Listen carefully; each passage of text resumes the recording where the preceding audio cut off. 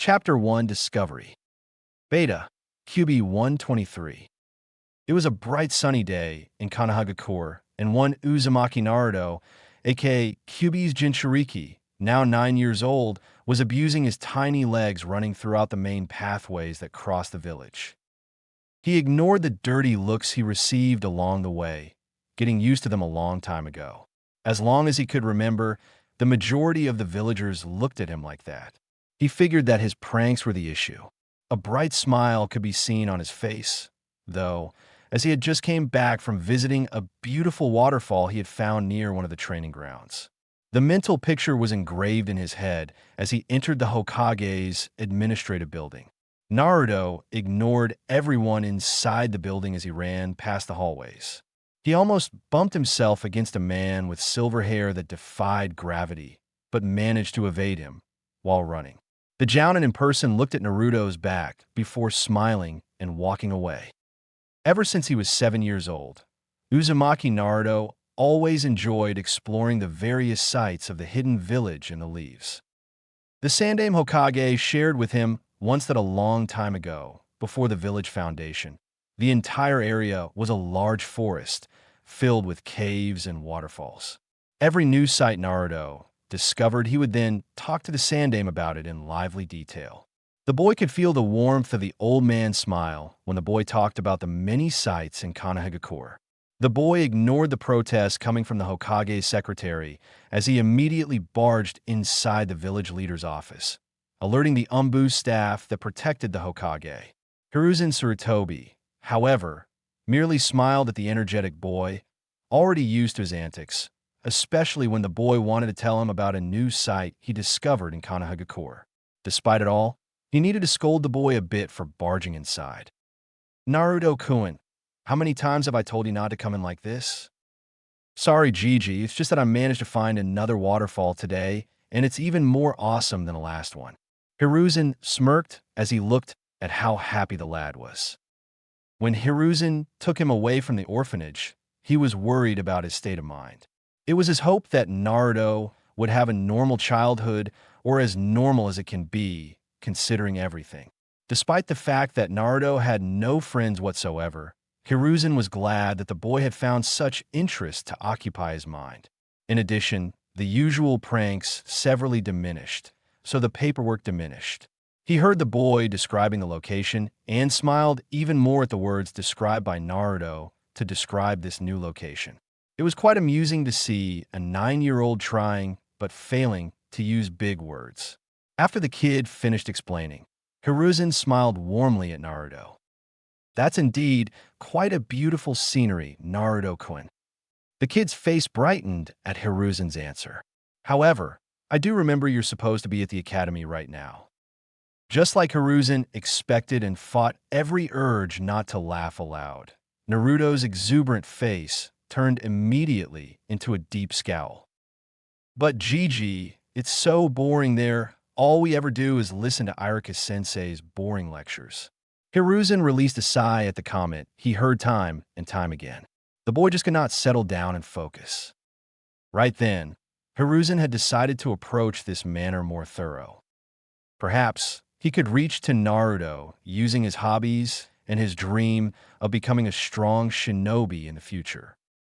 Naruto-kun, if you aim to be Hokage one day like you want to be, acquiring knowledge at the academy is crucial for an aspiring Hokage. Hiruzen smiled as the boy paid attention to his words. He always did. The most important knowledge is provided by the academy. Once you master the basics, it is much easier to improve your skills and abilities, which will only help you in the future. Trust me on this, Naruto-kun. It may be boring as you say, but if you work hard enough, you will have a very important edge. Do you understand what I'm saying?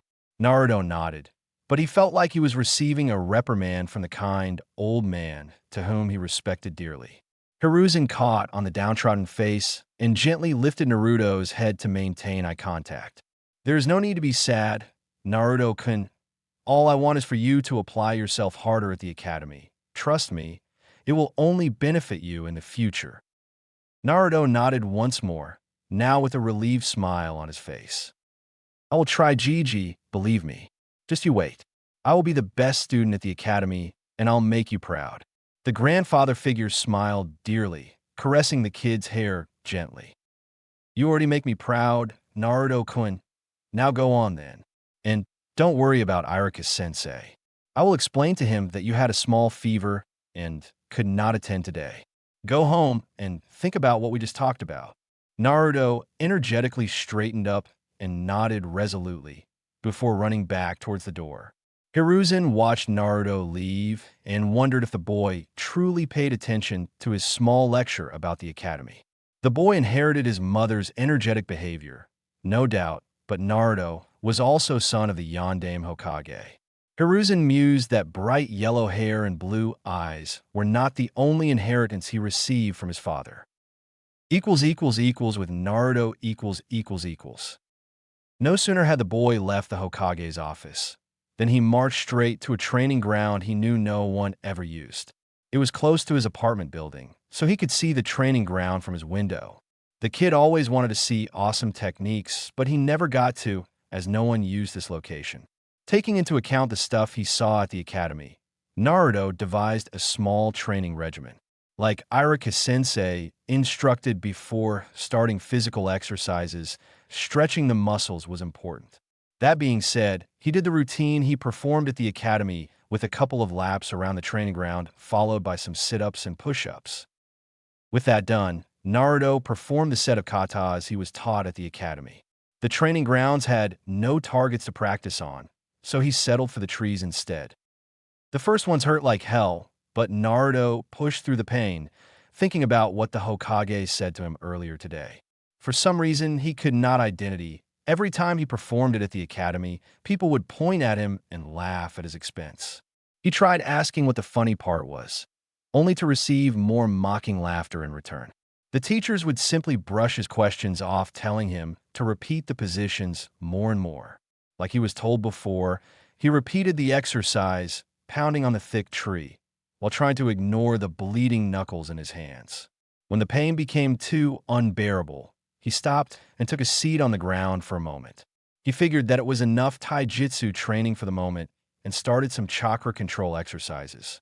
He remembered that Iruka-sensei always told him to practice this exercise, as it would help his ninjutsu in the future. Naruto grabbed a lone leaf and placed it on his forehead. To the regular person in training, this exercise required very little effort, since most children have very little chakra to use. Naruto was the opposite, hence why drops of sweat began to pour from his face as he struggled to keep the leaf attached to his forehead. Of course, Naruto's difficulty was unfamiliar to the lad, as nobody ever stopped to inform him about it. All everyone said to him was that he was doing it wrong, but nobody bothered to explain what he was doing wrong. As it always happened, he was not able to hold it for long. The 3 regular ninjutsu practice wasn't much different from the chakra control exercise, as the techniques required very little chakra to perform. The kawarimi and hinge were no picnic, but Naruto managed to perform it eventually. The bunshin, however, still eluded him, as the results were always the same. Naruto sighed in dismay as he saw the dead-looking clone in front of him. The same experience occurred throughout the day as he tried repeatedly, but with the same result. Eventually, even his chakra reserves were not enough, and he collapsed in the middle of the training ground. 3 hours later . When he opened his eyes once more, it was already nighttime. The boy let out a curse at his stupidity as he quickly got up and looked around. Remembering the training, if that could be considered as such, Naruto sighed once more. Contrary to what he believed when he decided to train, Naruto did not feel like he progressed. His movements were the same as he performed at the academy. If Mizuki-sensei were here, he would say the same thing to him. Kicking a stone in frustration, he marched towards his apartment with a pout. As he walked, however, a noise reached his ears, which was strange, considering that he had not heard it when he was training. He stopped abruptly, looking around the direction of the sound. The noise was similar to the waterfalls Naruto enjoyed searching throughout the village. However, it was strange. He did not know of any waterfalls close to his house. Deciding on a specific direction, Naruto walked a bit, realizing that the sound got louder. He passed through his apartment building and entered the forest behind it. 10 minutes of walking inside the forest later, he could see a small entrance to a cave. A smile appeared as he had found yet another. Quickly entering the barely illuminated cave, the boy walked through the narrow pathway. The noise reverberated throughout the passageway. When the walkway ended, Naruto's eyes immediately lost their usual focus as he could not describe it. The area around the waterfall wasn't much to be considered. The water, however, was what caught Naruto's attention. Of course, it was blue just like the others, but Naruto could see directly behind the water. Looking at the lake, Naruto was also shocked to see the bottom without much difficulty. It was a mesmerizing vision as he became hypnotized by the deep azure color. Deciding to spelunk, Naruto looked around the waterfall, but saw nothing in particular aside from the crystalline blue waterfall. As he was about to leave the place, through the same passageway, Naruto's eyes locked on something that did not belong to the scenery. Near the lake margin, one rock was slightly taller than the others were, and the boy could see some sort of dark mark engraved on the stone. The cave lacked sufficient light, so he could not see what it was. When he caressed the marking, however, Naruto became startled as a ledge seemed to open right where he stood. His screams of fear echoed throughout the cave, but no one was around to hear, and once more, Uzumaki Naruto passed out, this time because of a slight head bump. The first thing he saw upon opening his eyes was that he was no longer inside the cave he was spelunking before. This place had the same wall structure, but this time he could see little torches illuminating it. Naruto could see the same black markings he saw earlier, but instead of a big one, he now saw multiple markings sprawled all over the room. When Naruto looked behind him, however, he screamed in fright as he realized he was not alone in this place. "Who are you?" Naruto asked, trembling as he looked at the man, trying to recognize him. He was tall, fair-skinned with white shaggy hair. The man's outfit consisted of dark blue armor, and he wore a different forehead protector bearing the symbol of Konohagakure. His face looked menacing enough, and Naruto felt like the man was looking at his very soul. However, something about his face was familiar to the young Uzumaki. The man in question frowned at the strange boy's question and crossed his arms in irritation. "I'd like to ask you the same question, boy, and how did you find this place?" His voice also made Naruto tremble in fear, and he felt compelled to answer the man. "My name is Uzumaki Naruto." The boy gulped as he saw the man frowning, but answered the second question. "I was exploring a cave when I accidentally opened a ledge and fell. When I woke up, I was here." The man in question stayed silent as he observed the kid for a while. He could not find any chakra fluctuations, meaning that he was telling the truth.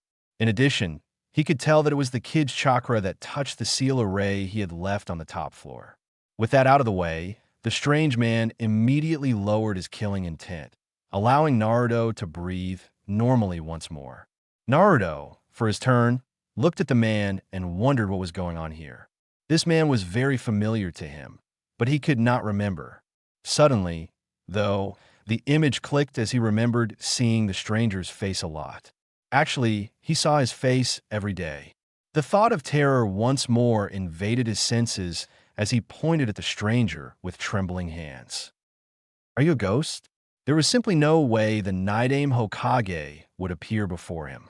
The man had died a long time ago, like 50 years ago. "That's a rather rude question, boy. But to answer all of your questions, my name is Senju Tobirama, known as the Naidame Hokage of Konohagakure." The Naidame was about to continue, but Naruto interrupted. "How can you be here talking to me? You're dead." Naruto screamed, before covering his mouth, frightened as he saw the look once more. "You'd well not to interrupt me again, boy. I don't enjoy repeating myself." Naruto gulped in fear, but nodded. "As I was saying, my name is Senju Tobirama, but the one before you is a mere fragment of the original. Foreseeing my inevitable death at the Second Great Ninja War, I decided to seal a part of my essence here so that I can be of use to Konohagakure in the future. It was my hope that either one of my students would find this place so that I could bestow upon them my legacy. I even chosen this very place as I used to gather with them here." Tobirama stated, before looking at the kid before him. He said his name was Uzumaki Naruto, and Tobirama indeed verified it through his sensory abilities. However, there was another chakra that the Naidame felt, and he remembered it as belonging to another person, that being his sister-in-law, Hashirama's wife. Tobirama's mind worked fast in estimating that a long time has passed since his death. Naruto heard the man's explanation, but understood very little. His face was proof enough as he struggled to make sense of everything. Are you a ghost or not? Tobirama stared at the boy in deep irritation at his stupidity. He was clear before. No, I'm not a ghost boy. Now tell me just how many years have passed since my death. Naruto still was not convinced, but answered nonetheless. I don't know, about 50 years, give or take. I was never good at history. Come to think about it, he was not good at other subjects as well. Naidame, however, simply acknowledged the information with a grunt, already processing his choices. Naruto saw the man place 2 fingers on the ground before closing his eyes. Immediately after doing so, one Senju Tobirama was bombarded by information he processed using his chakra sensing technique. Extending his senses, he frowned, as he could not sense any Senju presence in Konoha. He was able to sense many Uchiha, which made him frown even more from sheer disgust at that accursed clan. He could not sense one of his students' Uchiha Kagami, but he sensed a familiar presence in another Uchiha, perhaps his student's offspring. A fond smile appeared on his face as he recognized Hiruzen's presence, though it is much weaker now. Sara must be close to 70 now, if what the kid said was true. He could not find traces of Shimura Danzu at first, so he extended its reach a little. When he found it, Tobirama realized once more that he had chosen his successor wisely. He could feel Danzu's chakra. However, there were also traces of Uchiha and even his older brother, T. Tobirama always felt pride knowing that he was able to raise his students to become fine shinobi. Naruto felt the temperature in the room drop as he looked at Tobirama. Naruto had never felt so scared in his life. The Naidame Hokage looked pissed at something, and he was afraid that it was he the cause of it. Perhaps today was the day he died, after all. Taking a step back in fright, Naruto's foot moved a small stone, causing the Naidame to look at him right away with those menacing eyes. The pressure was still unbearable.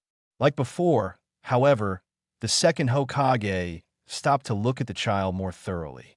The intention behind sealing a part of his essence was for the Naidame to give his legacy to either one of his students. However, neither one of them were adequate right now. However, the boy in front of him, Tobirama, always had the ability to find potential candidates.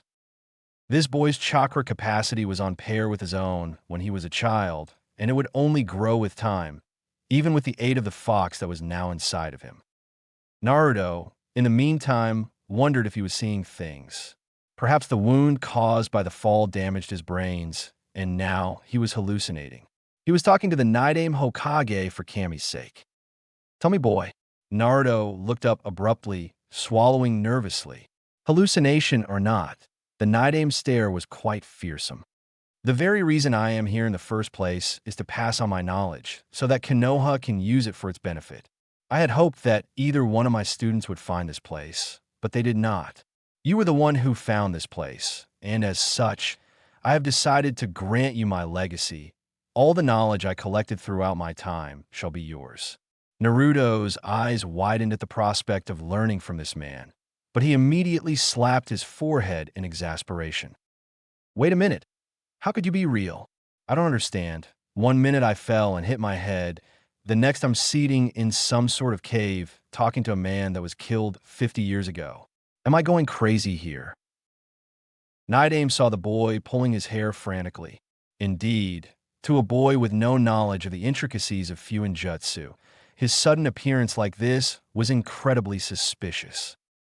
At least, the kid had bothered to check Tobirama's facts before accepting everything at face value. My presence here was already explained to you. In addition, the mind can only produce certain scenarios that you've already been through before.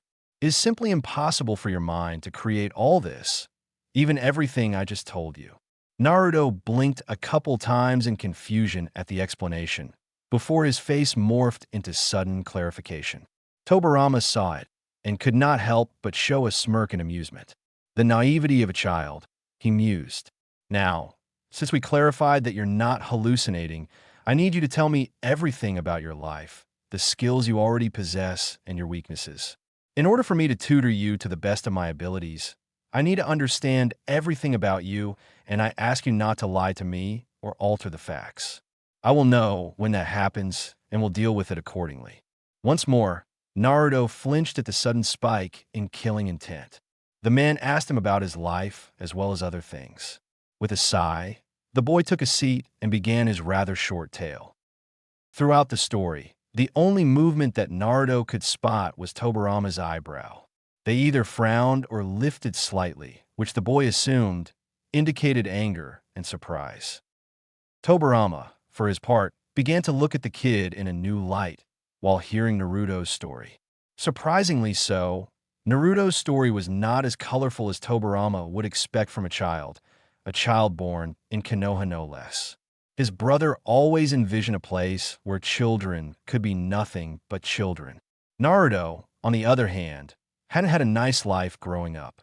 He did not know why people looked at him with disdain, but Tobirama had a distinctive guess as he remembered how his sister-in-law was treated when she came to Konoha.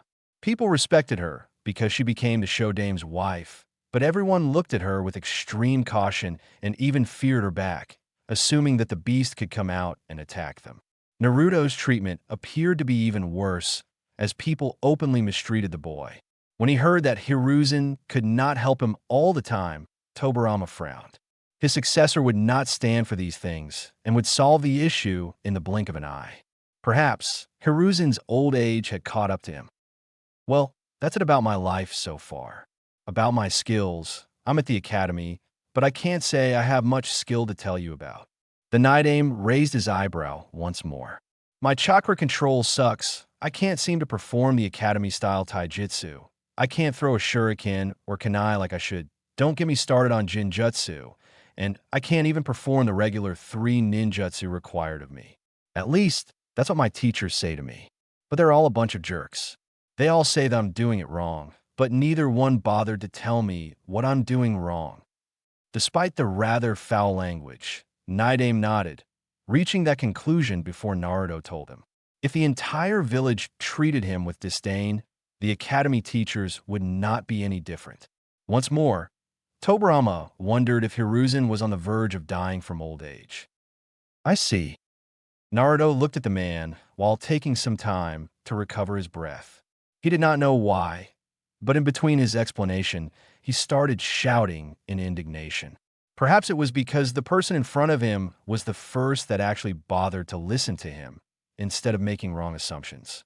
Tobirama, for his turn, decided not to dwell on the kid's story much. Also, Hiruzen must have his reasons for not telling about the fox. For now, Tobirama would keep that secret. Since our goal here is to focus entirely on your skills as a shinobi, I will provide you with answers that your teachers failed to provide. Naruto frowned, but said nothing. At least, he would give him one answer. The majority of the problems you're facing at the academy is due to your larger than average chakra capacity. Memorize this. The more chakra you have, the harder it will be to control it. Jinjutsu, the art of illusion, requires good control over your chakra. One with no sense of chakra control just cannot perform low-ranked ninjutsu. I shall aid you in correcting this, as well as teaching you taijutsu and shurikenjutsu. With my aid, I can guarantee to correct all these in less than 3 months. Throughout this period, we can cover important topics for a shinobi, like strategy, infiltration, and stealth. After the 3 months, I shall begin to teach you all of my techniques one by one. Naruto looked at the man with wide eyes at such prospect. You really believe I can do it, sensei? Tobirama smirked at the term of respect. One aspect you'll learn from me is that I don't bother saying anything aside from the pure and logical truth. I would not bother saying so if I believed otherwise. Naruto smiled and nodded in appreciation. Okay, when do we start? Tobirama smirked at the eagerness, but he had to deal with one important issue first. Tomorrow, after the academy, you will come here and we shall begin.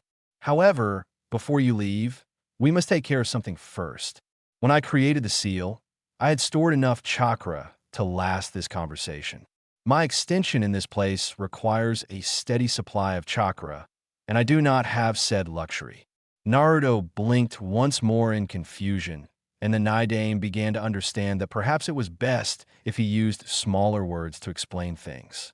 At least for now, he would adhere to it, but when they began to cover advanced knowledge, Naruto's vocabulary would have to improve drastically. In simpler terms, I need you to give me some of your chakra every day to sustain me. Ah, you could have said that from the beginning, sensei. But how can I train without my chakra? Naidame nodded in the negative at the question, as absurd as it was. I do not require all of your chakra. Depending on the level of your training, I shall increase the amount, but nothing too extreme. Naruto nodded once more with a smile on his face. He would make the old man proud, and he would do so by training with the Naidame Hokage, Susanoo for life. Naruto on a team with Shikamaru and Hinata was already used in a story called True Potential. Very good story, by the way. Spark 681. I thought about that, but then decided against it. Naruto's training will be a secret from everyone forever. It does not mean that the Sandaime Hokage won't be suspicious as hell. Jason or 7. The pairing is still undecided. Tasty Big Sexy. The teams will be different. That is all I can say for now. Silver Reflexes. Pairings are still undecided. Yugugo could help him true, because Naidame always fancied a sword. About his affinities, his primary affinity will be wind. Water is second, but not far behind. Elder Sibling. The teams will be different, of course. His personality will of course change as well, but I will stop here. Naruto fan 8762. Yes, Tobirama will only be until the academy, and Naruto will not be graduating early. Naruto will receive training for 3 years total. That is a lot of time, but guess what? It can be multiplied if you know what I mean. Cerulean Knight. A ninjato will suffice, I believe. I intend for him to confront Aoi on a personal level. D-Tiger 63. Sure, his personality will change over time. The rest of your questions will be supplied throughout the chapters. Theranjon 325. No, he will have strong wind and water affinities, but he will not have Hayaton. Ragan. Actually, I used wind and water affinities in my first story, Tired. In my other stories, he has other affinities. Now, let us begin with the second chapter. Chapter 2, A Strict Coach. Beta, QB 123. When Naruto awakened the next day, he first believed that the events of last night were nothing but a dream. He had every reason to considering that he just had a conversation with a man that should be dead for 50 years now.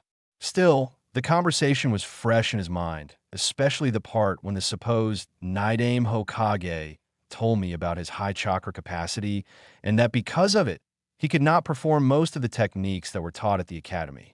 That fact alone made Naruto hope that what happened yesterday was not just a dream.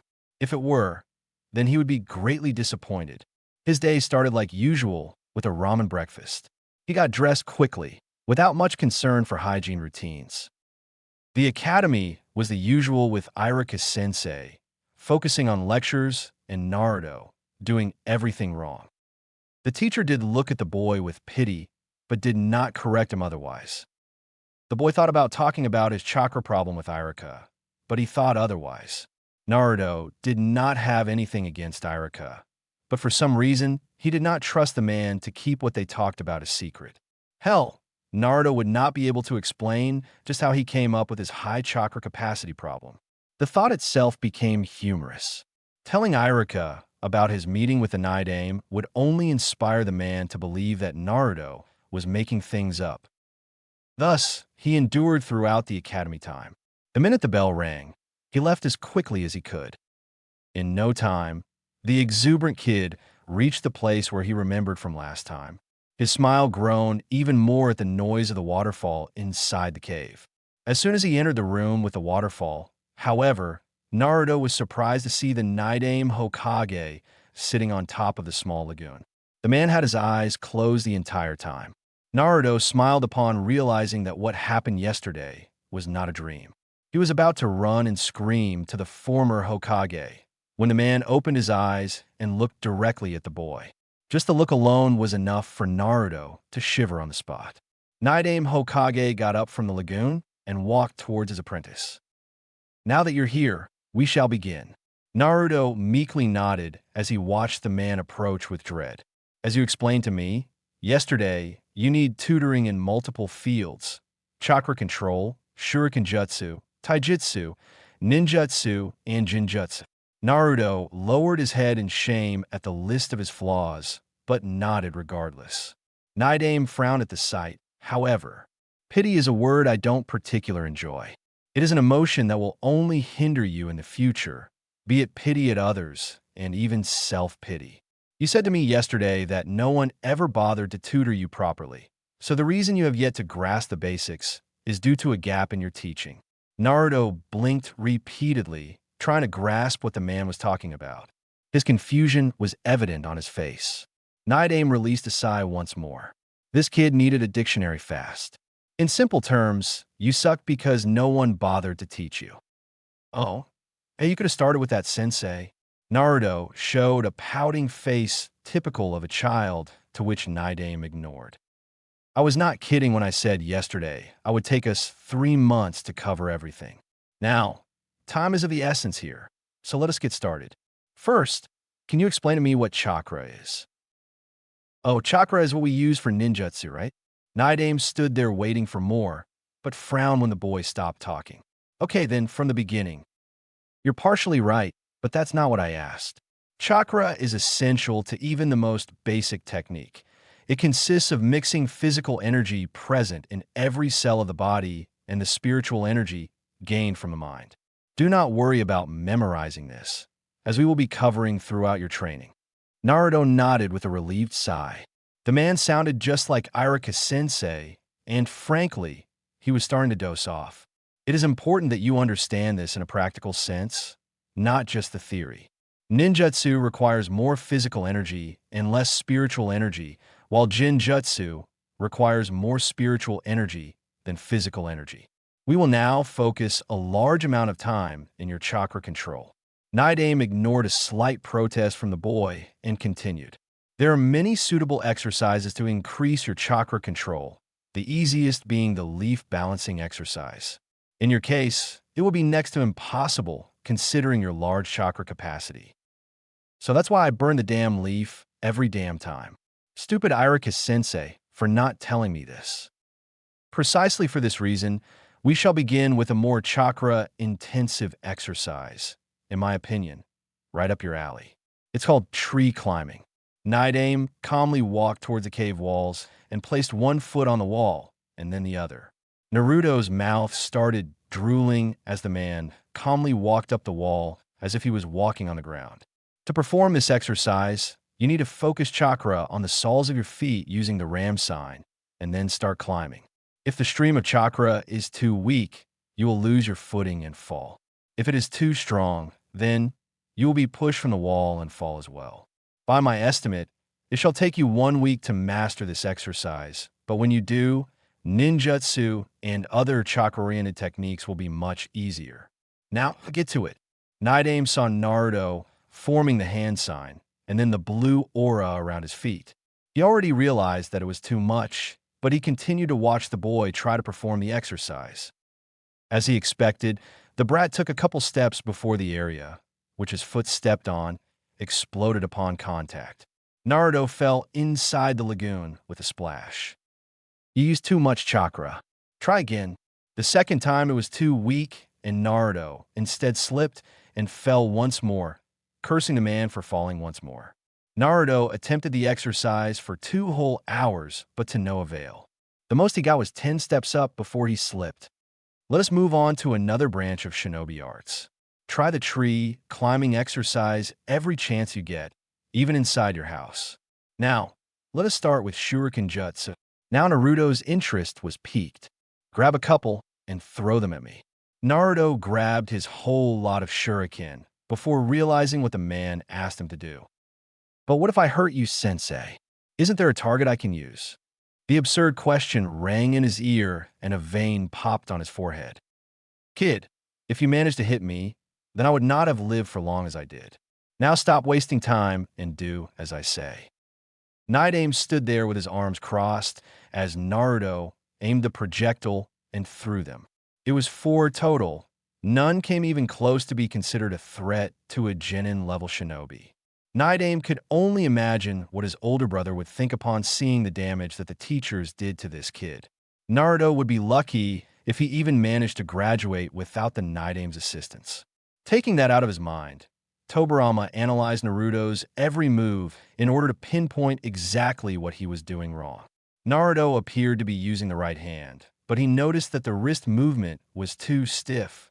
Normally, this mistake would be corrected immediately, but Tobirama stopped wondering about that. It was obvious at this point that Naruto had been deliberately denied proper training. Calmly, Tobirama stood next to Naruto as he taught the proper way to throw the projectile. The second time, the kid showed more proficiency, but was still not close enough to be considered a threat. Practice until your wrist hurts. Before, Naruto would whine like a kid because he would always miss. Now, however, it was different. He now knew what was wrong, and he practiced hard. Tobirama saw the kid throwing his shuriken time after time with a frown. He could see that the kid had talent. All it took was one single tip. He figured that by the end of today, Naruto would manage to aim the shuriken straight at him. However, today's target was for them to cover every field so that Tobirama could explain what he wanted to Naruto. Even if the kid managed to hit the target, he would still practice until bloody perfection. It was this way Tobirama used to train Hiruzen and the others and look at the results. 2 hours later, Naruto flinched in pain after the throw, showing the end of the exercise for today. One thing Naruto did not mention was his ability concerning hand signs. It was imperative for the boy to perform the hand signs sequence perfectly, or else the technique is flawed. Naruto, do you know all the 12 hand signs? The boy looked up at the question and then fidgeted with his hand a bit, showing discomfort. Yeah, I do, but I take too long to do them. The teachers told me that I would never be a good shinobi because of it. Of course they did. Night Aim used. You know that hand signs are used to perform many ninjutsu and jinjutsu. Through hand seals, you can manipulate the exact amount of chakra to perform a technique, hence why the sequence must be performed without a single mistake. We will be working on different hand seal sequences for you to practice throughout our training. I'll start with 2 hand sequence and move on as I attest that you perform them to my liking, understood? Naruto nodded with a smile, earning a nod from Tobirama, followed by a predatory smile. Naruto sure had stamina to burn. Now let us move on. Next subject is Taijutsu. I will teach you my style. It is focused on agility and precise, but also powerful strikes. We need to adapt your body as well to it, so we shall do some physical exercises as well. Naruto found it strange that Tobirama was smiling differently, almost evilly so. The boy gulped immediately. When night approached outside, Tobirama saw the kid sprawled on the ground, his body aching all over the place. He could not help but smile when he saw the look of pure bliss in Naruto's face. You seem to be enjoying yourself there, brat. I did not take you for a masochist. What? Tobirama's mood immediately sorrowed. That would take a while for him to fix. Never mind. I need to explain to you something important, so pay attention. Naruto looked at the man and took a seat with effort. He was never this tired before. Considering that we shall fix many of your weaknesses, in time, others shall see that you're improving. Naruto smiled at that, but Tobirama did not. If your growth is being sabotaged, as you told me, then no doubt they will be suspicious when you start to show improvement. Do not show everything you will be learning with me, or else you will attract too much unwanted attention to yourself. It's better that you show your teachers just enough to be in the middle of your class. Naruto looked in doubt at what the Night Aim was talking about. But I want them to see that I'm capable as well. Tobirama narrowed his eyes in anger at the comment. You're training to become a shinobi, brat, not a circus clown. You never show everything you can do in a fight unless in life or death situation. The minute you do so, you lose your edge over the enemy. Tobirama had his arms crossed as he spoke with complete authority. The boy could not help but imagine Tobirama in the old man's place. Certainly, the old man had never spoken like this, at least not that Naruto had ever seen before. Do you understand what I'm saying? Naruto nodded in resignation in the end. He really did want to show off his skills, but the night aim had helped more in one day than the academy did throughout his entire stay. Good, now go home and rest. Tomorrow we'll do everything again until you master it all. Naruto was aching all over the place and simply turned towards the exit, limping. It was good that the cave was close to his apartment, or else Naruto would have preferred to pass out right there in front of his teacher. His body ached in places he never knew existed, and despite it all, he could feel his improvement just from one day under the Nidame's tutorship. He could only imagine how much stronger he would become in the future. 3 months later.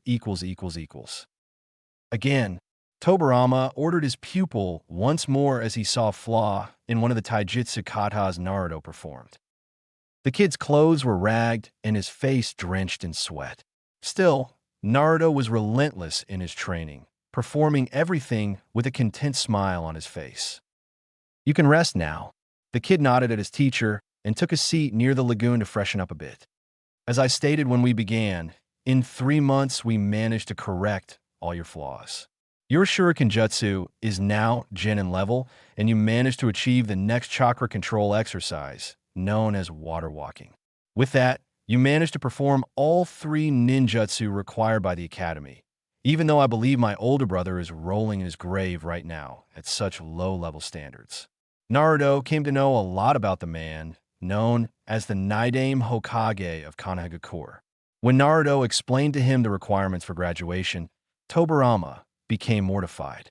He stated that when his brother founded the academy requirements was at least 3 times harder. In addition, Naruto learned that Tobirama valued perfection. He was only satisfied when Naruto performed it to his expectations, or else the genin in training would have to do it again. As I was saying, your taijutsu has improved greatly from that monstrosity you showed 3 months ago. Naruto nodded with a beaming smile. The man promised and the man delivered. Thanks a lot, Tobirama-sensei. The man in question nodded with a satisfied grin on his face. Your practical skills are now adequate for us to step up your training, but first I wish to ask how you are faring in other subjects. Throughout the 3 months, when Naruto became exhausted from the heavy workload, Tobirama would move on to test his mind. At first, the kid complained, but Tobirama silenced him by stating that chakra is a mix of both physical energy and mental energy. Thus, it was important to train one's mind, just like one's body. Therefore, Naruto was drilled in history, geography, and strategy, as well as other related subjects that the kid would need in the future. Of course, the Nidame could not teach Naruto about the Sandame and Yandame's reign, as he was dead before that. Because of this, Naruto struggled a bit at the academy to learn those periods. Aside from this handicap, however, the kid's education improved, much to the Sandame Hokage's delight. As Tobirama instructed, Naruto rose in the academy rankings, now standing in the middle of the class. Right now, I'm in the middle. I'm struggling a bit in academics, and I'm improving in taijutsu, ninjutsu, and shuriken jutsu. Tobirama cleared his throat, and Naruto finished speaking. Not showing all, as you said. Are you observing your teachers and peers like I said? Naruto nodded, remembering how Tobirama would always tell him to observe his surroundings the entire time. The man also taught Naruto how to maintain his observation without letting it show. It was hard for Naruto because the kid was too exuberant for his own good, despite dimming it down a bit because of his interaction with the Nidame. According to Tobirama, Naruto needed to appear aloof to everything while using only his eyes and ears. In theory, it was easy. For a hyperactive kid with the chakra capacity of a jounin, not so much. He eventually corrected a few things, allowing him to maintain his focus without alerting either the teachers of the other students. Of course, a jounin would spot it easily, though. Mizuki-sensei sure looked like he wants to kill me in my sleep. Irika-sensei is pleased with my improvement. The others are the same, I guess. Sasuke is the same as always. Broody bastard believes he is Kami incarnated. Tobirama was not surprised, as all Uchiha tend to believe they are gods because of their precious eyes. The Naidame Hokage was surprised, one day, when he sensed the Uchiha clan dying one by one. He was more surprised when he sensed two Uchiha presences that survived the slaughter. In one of them, Tobirama even sensed traces of his brother's chakra, but it was rather faint. Aside from that, Tobirama theorized that the decision to exterminate the Uchiha clan was not exactly a move he would make. Despite his grievances with the clan, the Uchiha clan acted as deterrent to other villages' advances. Without them, Hiruzen's shinobi force was no doubt severely weakened. If his guess was correct, then Hiruzen was the one who oversaw this matter. A clan as important as the Uchiha would not be extinguished on a whim. Right then, seeing as you now have a firm grasp regarding your chakra and physical abilities, we shall move on and focus more on chakra. There is a reason I keep repeating the definition of chakra to you, my apprentice. Chakra is the mix between physical and spiritual or mental energy. Through the hand seals you now manage to perform to my liking, you can mold chakra into performing ninjutsu and jinjutsu, as well as others I shall not focus on right now. This next phase of your training shall involve advanced chakra control, further training in taijutsu, ninjutsu, and dispelling jinjutsu. I estimate it will take the rest of the year for us to cover everything. Naruto looked quizzically at the man for a while. Why more chakra control? I thought the water walking was the last level, and why can't I learn jinjutsu techniques? Naidame frowned, to which Naruto came to understand differently. When they started training, every time Tobirama frowned, Naruto understood as the man's anger towards him. Later on, the boy realized that the frown was merely the man's discomfort with having to repeat himself. Despite it all, the boy was curious, and he could very well blame the man in front of him for allowing him to be curious. I do not remember stating that water walking was the last level of chakra control. In fact, there are two others which are more advanced. The next one, which you will be learning and practicing throughout the rest of the year, is the kunai hovering technique. The exercise consists of focusing large quantities of chakra through your hand and lift a kunai using only your chakra. I will explain it more thoroughly, so don't make that face. It's annoying. Naruto wisely stopped and nodded fearfully. Despite the man not having much chakra, he still could control water like no one else. Those water whips hurt like hell. The last exercise is reserved for shinobi whose chakra control must be 100% like medic needs and jinjutsu specialists. Since you will never become either one of them, I won't waste time explaining it to you. Now for your second question. Your chakra capacity and chakra control are not enough for you to perform jinjutsu. However, recognizing and dispelling jinjutsu is of utmost importance, considering it is a weakness that the enemy shall exploit. Normally, a shinobi with large chakra reserves is weak against jinjutsu techniques.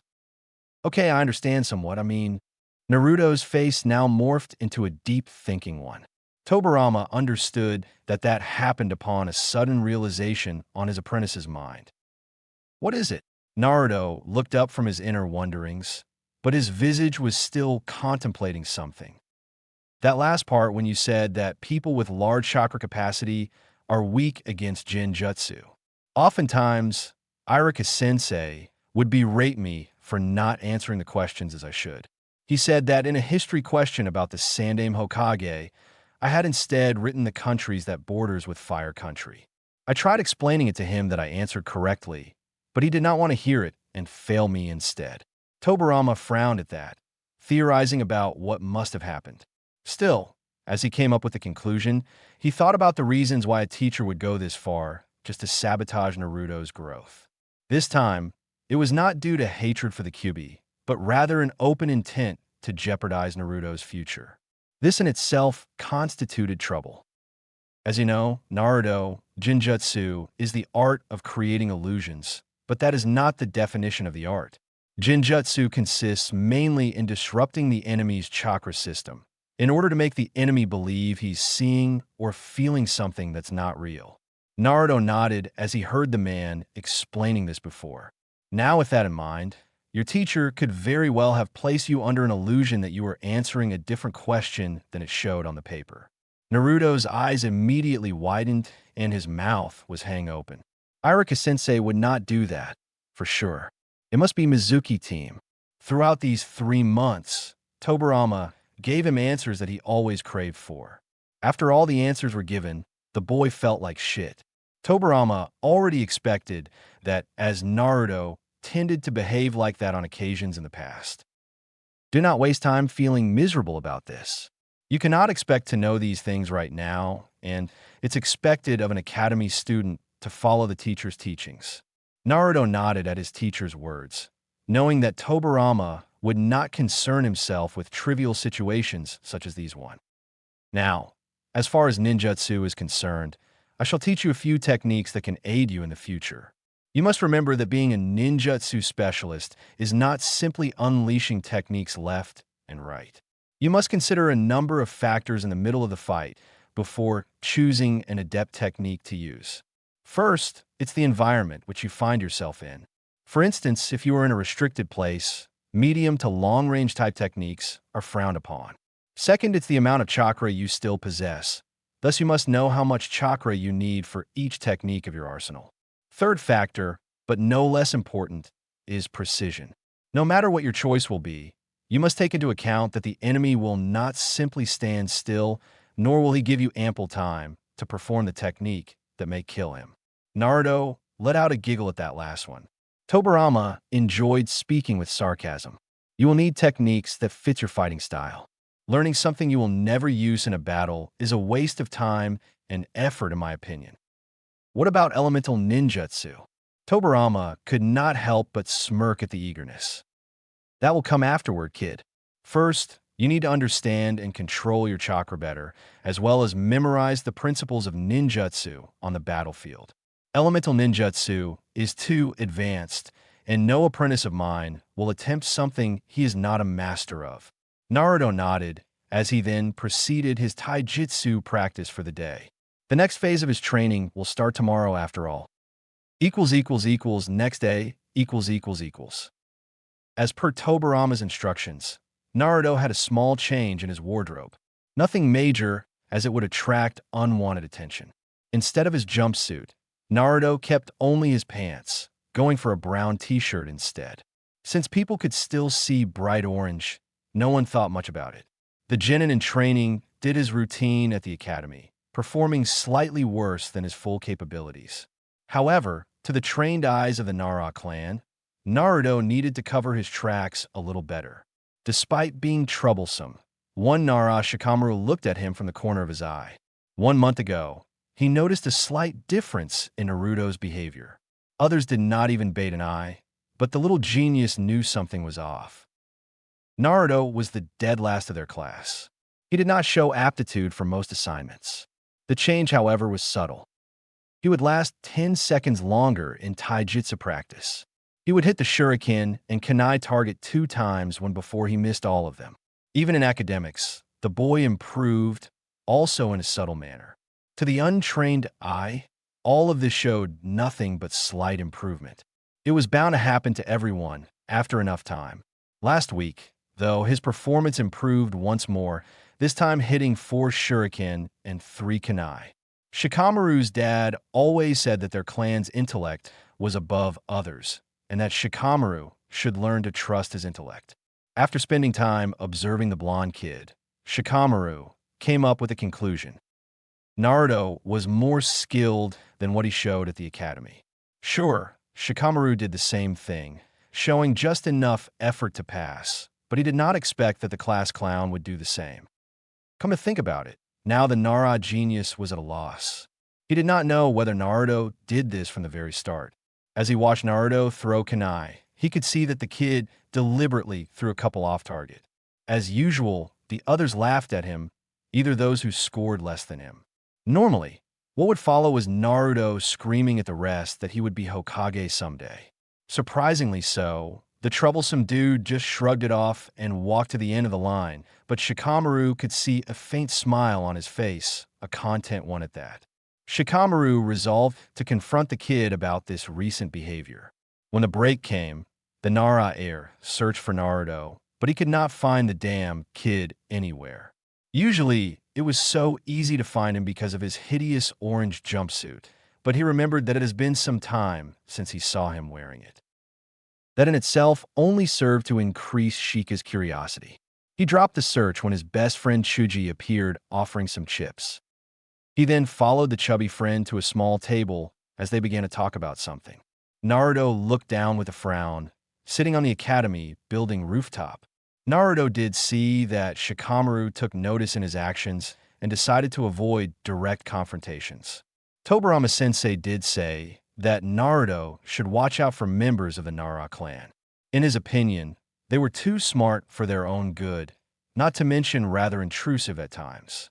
Despite it all, Shikamaru was not the reason Naruto was on the roof right now.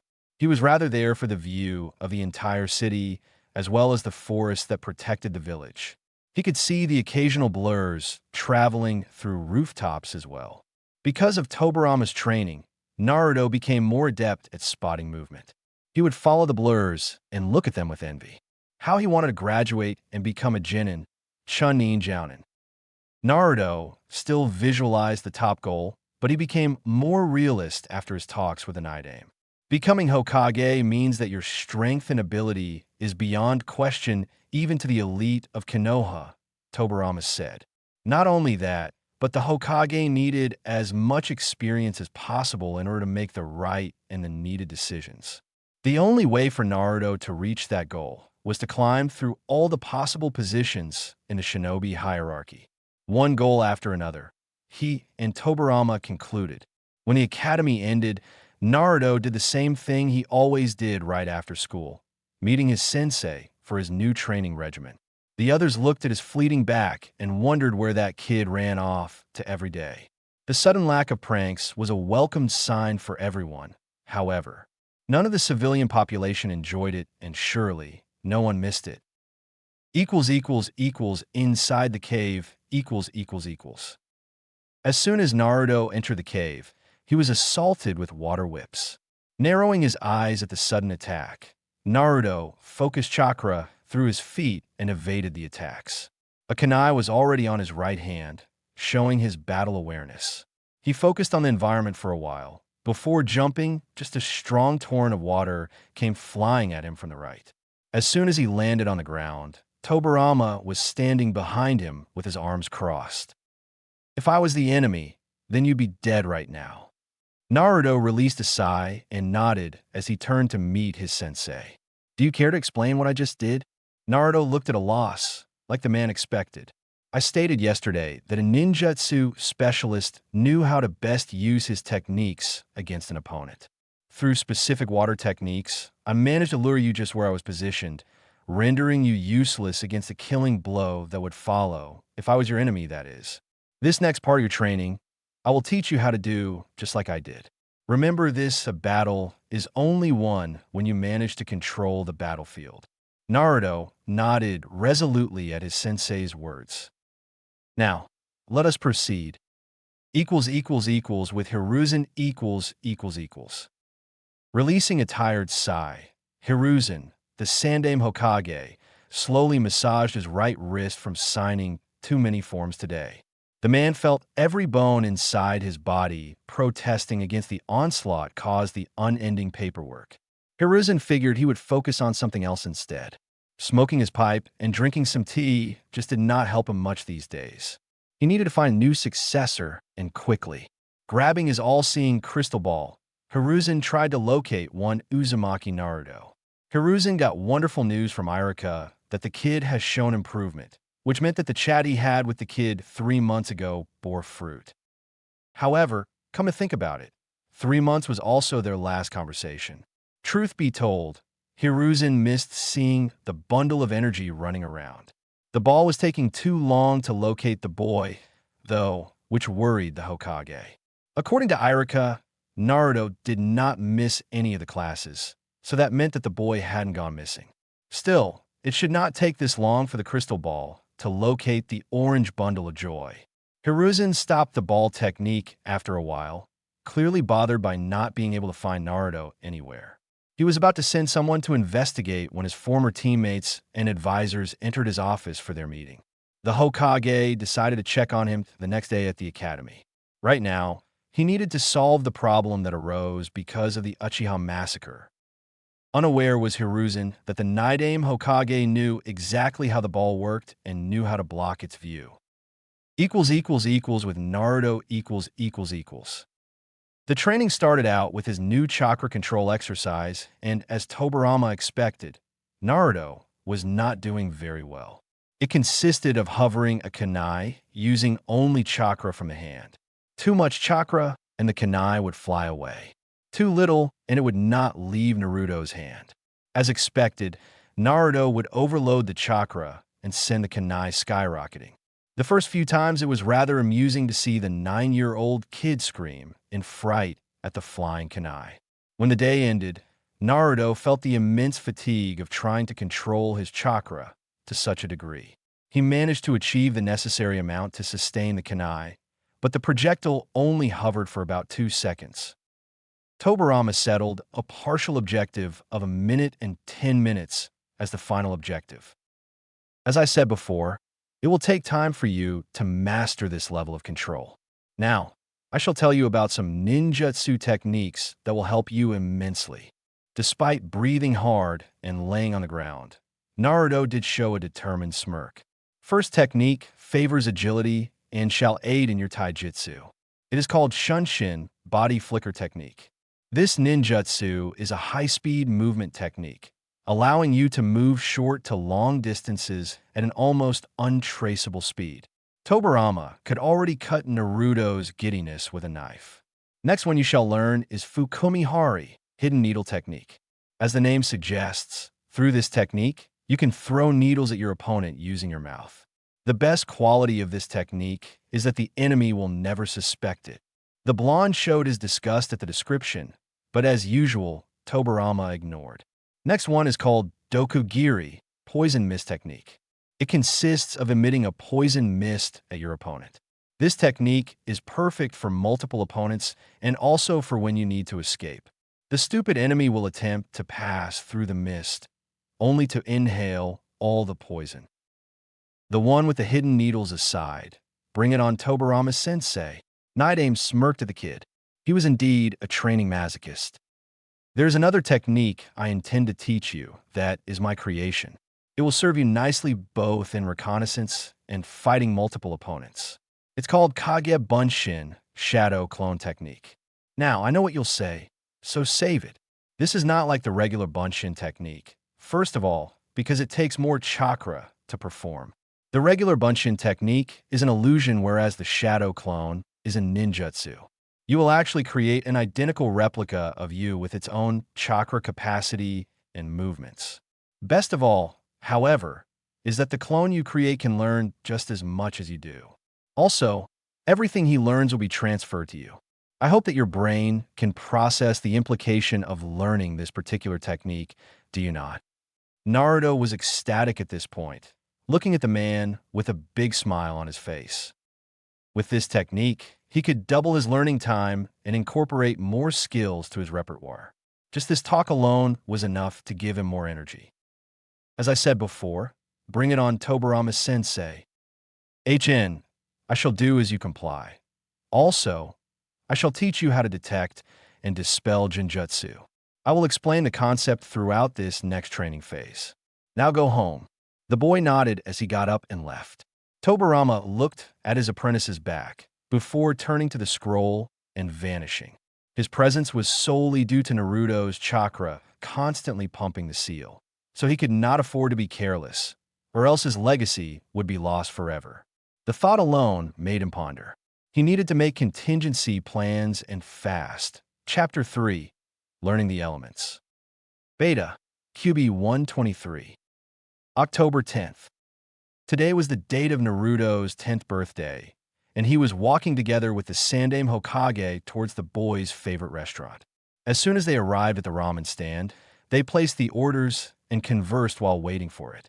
The conversation topics were varied in nature, but most of the topics focused on the boy's small but constant progress in the academy.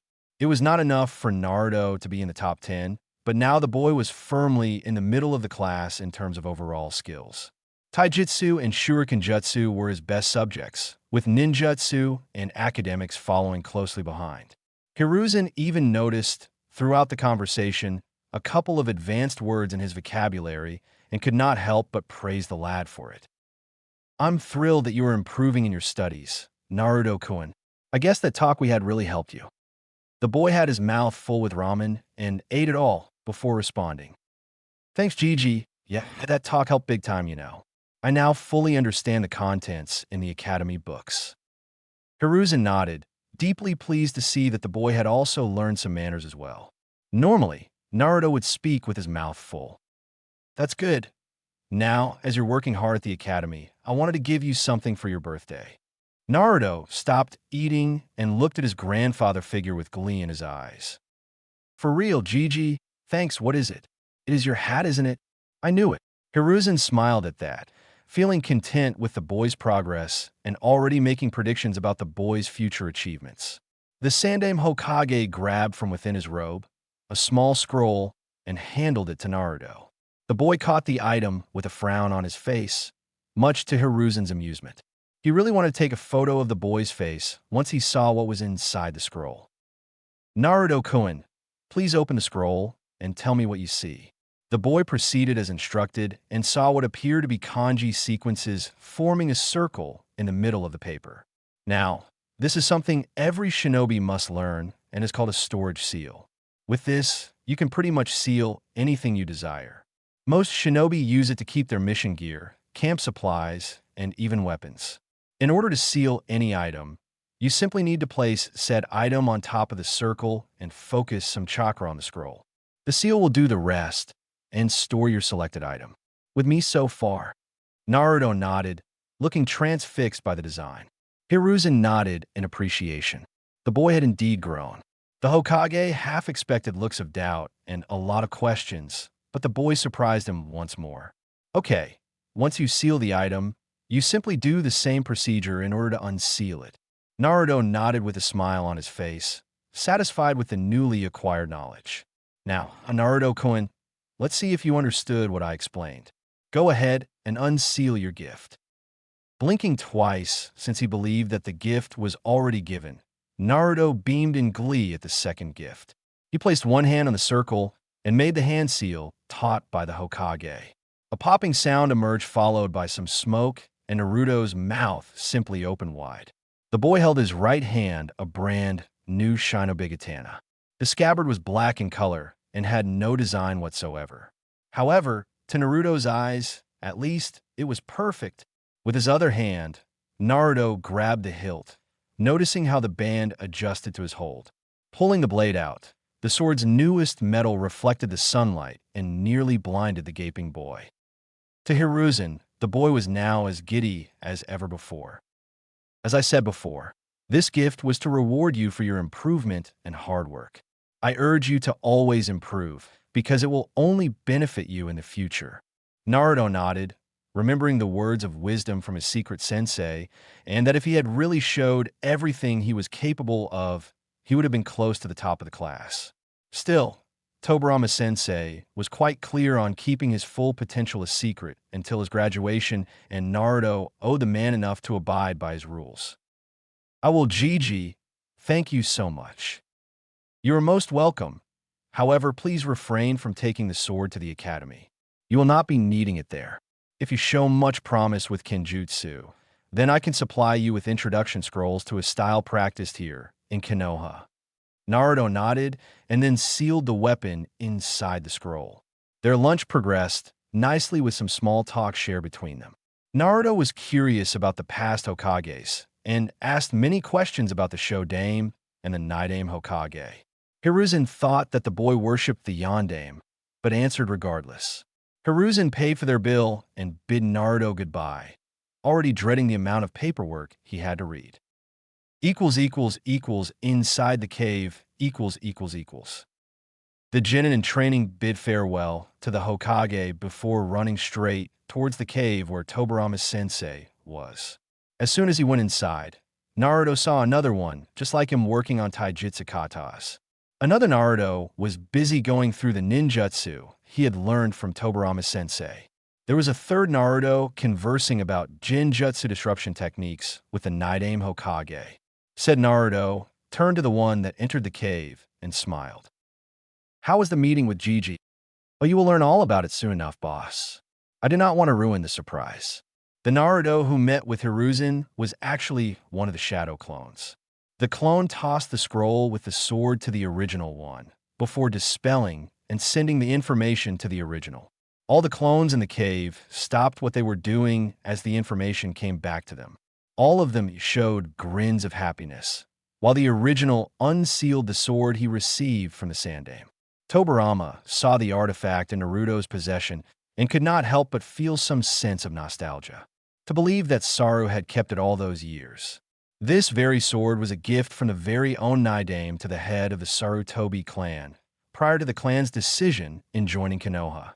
Sarutobi Sasuke then presented the sword to his son, Hiruzen, and did so right in front of Senju Tobirama. Naruto, let me see the sword for a second. Tobirama grabbed the hilt and inspected the blade.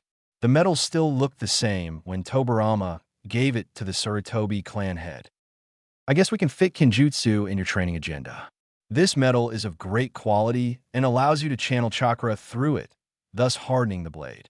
Tobirama explained before giving the sword back to the boy. It is important that you treat this sword with great care. With time and without repair, the sword starts to rust and it becomes useless. It is actually a philosophy of the samurai, but greatly applied to a shinobi, my pupil. The real Naruto looked at the man as he had a lost look on his face while explaining so. Like a samurai treats his sword, so must a shinobi take great care with the tools he possesses. There will be a time when a shuriken or kunai in hand is the difference between life and death, so always take good care of the tools you possess. Got it. This was a gift from the Sandaime, and Naruto would punch himself before allowing such an awesome weapon like this go to waste. Make sure that you do. Now, we have managed to cover a lot of ground here. You learned the advanced chakra control exercise as well as the 4 ninjutsu I taught you. You can already disrupt B-ranked illusions. Taijutsu and Shuriken Jutsu are greatly above my expectations. I knew that teaching you the Kage Bunshin would aid you greatly. I originally planned to teach you elemental ninjutsu by your 11th birthday, but with the Kage Bunshin method, we managed to advance further than expected. Before you start grinning like an idiot, Naruto frowned at the jab, but said nothing as the man had an amused smile on his face. Elemental training is at least 2 times as dangerous and time-consuming. As I'm sure you learned by now, I expect nothing but full mastery coming from you. Now, tell me the 5 elements and tell me the order of them. There are 5 elements utilized in ninjutsu: fire, wind, lightning, earth, and water. Fire beats wind, wind beats lighting, lightning beats earth, earth beats water, and lastly water beats fire. The fact that Naruto recited that without stopping spoke volumes of the boy's increase in academics. Very good. Now, every shinobi is naturally attuned to one specific element. Therefore, ninjutsu of this element is much easier to learn and less chakra-consuming to perform. It also means that the shinobi is weak against attacks from the opposite element. This information may be obvious, but when you're out there fighting for your life, even the most obvious information is forgotten. Some shinobi are born with more than one affinity, though, but that's quite rare. In order for us to ascertain your affinity, we need a special kind of paper. Since I know you don't have the slightest clue where to find one, and I suppose that it would look suspicious if you ask around, there are other means of doing so. Naruto blinked once, waiting for the alternative method when he saw Tobirama take a step forward and place his hand on the top of his head. The Night-Aim Hokage closed his eyes and said nothing aside from brief throat sounds. 2 minutes later, Tobirama opened his eyes and immediately showed what appeared to be a satisfied smirk. The man had stumbled upon a gold mine, and now he knew it. Naruto's main affinity was wind, but the boy had also strong ties with water affinity. While Tobirama knew a bit about Futon ninjutsu, he was considered a god amongst men when it came to Suidan ninjutsu. He would make sure that Naruto learned the steps to wind elemental manipulation and even a technique or two. For now, Naruto would have to train Futon techniques on his own, as far as water ninjutsu.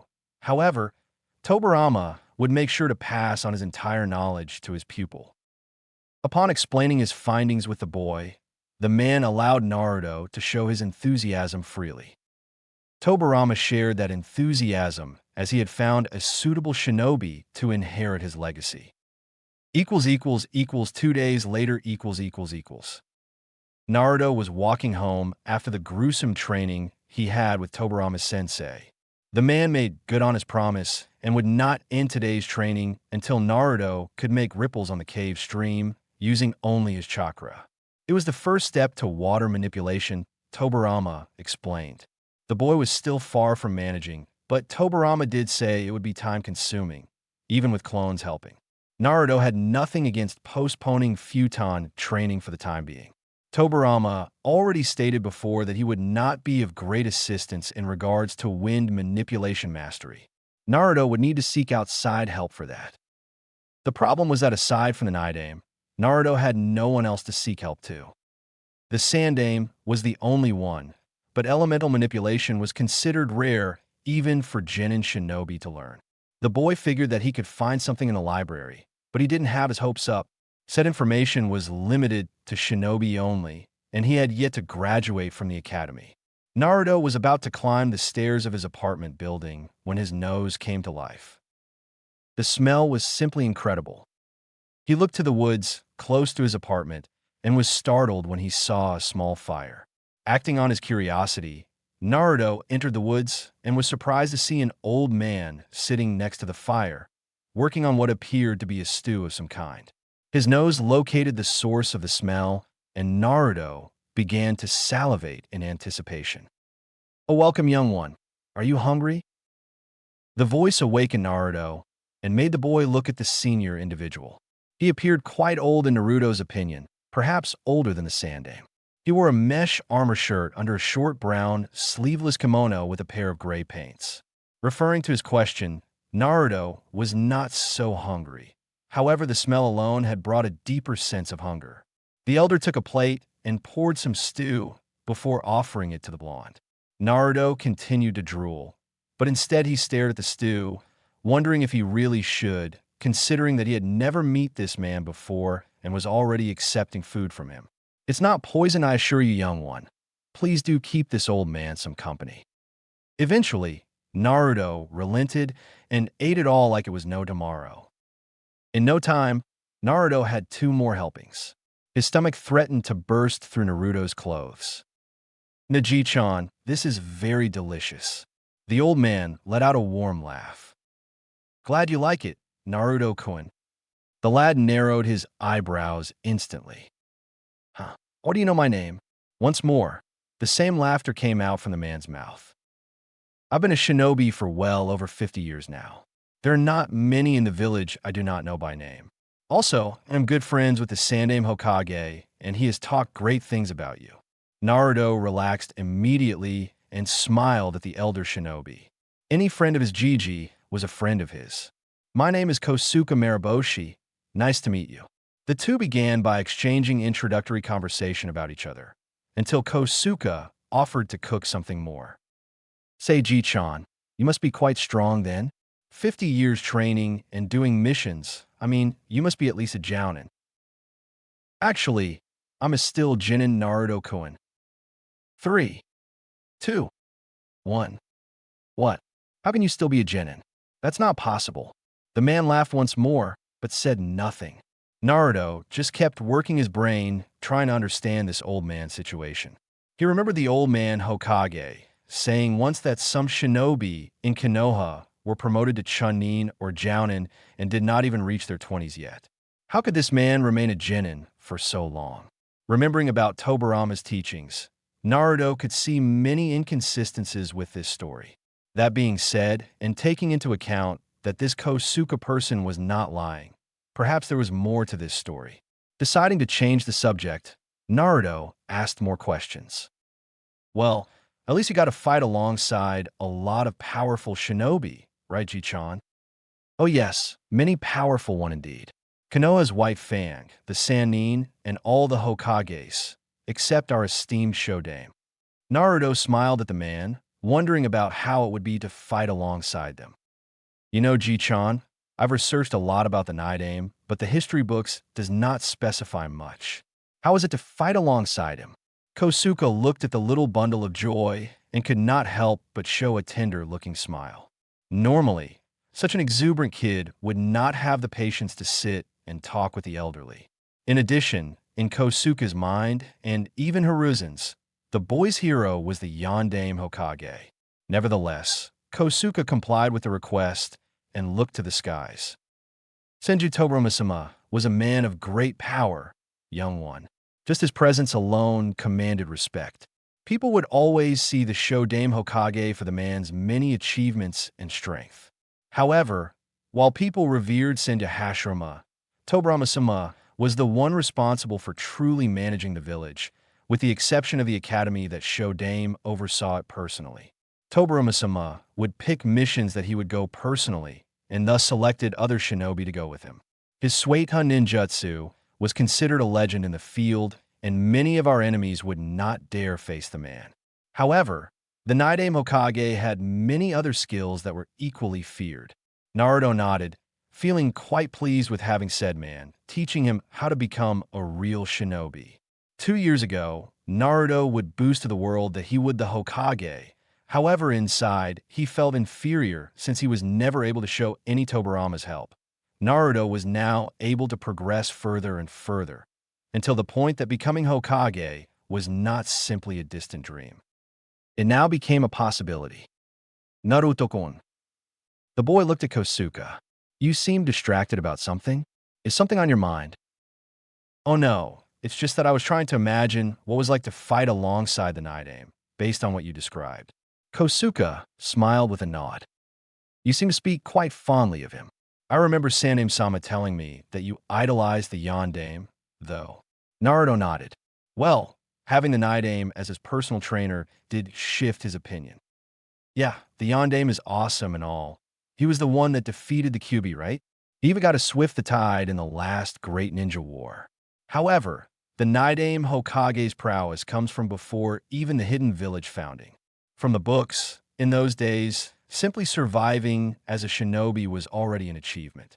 Not only that, but from what I read, the Night Aim Hokage was regarded as one of the strongest shinobi in existence, losing only to the Shodan Hokage and Uchiha Madara. Kosuke could not help but snicker at the book comparison. Tobirama-sama never did like Madara, and certainly, he did not enjoy being compared to Shodan-sama. Aside from that, Naruto-kun did know a lot about the Hokage's history. You certainly enjoyed reading about the Kage's history. I bet that they would be proud to hear that you took such an interest in them. The boy this time showed a bright smile.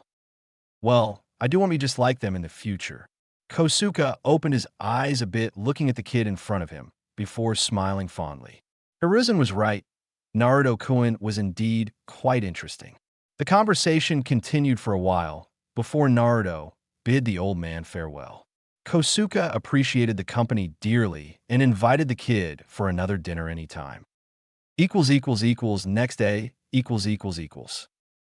After the academy, Naruto started his training in earnest, working his chakra through hell and back in order to learn water manipulation as per Tobirama's instructions. So far, the boy, even with the use of his clones, barely learned the first phase, but Tobirama knew it would take time. In his mind, it was better to waste more time in learning the fundamentals, because then Naruto could learn the most advanced subjects faster. It was like an engineering project. It takes more time to design the project than to perform the actual construction. That way, once the construction starts, it wouldn't be hindered by outside interference. Also, the kid had advanced chakra control, so by Tobirama's estimate, he should finish both the first and second steps today. The clones all worked in different sides of the lake, until one short burst of chakra from all of the Narutos managed to form ripples. Senju smirked. Naruto could already perform ranked ninjutsu with this level of control, but the man would wait until Naruto learned all 4 steps. It was necessary to reach Tobirama's level. Excellent. Now let us proceed with the second step. You learned how to make ripples. Now you shall learn how to manipulate the water into forming a whirlpool like this. Watch. Naruto watched as Tobirama landed his hand on the lake and manipulated chakra. The boy saw that around the man's hand, a spiral formed until the entire area became a water tornado. Use your chakra and imagine it swirling around your palm while the palm is on the water surface. Start by transforming the entire lake into one gigantic whirlpool. Your control will improve when you manage to make it smaller and smaller until it barely circles your hand. Get to it. Oh, and I'll be taking a bunshin to teach some Kenjutsu katas. The clone will memorize it, but it will be up to you to train the movements and perfect them in time. Remember that Kage Bunshin training will not make up for hard work. I know. A sensei, I was wondering about my other affinity, wind. How do I get to train it while I'm focusing only on water? Getting stronger is good, but getting ahead of yourself is not. Patience is required in a shinobi's life. Even with the bunshin, learning 2 affinities at the same time will do more harm than good. You won't be able to fully assimilate the intricacies of each element at the same time. It is important that we focus 100% of our time to each task before moving on to the others. As I told you, while I know of the steps required to learn wind manipulation and even a couple of techniques, I cannot help you as much as I can with water. Perhaps it will be prudent to leave wind manipulation aside for now and resume once you graduate and is transferred to a Jounin sensei.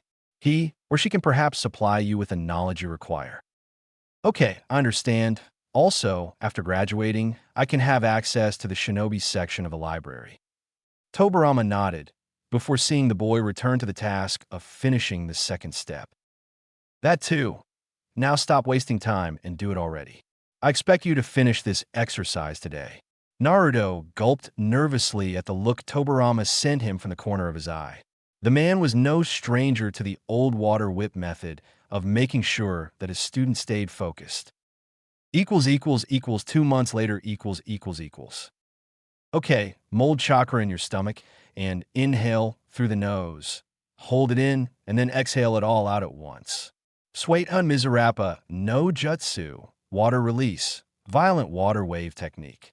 Naruto joined both hands in a praying fashion as he inhaled, before expelling a strong jet of water at the waterfall.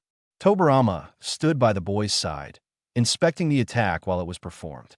In his eyes, the boy was already proficient and will only improve in due time. The second step actually ended up taking Naruto an entire week to finish, due to his large amount of chakra. The third step involved primarily about the level of control regarding the water inside Naruto's body. Aside from this project, Tobirama had also drilled Naruto's clones with different Kenjutsu positions and even got to tutor him on battle plans involving the sword. Tobirama now felt confident enough that Naruto was ready for the fourth and last step of water manipulation mastery.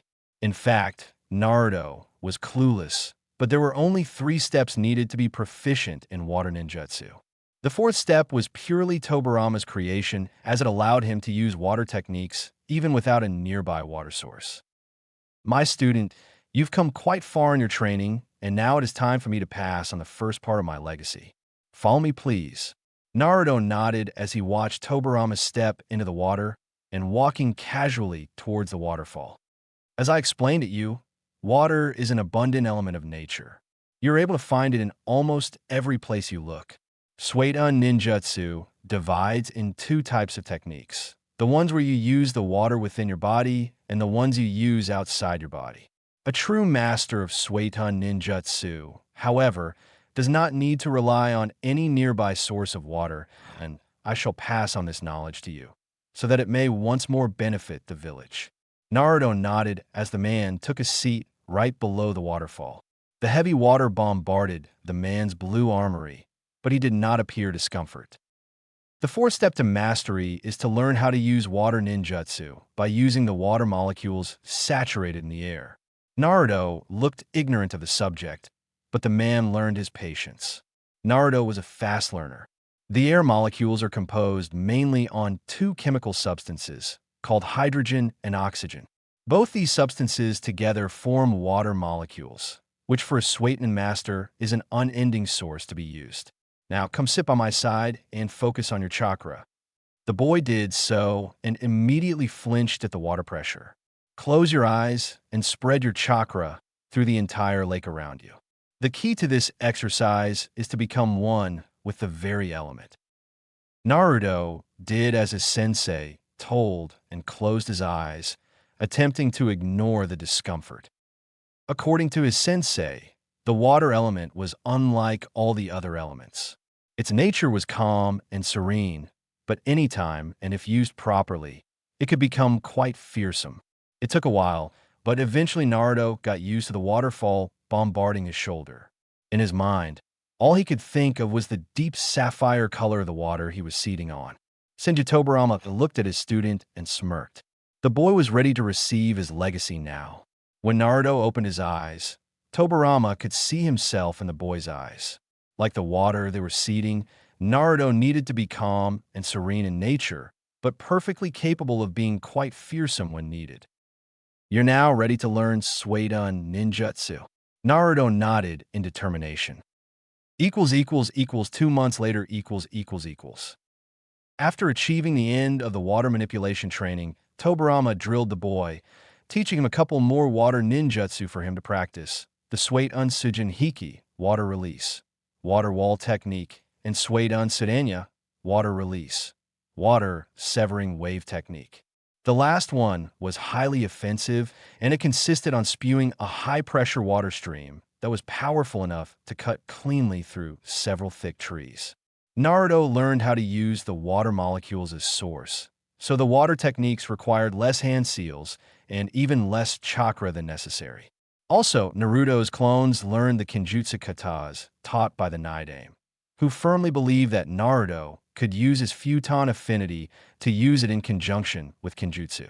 With that thought in mind, Tobirama started teaching the first step to wind manipulation. It was required of Naruto to slice a leaf using only his chakra. Unlike before, Tobirama left the clones in charge of learning wind manipulation. Naruto would focus exclusively of honing his physical skills, hentai, and Kenjutsu. The clones allowed him to master the positions and battle strikes, but Naruto needed to be able to perform those movements like it was second nature to him. Right now, Naruto was using Kenjutsu against Tobirama while the man had two kunai. Their movements were fast, but nowhere as lethal as it would be throughout a fight. Tobirama was of course faster and much more agile, but the man held back his speed to match Naruto's. In time, Tobirama would increase his speed until he deemed Naruto's ability acceptable.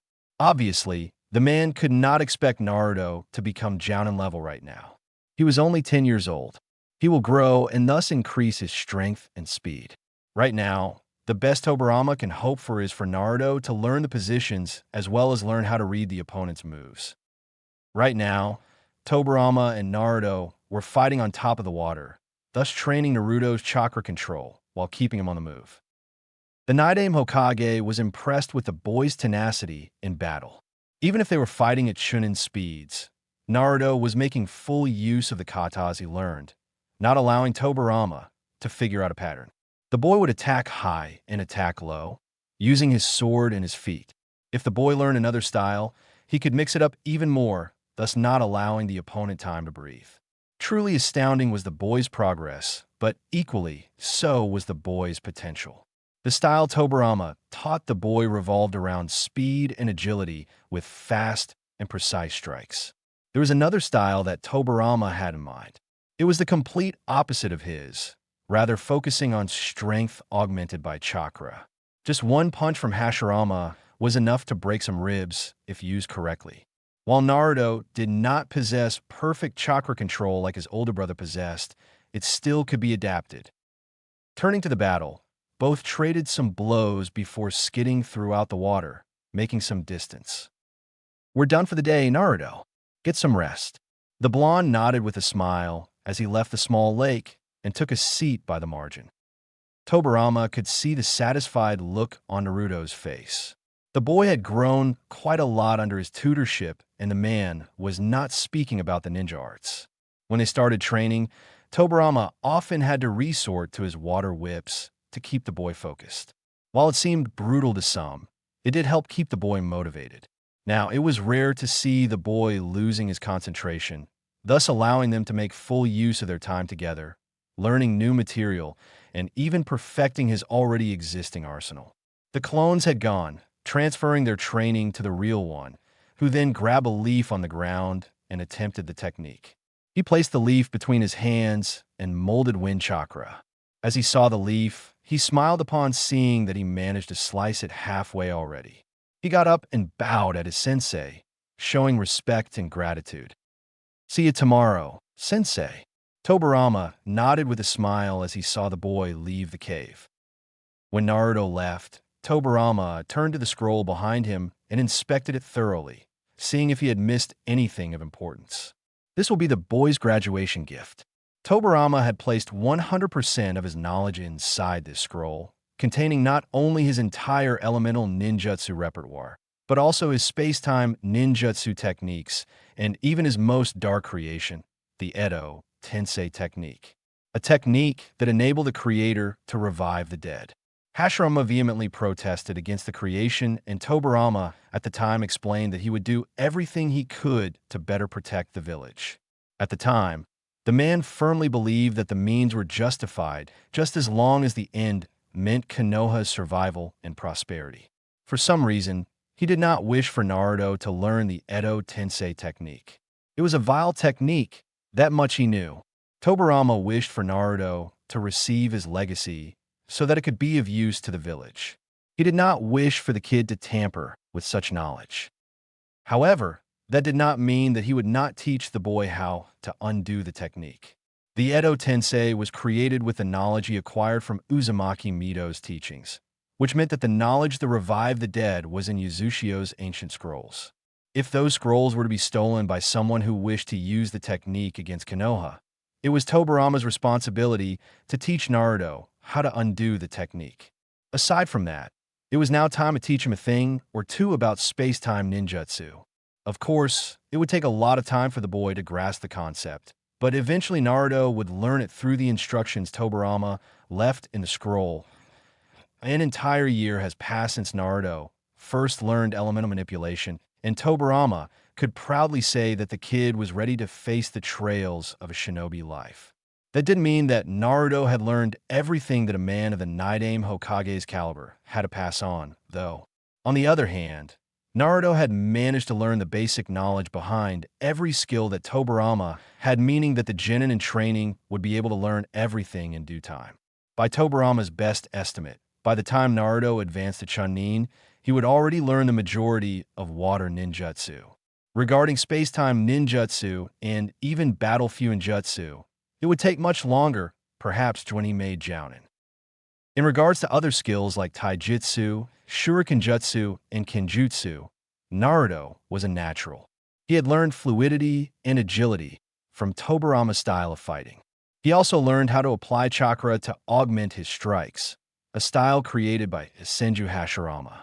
His kenjutsu looked quite sharp, and the man was not mentioning the ability that Naruto developed over this year regarding the use of wind chakra in conjunction with the Shinobigatama. Aside from using wind in kenjutsu, Naruto had finalized the steps required to wind manipulation by slicing the cave waterfall in half. After that, Tobirama taught Naruto the only wind techniques he knew: Futon Repushu, wind release, wind gale palm technique, and Futon de Tapa, wind release, great breakthrough technique. It did not take long for Naruto to learn those, as wind was his main affinity, despite how much they had trained in water ninjutsu. Unfortunately, despite Tobirama's wish to further extend the boy's knowledge in Futon, he could not. Aside from that, the kid was ready. Futon Repushu, wind release, wind gale palm technique. The real Nidaime watched as Naruto's shuriken, propelled by the wind technique, hit the Nidame's shadow clone, dispelling the replica. The real one received the information immediately and smiled in acknowledgement. Another ability Naruto developed under his tutelage was battle strategy.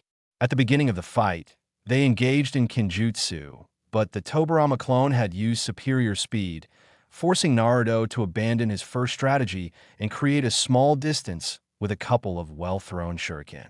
The Nidame clone slashed through the projectiles, but Naruto was already making hand seals for the Suedun Mizurappa water release, wind water wave technique. The clone evaded the water attack and cast a disorienting Genjutsu on Naruto, who managed to dispel it before evading a barrage of kunai. Once more, turning to attack, Naruto resorted to taijutsu. Using considerable speed, he got in close and danced against the clone for a while, before placing one foot back and focus chakra on his left fist.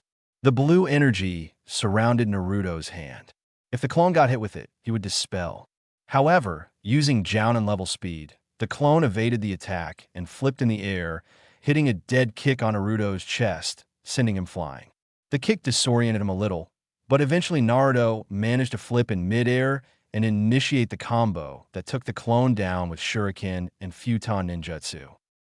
Overall, it was an impressive match for a Genin or even a Chunin in Tobirama's book. Well done, Naruto! You've come very far from that brat 3 years ago who could not even use his chakra properly. I believe you are ready to face the trials ahead as a shinobi of Konohagakure. Naruto bowed in respect to the older man's acknowledgement of his skills, but if one were to look closer, a big, broad smile was evident on his face. A side project in this training consisted in teaching the boy how a shinobi should act on and off mission time. Of course, Naruto was still Naruto in personality, hence the grand smile and recognition. Nidame had just added a few points here and there. Analytical skills were tampered when emotion overruled judgment. While on the mission, emotion just did not belong. In Nidame's time, even Genin were penalized for allowing emotion to jeopardize the mission. Emotion was only allowed in off-mission times. Nidame always preached about the balance between light and dark, or yin and yang. He had 2 examples in the past that he constantly explained to Naruto. Sarutobi Hiruzen was the light. He could handle somewhat fine in the dark, but not as much as Tobirama preferred.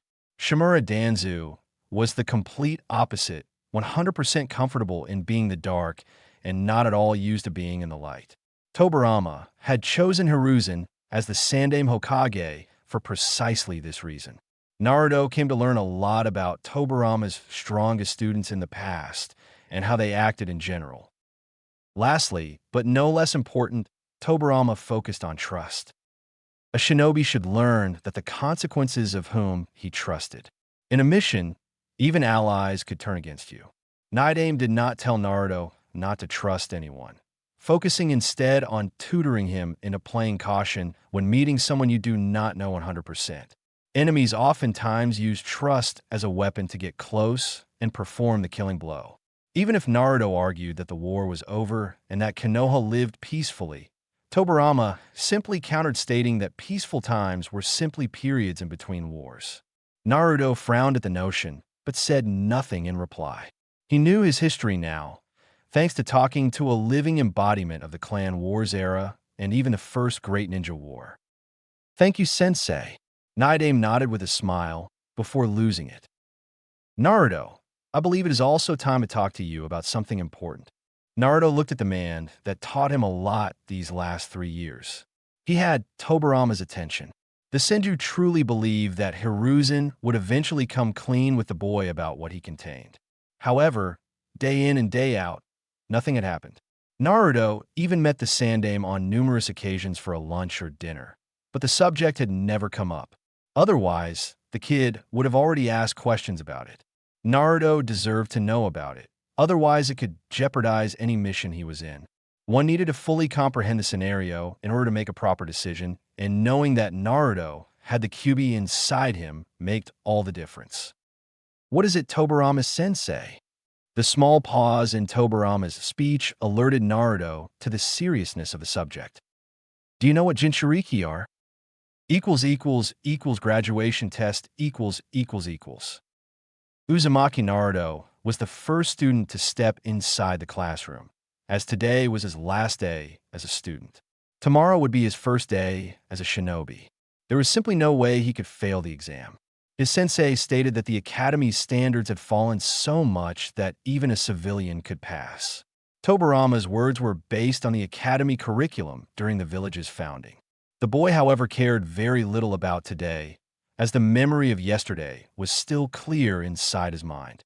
Inside of him was the one responsible for almost destroying Kanona, killing multiple shinobi/civilians, and even killing the Yondaime Hokage. As a little boy, Naruto always craved for answers. Tobirama sensei provided him with a lot of them, even if only focused on his shinobi studies. However, up to now, he had no answer regarding his treatment by the village population and even some shinobi. He would hear whispers and feel the villagers' eyes on his back, looking at him with disdain and hatred. His young mind could not think of anything that would warrant such discrimination against him, hence why he urged to receive an explanation for said treatment. He never had one until now. He was the Jinchuriki of the feared Kyuubi no Yoko. According to Tobirama sensei, Jinchuriki meant power of human sacrifice, and that some villages used the seal-tailed beasts inside shinobi and trained the shinobi to become the ultimate weapon against enemies. Based on the events that occurred 13 years ago, Tobirama did not believe that Konoha had done so. However, the fact remained that the Kyuubi was sealed inside Naruto, and the boy could very well use the fox's chakra as his own, if nothing more, to expand Naruto's already large reserves. Tobirama also stated his wonderings about why Hiruzen, the Sandaime Hokage, had not told the boy about it. In the end, one fact was easy to conclude. The Sandaime had lied to him and did so with a purpose. Naruto even questioned the very Nidaime Hokage about why the man forgot to mention this fact 3 years ago, to which he simply stated that it was irrelevant to Naruto learning his legacy. Tobirama also informed him that because of their training, it would become much easier to control the fox's chakra in the future. Naruto came to respect the man for training him, but the only thing Tobirama ever considered relevant was Naruto's training, nothing more. Emotions, according to Tobirama, were irrelevant, hence why the man didn't even think to sugarcoat the truth to him. In actuality, Naruto did not expect anything less after expending so much time with him. He expected differently from the Sandaime, though. Before meeting Tobirama, Naruto's entire circle of trust revolved around the Sandaime Hokage. He was the only one who had ever shown kindness to the boy and was the only one who ever bothered helping him. The ramen stand owners were there for him, but only when Naruto showed up to eat. As Naruto received the paper test from Irika, he now remembered Tobirama's lessons about trust, and sadly so, Hiruzen Sarutobi, his grandfather figure, could not be trusted completely. It certainly pained him to admit it, but it was the truth. Releasing a sigh in dismay at the situation, Naruto turned his focus exclusively on the test. Some of the questions were easy, others not so much, but Naruto went through them all, answering the easy ones fully and giving his best on the hard ones. He gave one last check on the answers he provided and even checked for hidden Jinjutsu. Surely, if Mizuki did it before to screw his education, then no doubt he would do it again to stop Naruto from graduating. Thankfully, his chakra was not tempered with, meaning this test was the real one. The Shuriken and Taijutsu tests were much easier, and Naruto took advantage of those to even the odds in case his test scores weren't good enough. Instead of hitting the usual 6 out of 10, Naruto raised the bar, going for 8, surprising everyone at the constant improvement. He even managed to take the Taijutsu fight the entire 3 minutes against Irika. With everything done, all that remained was ninjutsu. Naruto stood in front of Irika and Mizuki as he waited for the final instructions to finalize the graduation test. Okay, Naruto, last part is ninjutsu. In order to pass, you must show us 2 perfect bunshins. Naruto nodded and took his time while focusing on the specific hand seal.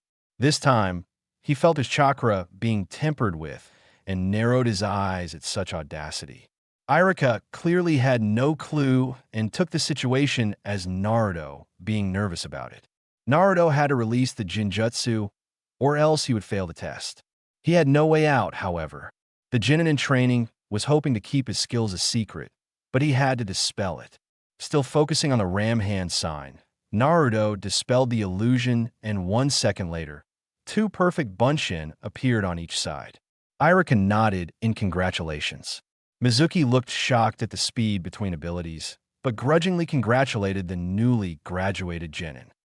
Congratulations, Naruto. Here is your Hitate. Wear it with pride. Naruto received it from Irika and slightly bowed in respect. He didn't need to look at Mizuki to see the man's outraged expression.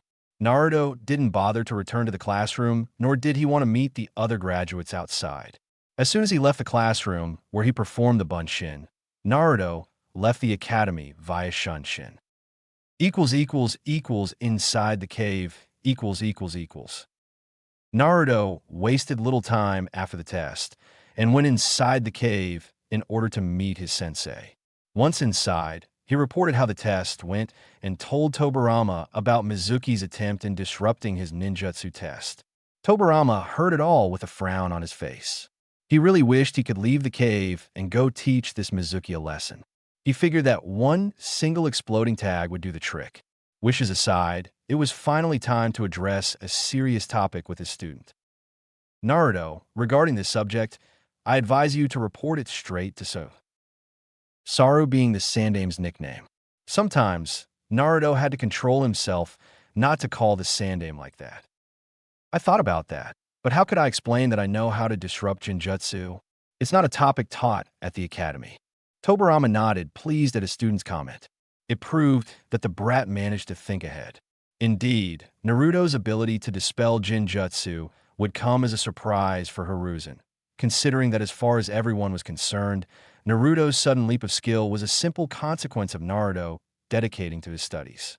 It was precisely for this reason that Naruto had never shown anything in the academy that wasn't a part of the school curriculum. Still, there was ways around that Naruto could exploit, simply stating to the Sandame that he had been working on his chakra control and realized that it was messed up for unknown reasons.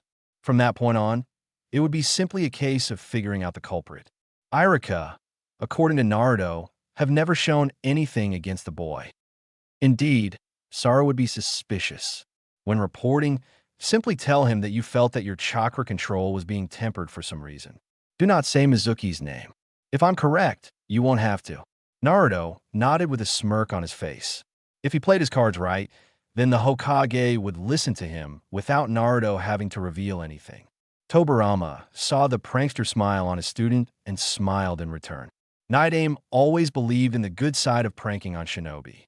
Now Naruto, since you managed to graduate, I have a matter of great importance to talk to you. The prankster smile kept on for a while, but Naruto dropped it when he saw the water whip forming behind Tobirama, ready to call on his attention. Sorry, what is it? Since you managed to graduate and have reached an acceptable level of my teachings, there is no more need for me to remain. Naruto's eyes widened, but Tobirama crossed his arms.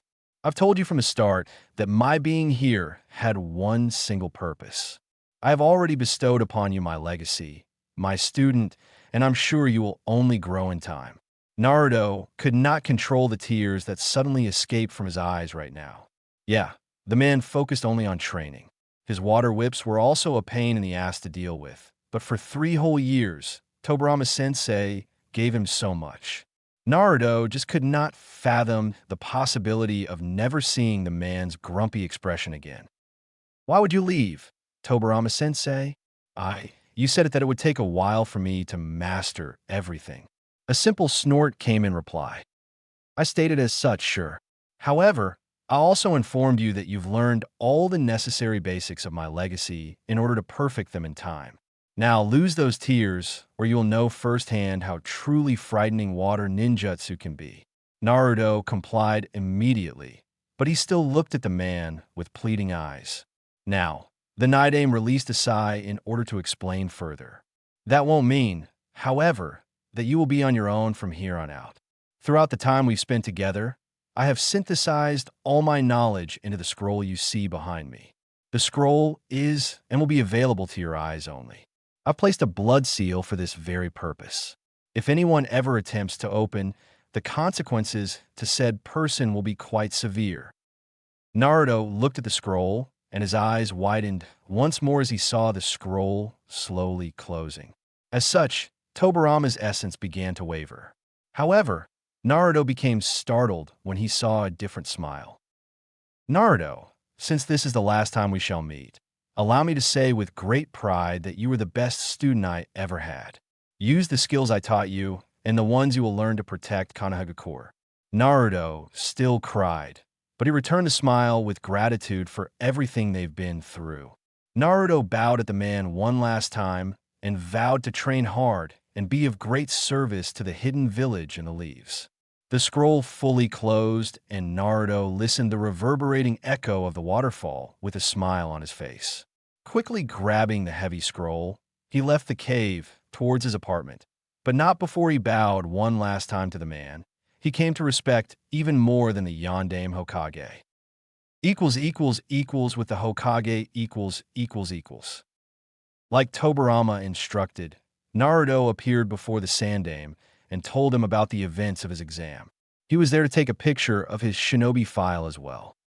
So let me get this straight. Naruto-kun, when you had your ninjutsu test, you felt that your chakra was tampered with. And that despite it all, you managed to complete the technique to graduate. Naruto simply nodded at the conclusion, saying nothing else. He also kept his composure under Hiruzen's leveled stare. Strangely so, it looked similar to Tobirama's. Naruto silently mused that Hiruzen's actions as Hokage mirrored his predecessor. This is a serious accusation, Naruto-kun. So I must ask once more, are you certain of what you felt? I know you have improved greatly since our talk 3 years ago, but you do have a large chakra capacity. Naruto felt the urge to scream at the man for the very reason he had a large chakra pool, but maintained a clear head. The old man was only being cautious. I am sure, Gigi, of all the techniques I learned at the academy, the Bunshin was by far the most problematic. I had to work extremely hard, and it was still hard to produce less than 10 copies. I had spent no less than 6 months reducing it one by one, until I could produce one Bunshin. When I performed the technique in front of Irika-sensei and Mizuki-sensei, I felt the same as when I could only produce 10 clones. Hiruzen kept the stare for a while, before he nodded at the kid.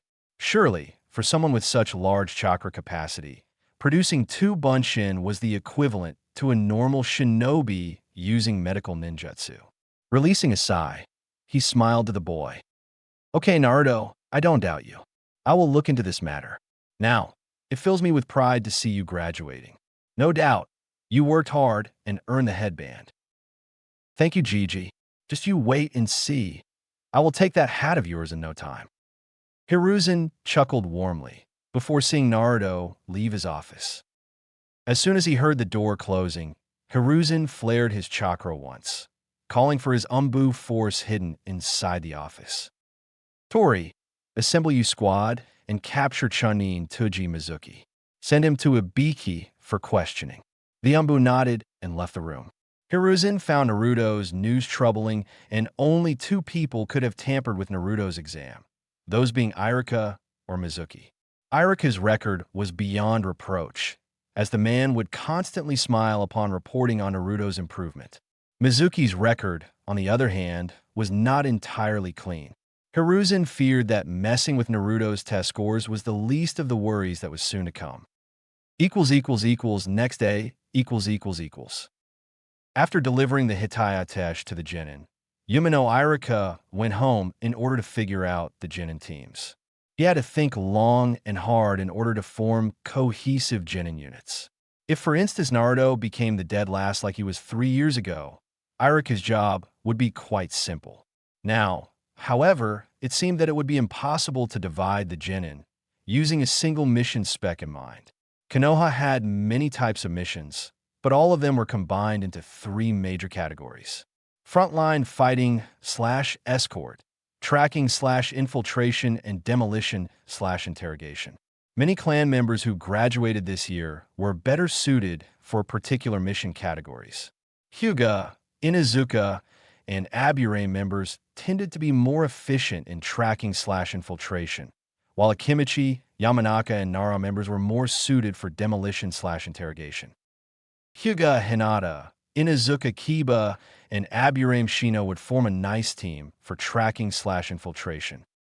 Yamanaka Ino, Akimichi Chuji, and Nara Shikamaru would form a nice team for demolition/interrogation. Uchiha Sasuke, Haruno Sakura, and Uzumaki Naruto would form a team of frontline and escort.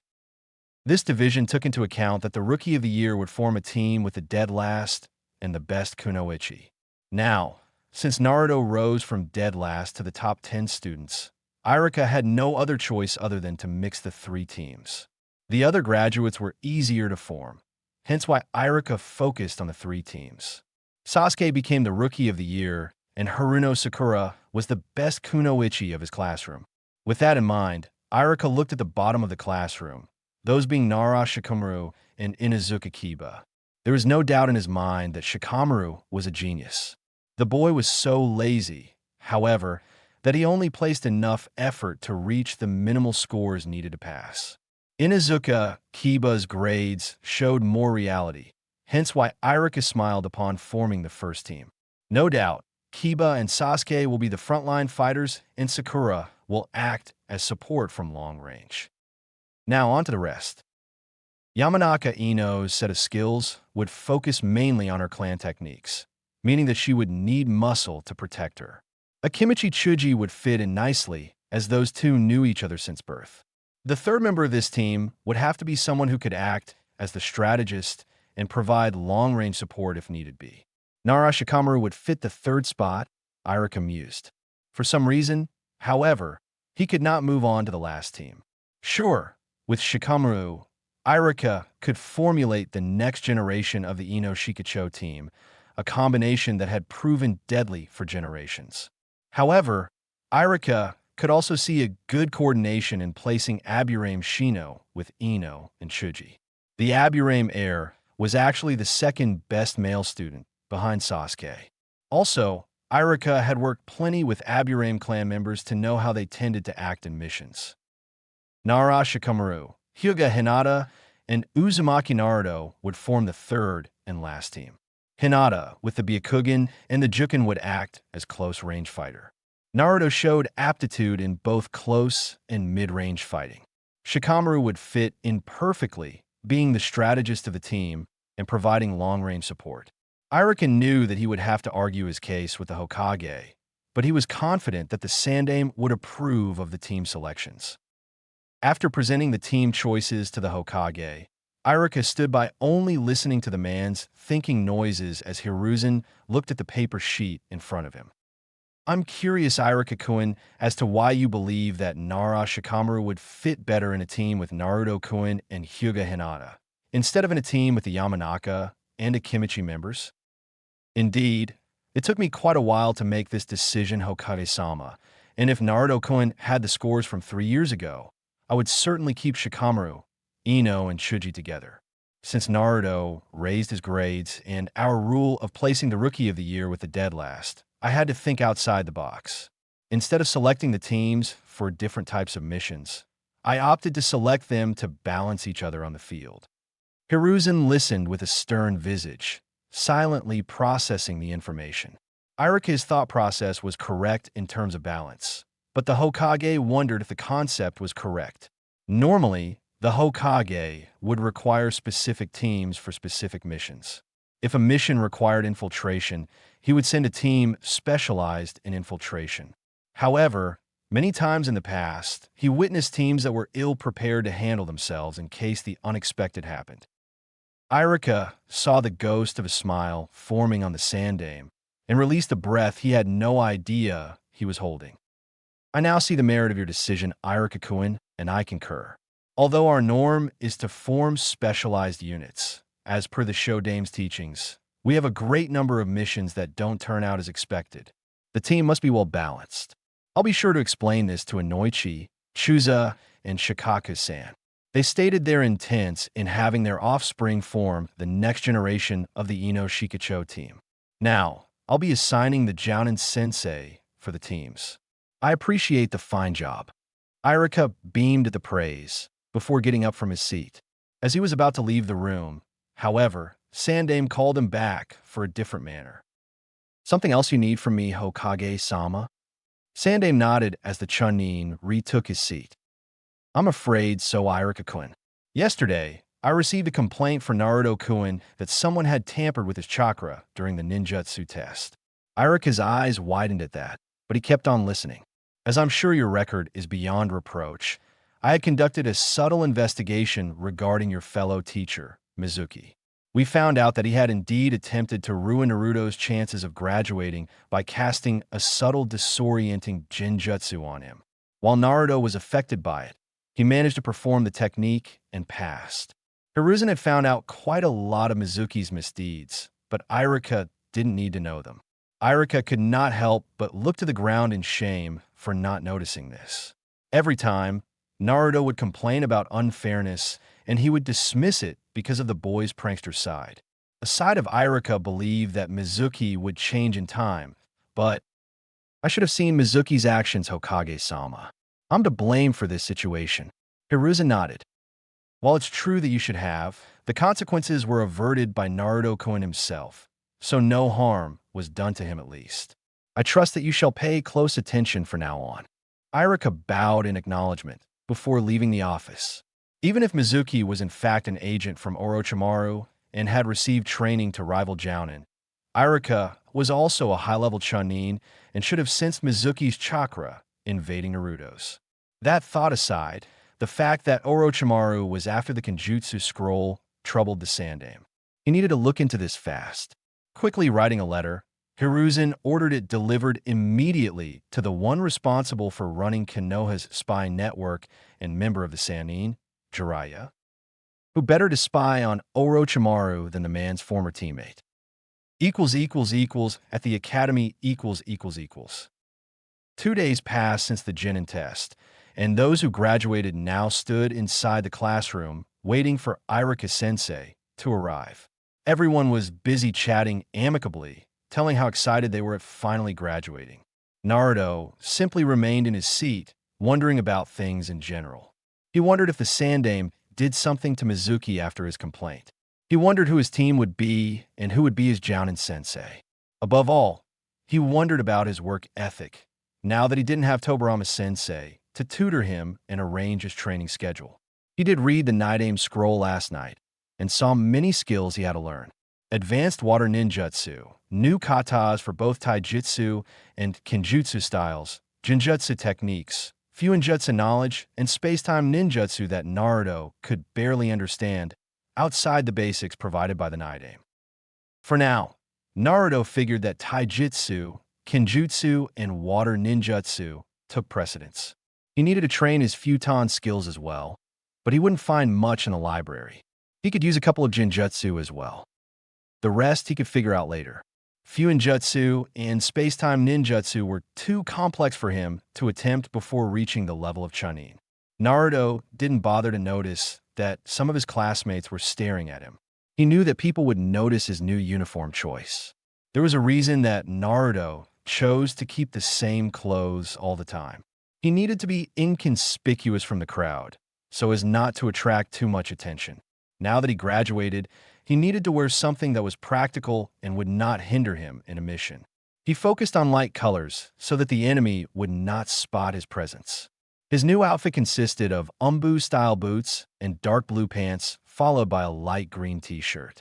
Dark blue forearms covered his wrists, completing his new wardrobe. The sword he received from the Sandame was strapped on his waist. Said outfit would have cost him a fortune, had he not bothered to use a simple hinge to dye his hair black and hide the whisker marks. Naruto's wonderings ended as soon as Irika entered the classroom and ushered everyone to shut up. Before he could begin, however, Sakura lifted her hand. Irika-sensei, what happened to Mizuki-sensei? Naruto perked at the question and looked at the man's eyes with a smile on his face. He didn't need to hear the answer to conclude what happened. Mizuki is otherwise occupied Sakura and won't be able to make it. Now, listen up all of you, to everyone here who now wear the Konoha headband. Congratulations. All of you work hard to become genin, and I'm sure that you will only grow. Know that this is just the beginning of your careers. However, the Academy's goal is to better prepare you for the shinobi life out there. Naruto had a snort at that, remembering what Tobirama thought about it. With that out of the way, you'll be forming a three-man cell team under the leadership of a Jounin sensei. I now shall announce the genin teams and the names of the Jounin, so listen up. Team 1. Naruto blocked the names out until he would hear his name. It would be irrelevant to pay attention right now. Team 7 is composed of Uchiha Sasuke, Inuzuka Kiba, and Haruno Sakura. Your Jounin sensei is Hatake Kakashi. At the mention, Yamanaka Ino deflated on her desk, while Haruno Sakura gloated. Team 8 is composed of Akimichi Chuji, Yamanaka Ino, and Aburame Shino. Your Jounin sensei is Yuhei Kurenai. Once more, Yamanaka Ino complained of having to be in a team with a guy who housed bugs. Team 9 is already in operation, so Team 10 is composed of Hyuga Hinata, Nara Shikamaru, and Uzumaki Naruto. Your Jounin sensei is Sarutobi Asuma. Naruto nodded at the names. Shikamaru was constantly on his tail, following him around. Now that Naruto didn't need to hold back his skills, it was no problem. Of course, he would not use elemental ninjutsu for now, but he had taijutsu and kenjutsu to rely on most missions he would undertake. He had nothing against Hinata, and fighting alongside a Hyuga was a plus in his book. He did wonder about the name of his Jounin sensei. Sarutobi Asuma meant that the Jounin was related to the Sandaime Hokage. After Iruka finished announcing the teams, he released everyone for lunch and telling them to come back in 2 hours to meet their Jounin sensei. Naruto saw Shikamaru mutter his favorite word, and then walked up the class stairs to face Naruto. As troublesome as it is, I think it would be best if we had lunch together to learn about each other a bit more. Naruto nodded at the Nara clan member. Sure, what about you, Hinata? Are you in? The girl happened to be seating next to Naruto and blushed like a tomato at being addressed by her crush. Throughout the last 3 years of the academy, Hinata always tried to search for Naruto. Before, she was always able to follow him when he went to train or when he searched for the sites in Konoha. She considered herself weak, and she had used Naruto's determination as a drive for her to feel better. Now, as Naruto had improved greatly during the academy, she could not help but feel down.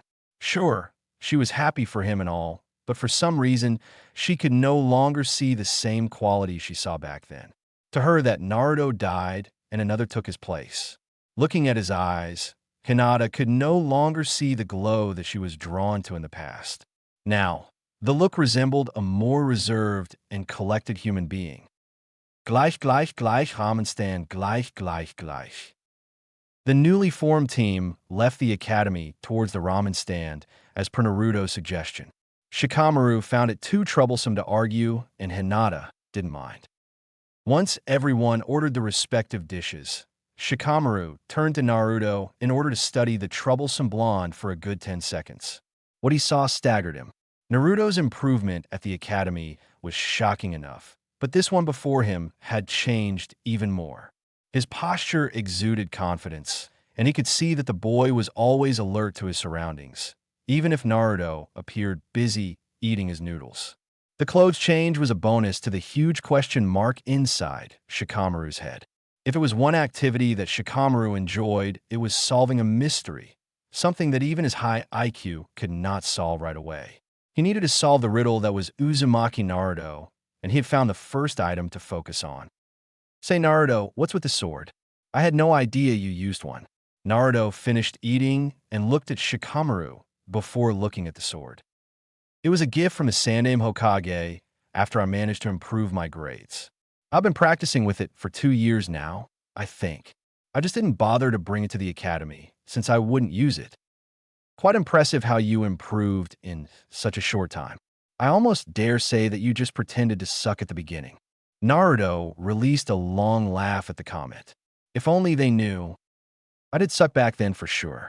Back then, I had a long talk with the Sandaime, and he explained to me that if I were to aim the Hokage position, it was imperative that I worked hard at the academy, to master the basics. Let me tell you, at first, the academy books were like a foreign language to me. I had to purchase a dictionary just so that I could understand what the book said. Also, there was the fact about my chakra capacity. What about your chakra? This time it was Hinata who asked. Naruto was laughing like a hyena from the inside. His sensei would be proud of him for directing the conversation. At first, when we started learning ninjutsu, the kawarimi and the hinge became easy enough with practice. However, for the life of me, I couldn't perform the bunshin. It turned out that the reason I could not perform it was because I happened to have a large chakra capacity and not enough control. Because of this, I went to the Hokage for tips, and he taught me how to improve my control. From that point on, with enough hard work, I managed to perform the technique and improve my grades. Funny, isn't it? Shikamaru merely frowned at the new information and wondered why neither of the teachers bothered to point this to Naruto. The academy measured the amount of chakra of all the students. He was about to ask Naruto more questions when Naruto opened his mouth. But enough about me, though. Tell me, Shikamaru, how was it that your scores were so low? I found a history book in a library, and it said the Nara clan were known for their high intellect. It was too troublesome. I placed enough effort to pass. I don't have any qualms about showing off, and I certainly don't aspire much in the future to really apply myself beyond the bare minimum. Wow. The book also said that the Nara clan were known for their laziness, but I thought it was exaggerated. Hinata released a small giggle, and Shikamaru's forehead showed a small vein at the comment. Even if it was true, no book would ever say something like that. Naruto's laughter afterward only proved it was a joke. What about you, Hinata? I read a lot about the Hyuga clan as well. Your Byakugan and Jukin are quite feared, huh? I can't wait to see it in action. Hinata blushed at the praise, while Shikamaru frowned. In this little conversation, Naruto showed a lot of knowledge regarding the clans in Konoha. He had no doubt that he knew about the rest as well. I'm not that good in the Jeijukin as my cousin and my younger sister. Naruto frowned at the response. He didn't realize that a Hyuga knew humility. How come? I've seen your moves at the academy. Looks pretty great to me. Hinata blushed once more at the praise. To Shikamaru, was clear as well that Hinata's confidence in herself was lacking. I don't know. Father always berates me in our practices. Naruto and Shikamaru looked at their teammate as she looked on the ground in sadness. Well, I still have doubts about that. I know what I saw after all. Hinata smiled at the comment, but the memory of her father was still fresh in her mind. Shikamaru observed from the sidelines for a while. Hinata needed to work on her confidence, or else things will be quite troublesome to manage. The team finished the rest of their meals in silence, before paying the bill and returning to the classroom. It was time to meet their Jounin sensei. At the academy . Once all the now graduated returned inside the classroom, Irika took a moment to look at all of them and smiled soon afterward. He had high expectations for this generation. Hyuga, Uchiha, Yamanaka, Aburame, Inuzuka, Akimichi, and Nara clan. Each of these clans had one representative in this classroom. Aside from the clans, Irika got wonderful students in both Haruno Sakura and Uzumaki Naruto. He had no doubt in his mind that they would surpass everyone's expectations. Irika took a couple of minutes to express his thoughts about the classroom, before saying that within minutes, the respective Jounin senseis would arrive to collect the teams. With that, Irika bowed to everyone and left the room. As Irika said, little by little, different shinobi started to arrive in order to collect the Genin teams. 5 minutes later, Naruto looked up and saw two Jounins entering the room together. The first one was a kunoichi, and a very beautiful one at that. She was fairly petite and light-skinned woman of slender build. She had long, black, shoulder-length, untamed hair and unique eyes that are red in color, with an additional ring in them. Naruto actually believed she was an Uchiha based on observation alone. Her outfit consisted of a red mesh armor blouse with only the right sleeve visible. The second Jounin was a shinobi and quite tall compared to the woman. He had brown eyes, short and black spiky hair and beard. His clothing consisted of a standard Konoha ninja uniform with the sleeves rolled up halfway, the standard Jounin flak vest, regular shinobi sandals. He also wore what appeared to be a sash with the kanji for fire marked on it around his waist. He had a pair of black bangles and bandages wrapped around the arms of his sleeves. Not to mention the uncanny resemblance to the Sandaime Hokage. So that's our sensei. Interesting. Jounin Yuhi Kurinai. Team 8, you're with me. Meet me in training ground 8 in half an hour. The woman next to Asuma announced, before vanishing in a shunshin. Jounin Asuma Sir Toby. Team 10, you're with me. Meet me at the barbecue restaurant in 20 minutes. Asuma had also vanished via a shunshin.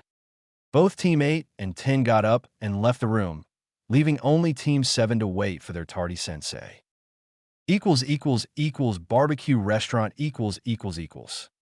Naruto, Shikamaru, and Hinata watched as their appointed sensei ate his fair share of beef. Asuma had offered them lunch, but they had already ate before meeting with him. In the end, they settled for some tea. All right then, now how about you all talk to me a little about yourselves?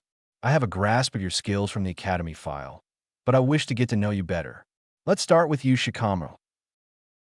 The Nara member mumbled his favorite word at having to go first. He was content with saying the bare minimal. What do you wish to know exactly, Asuma-sensei? Oh, likes, dislikes, dreams for the future, and anything you wish to share. Troublesome. Well, my name is Nara Shikamaru. I like watching clouds and playing shogi. I dislike excessive work and being nagged by my troublesome mother. My dream is to retire as a chunin, find a wife that's not so troublesome to handle, and settle down. Asuma could not help but chuckle upon seeing the boy's dream. Just like his father, Asuma mused. Naruto, instead, looked at his teammate with his mouth open. No drive whatsoever. To someone with enough stamina to train the entire day and not tire, Naruto found himself at a loss as he found his stamina nemesis. One thing for sure, Naruto would not allow Shikamaru to slack off. Oh, how he wanted to use the water whip on him right now. Okay, you could go next, Naruto. Seeing his cue, the blonde nodded. Well, my name is Uzumaki Naruto. I like ramen, training, shuriken jutsu, and kenjutsu. I just like the 3 minutes it takes to cook ramen. My dream for the future is to rise through the ranks, gather enough experience, and become a Hokage just like the Naidame. Asuma nodded with a smile on his face. He heard from his father how the boy aspired for the Hokage position and how much the boy talked about the Naidame Hokage. Little did everyone know precisely why Naruto mentioned the Naidame Hokage. Shikamaru, however, found the answer interesting. He remembered the boy worshipping the Yondaime Hokage 3 years ago. It must have something to do with his improvement all of a sudden. A nice dream you got there, Naruto. Okay, last one, Hinata. Oh, my name is Hyuga Hinata. I like pressing flowers, zensai, and cinnamon rolls. I dislike those who look down on others, and my dream is to unite the Hyuga clan. Asuma nodded while lighting a new cigarette. Naruto already counted 3 since they arrived at the restaurant. He supposed that all members of the Sarutobi clan enjoyed having a smoke here and there.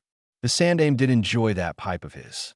Asuma released the pent-up smoke, and Team 10 instantly coughed like crazy, earning a smirk from the sensei. Okay, now that we got to know each other, all of you are dismissed for the day. You're to meet me at Training Ground 10 for one more before you can be called Genin. Asuma merely waited for the response. A troublesome. Shikamaru groaned in reply. Other test? What do you mean? We are not Genin right now. Now, Naruto entered into a completely different conversation. Asuma merely smiled and explained. The academy test had one purpose only. It served to show which of you had the potential to become Genin. It is up to the Jounin sensei to determine whether you receive the title or not. The test will begin at 8 o'clock tomorrow morning. The Genins nodded while Asuma paid for his tab. After that, the team left the restaurant and each went on their separate ways. The sun began to show its descent as Naruto reached his apartment.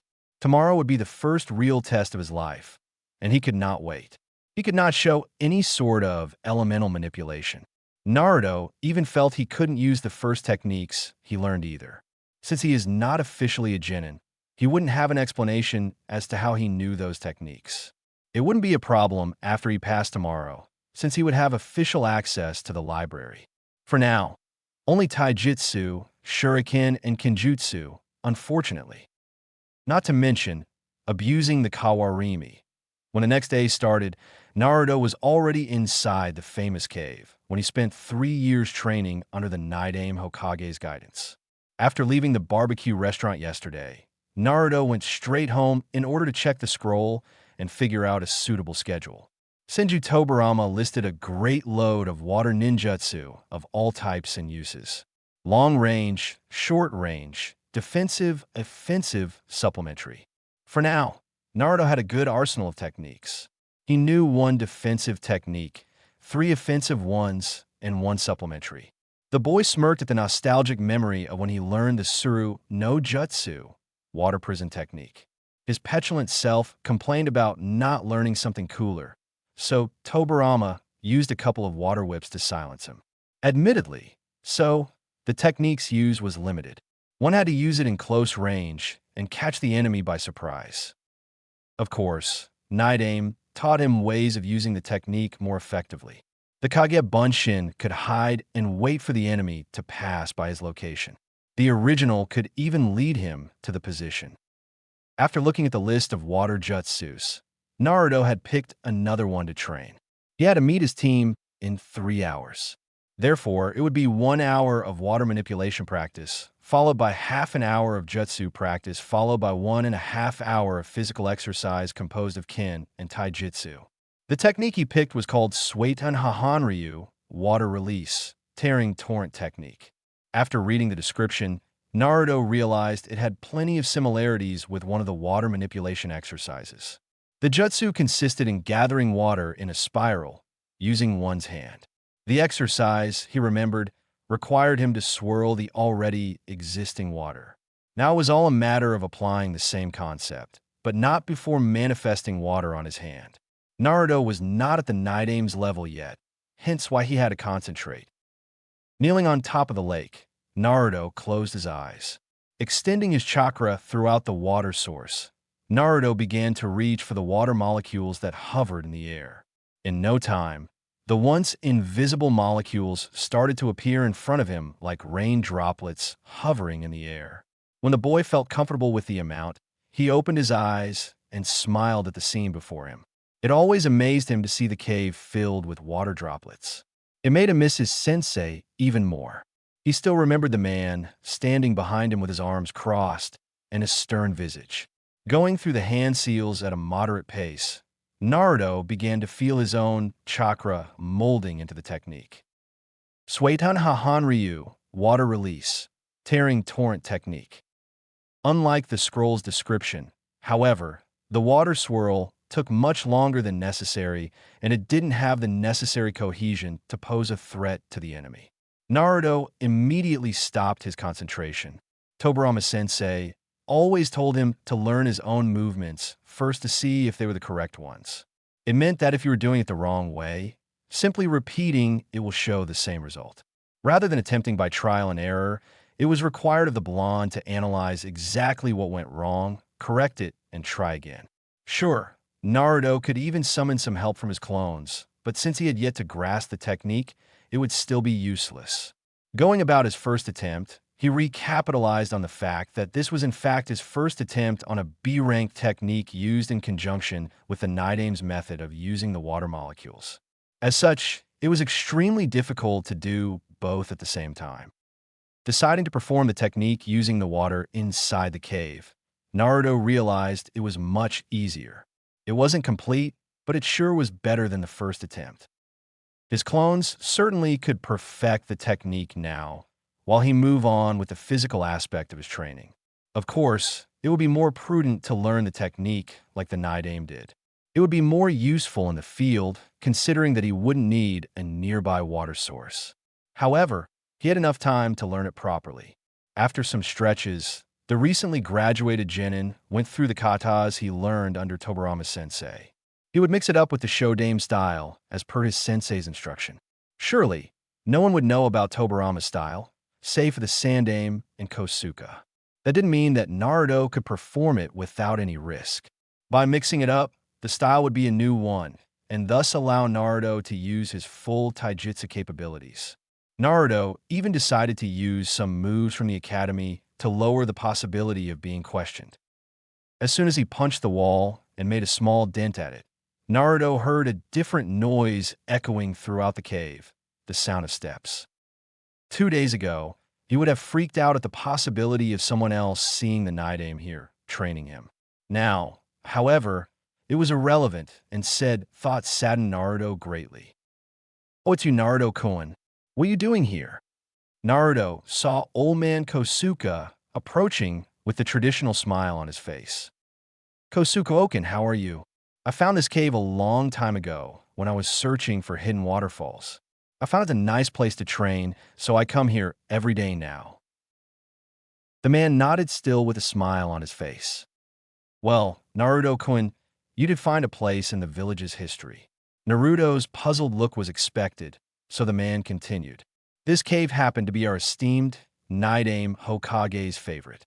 I remember coming here close to 40 years ago when he decided to teach me a couple of his techniques." Kosuke stopped talking when he inspected the fissure on the wall courtesy of a well-practiced taijutsu strike, not something he would have expected from someone who had just graduated. "You sure is dedicated, Naruto-kun. I can see that." Naruto nodded with a smile on his face, silently thankful that Kosuke only came inside when he stopped his Suidan practice. "Thanks, Okin. I do want to become Hokage, you know. I'm just doing some exercises before I have to meet with my team for another test." "Oh yes, I remember. So who is your Jounin sensei?" "Sarutobi Asuma is his name. Don't know much about him except that he looks a lot like Sandame Jiji," Naruto said as he returned to his practice in taijutsu, followed by shuriken throwing. Tobirama always taught him that the best way to train was to picture yourself against imaginary opponents. Obviously, it would not be the same as practicing against an actual shinobi, but it allowed Naruto to understand different scenarios and adapt his skills accordingly. Kosuke seemed engrossed in nostalgic memories, though, so Naruto kept on training until it was time to meet with his team. He quickly gathered the tools he used inside the cave and appeared in front of Kosuke. "Sorry, Kosuke-oken, but I need to get going." The elder looked at the blonde and nodded with the usual smile. "Good luck out there, Naruto-kun, and remember, never forget what our shinobi's main base of strength is." Naruto blinked once, trying to understand it, before a determined smile appeared. Oh, he understood that all right. He heard the same thing from both the Naidame and the Sandame on multiple occasions. He sprinted away from the cave, towards a training ground where his sensei and probably his teammates are waiting for him. When he arrived at the training ground, he was surprised to see everyone already there, but he couldn't have been late. It was barely past 8 o'clock. He calmly approached the training ground, taking a silent look throughout the site in anticipation of whatever assignment his new sensei would propose. This training ground had many trees to work with, he reasoned, not to mention plenty of leaves and tree logs for him to utilize while fighting. Asuma was quietly talking with Shikamaru when the man looked up towards the latecomer. "About time you appeared, Naruto. I was already thinking that something happened." Naruto nodded apologetically. "Forgive me, Asuma-sensei. It's just that every day I created a routine training of sorts." Both his teammates looked at him at that. They were being tested right now, and Naruto would waste energy training. Plus, I actually thought that Shikamaru would be the last one here, so I believed I had more time. The genin in question snorted and crossed his arms. He openly complained about his troublesome mother and her constant nagging. He actually got here earlier just to avoid her altogether. Hinata giggled at her teammates, while Asuma smiled as well. He, of course, knew a lot about who wore the pants inside the Nara residence, and certainly it was not Shikamaru's father, Shikaku. All right, now that everyone is here, let us begin. The genin all stood at attention as the man spoke. For today's test, you three shall face me in battle. There is one rule to this test. You must hit me at least 3 times. Also, even if the chance of a genin even touching a jounin is slim to none, in the event that only one of you completes the task, it won't count. I won't say anything else. The 3 genin, if possible, blinked at the same time, obviously with many questions left unanswered. So then, let us begin. You have 3 hours to finish the test starting now. As soon as Asuma said so, he charged at the closest one, greatly surprising Shikamaru and Hinata. Of course, Asuma would not use jounin speeds for this, but he didn't need to. Naruto immediately narrowed his eyes at the incoming opponent and initiated his strategy. Asuma managed to land a kick on Naruto, but was surprised when a log appeared instead. Hinata and Shikamaru immediately fell on the ground. That took less than a second. "What the hell, sensei?" Naruto screamed from behind one of the trees. Asuma smirked at the outrage, silently praising the kid's fast use of Kawarimi. He had seen Chunin take longer. "I never said I would give you 3 time to prepare, nor did I say that I would not attack. Nonetheless, I guess it would be fair considering you guys have yet to undertake missions. That being said, you guys will have 10 minutes to formulate a suitable strategy. When the time is up, I'll be coming after you, so you better be ready, Shikamaru and Hinata." The Nara heir mumbled, troublesome, repeatedly, and Hinata looked fearfully at the man and his casual behavior despite his brutal assault on Naruto. In no time, though, the 3 genin vanished from their location, earning a smile from Asuma, who lit up a cigarette while waiting. In the meantime, the team gathered around. "What the hell was that, Naruto? How did you move so fast?" Shikamaru looked at the blonde kid in front of him. "I thought you were a genius, Shikamaru. All I did was a simple Kawarimi." Shikamaru simply frowned at the comment.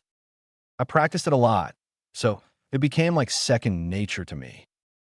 "Shikamaru, we only have 10 minutes to come up with something." Shikamaru frowned at Hinata's comment. The Naruto enigma was troublesome enough without him suddenly displaying even better skills than he showed at the academy. Hinata was right, however. Right now, figuring out Asuma's test took priority. Shikamaru didn't need 2 seconds to realize that neither of them could attack Asuma alone. The man's first attack demonstrated that all right. Obviously, they needed to attack him together if they hoped to pass. Figuring that out was the easy part. Now came the part when they formulated an actual battle plan that not only would keep the man away, but also attack him 3 times. He looked at the 2 in front of him and released a sigh in dismay. "Okay, I think I have an idea." Hinata and Naruto heard the idea and nodded. For Naruto, it would be a nice test. When the time ended, Asuma threw away his cigarette and began his search on those 3. So far, he considered their abilities to hide at least tolerable, even if he was able to find Hinata and Shikamaru. He was about to extend his senses to find Naruto when a couple of shuriken flew at his left side, coming at him at great speeds. The chain smoker jounin frowned at the precision of the projectiles. Using Chunin skills, he evaded them, before blocking an incoming kick from Naruto. He was ill-prepared for such taijutsu level, but he held his ground against the slowly building mystery in front of him. For what he observed from Naruto's stance, it focused on agility, but his arm felt considerable power behind strikes. The entire dance took 5 minutes, and Naruto was not showing signs of slowing down, showing great stamina for a kid. Naruto managed to evade an incoming kick, and Asuma managed to press on the advantage until he saw a couple of shuriken and kunai come at him from multiple directions. Naruto took the opportunity and unleashed his sword to attack Asuma at the same time. The jounin evaded it all, but cursed as soon as he saw a shadow beam stretching to his position. Using a quick shunshin, confident that he would lose them, Asuma had to use a kunai to block Naruto's shuriken. The movement alone caught the man by surprise, and the shuriken bounced off his kunai, slightly nipping his arm. So surprised was the bearded jounin that he almost received a jukin strike on the chest.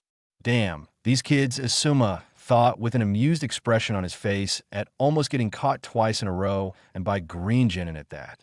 Naruto sure demonstrated skills that did not belong to a genin. Shikamaru certainly was the one who came up with the idea, and Hinata's movements were better than he expected them to be. I guess it was time to spice things up a bit, he thought. One thing was certain, he was having a good time already. Equals in a different location equals. Different from Naruto's training location, the eternal Genin Kosuke took solace in a place where no one would bother him, while he prepared some lunch. The only company he had so far were the trees that the Shodaime first brought to Konoha. Not many in the village knew about this piece of history, he mused. Said man created the entire landscape of the village, but these very trees were rather special. The esteemed Senju Hashirama created these trees as a gift to his wife Uzumaki Mito upon their marriage. Each of these trees carried the Shodaime's chakra, and every time Kosuke came here, he would remember just what it meant to be on the presence of that man. It brought a nostalgic feeling to the man who had probably seen more than many in Konoha. With a smile at the memory, the man sliced the nutrients inside his bowl and then poured some hot water for his trademark stew recipe. Of course, the amount he was preparing was enough for his new guest, hence Kosuke didn't even need to look up to see the Sandaime approaching. "Fancy meeting you here, Kosuke," Hiruzen said as he took a seat at the rock in front of the eternal genin. "Sandaime-sama, lovely of you to visit little old me. Please take a seat, and I'll serve you a dish if you like." The elder Hokage nodded with a smirk as he accepted the plate with gusto. Kosuke was a splendid shinobi, but the man was an even better chef. For a while, both elderly ate their respective dishes in a comfortable silence, both of them reminiscing on the very place they both were and which person this place reminded them of. After one repetition, Sandaime returned the dish to Kosuke, thanking for the meal. He calmly watched as Kosuke took the dishes to the nearby stream and washed them clean. After the lunch was finished, Kosuke took a seat in front of the Sandaime for the chat that was soon to follow. "I take it you've been chatting with young Naruto-kun." Kosuke nodded with the trademark smile on his face. Sandaime did have that ball of his after all. "Yeah, we had quite the entertaining conversation every now and then. He would ask questions about the past Kages and even some missions that I went alongside you in them. I can see the glow in his eyes when I spoke." Sandaime nodded with a smile on his face. It appears, however, that in telling him those stories, I ended up inspiring the kid more than necessary. Every time I saw him, his clothes were ragged, and there were a few visible bruises. Well, his growth in the academy is nothing short of surprising, according to his teachers. I even dare say that he even held back. Oh, ever since he improved, his teacher noticed that Naruto would sometimes miss a few shuriken throws on purpose. When he took the Genin test, whereas before he managed 6 out of 10 throws, he surprised everyone by hitting 2 more. He couldn't have trained in advance because the last time he practiced was 2 days before the test. Kosuke thought deeply at the revelation. That kid always seemed quite smart, smarter than Kosuke thought he was. "So sly of you, Naruto-kun." Sandaime looked at the change of expressions on his old friend's face and frowned. This subject left Hiruzen in great doubt about his grandson figure. "Would you know something about it, Kosuke?" "Well, it may be old-school thinking here, but I believe that Naruto's intentions were similar to how you and I grew up, Hiruzen. If he demonstrated everything he could do, then everyone would know that. Perhaps that sly fellow has a few skills that he isn't comfortable in sharing just yet. Who's to say really, huh? It's quite exciting, don't you think? Perhaps he has learned elemental ninjutsu. Perhaps he is training genjutsu techniques. Quite a mystery, this fellow Uzumaki Naruto, just like his father." Hiruzen frowned at the thought of Naruto keeping secrets, but he couldn't help but reminisce on the times when one Namikaze Minato began to show one technique after the other, first the Rasengan and then the Hiraishin. Hiruzen remembered the look of pride in his student upon witnessing what a legend the Yondaime became at the Third Great Ninja War.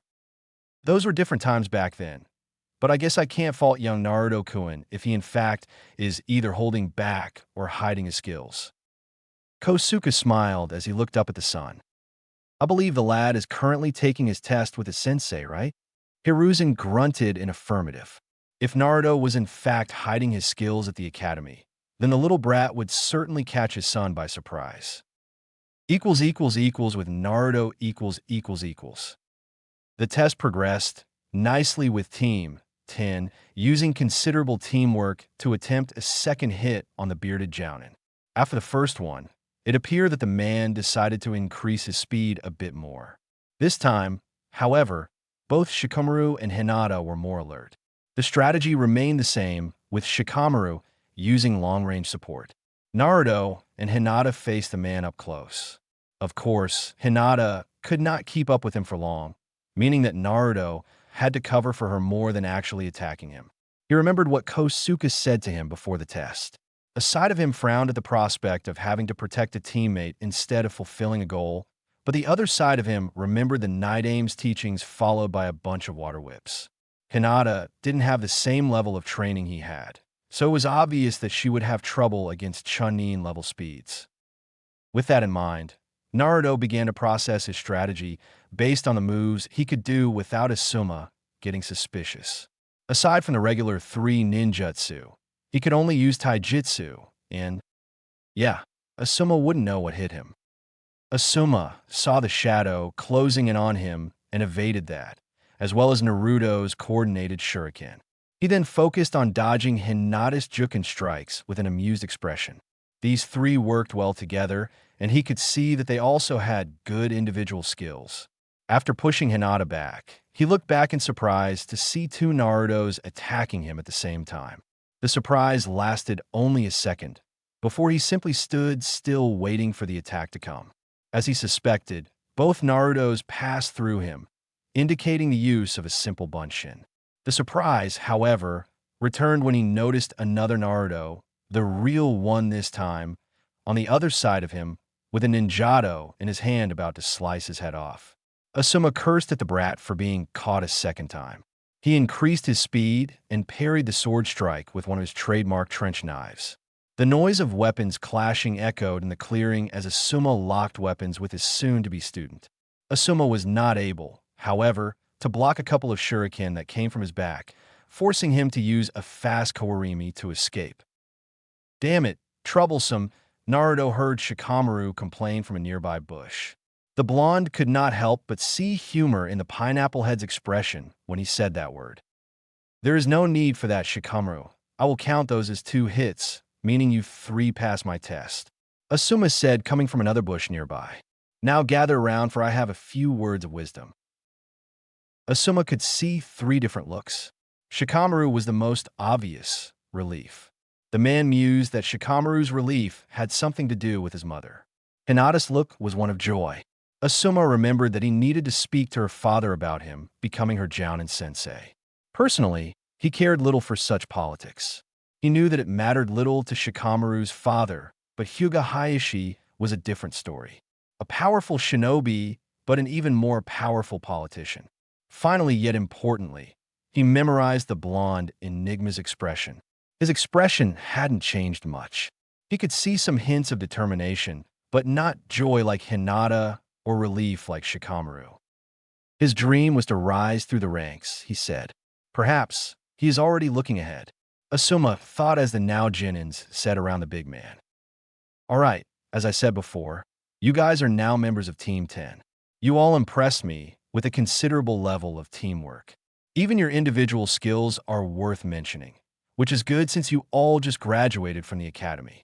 For now, we will assume a simple schedule. We will meet here every day at the same time to train. Throughout the fight, I noticed areas you need to improve, so we will focus on that amongst other things, of course. After training, we shall take missions. I am guessing 2 missions per day, just to get you all started." All 3 Genins nodded, earning a smile from the bearded Jounin. He had a feeling these guys would be an even better team once he had his way with them. "Now, all of you are dismissed for today. See you all tomorrow. And Naruto, please stay for a moment." Naruto nodded, saying his goodbyes to a smiling Hinata and a frowning Shikamaru. The Nara heir couldn't help but suspect that something was off with him. Perhaps he could ask his father about it and see what he had to say. Asuma and Naruto now stood alone in the training ground. Naruto, I asked you to stay behind because unlike Shikamaru and Hinata, you don't have a family to rely on. The saddened look caught the man by surprise before he realized that he could have rephrased that in a more tactful manner. Sorry about that.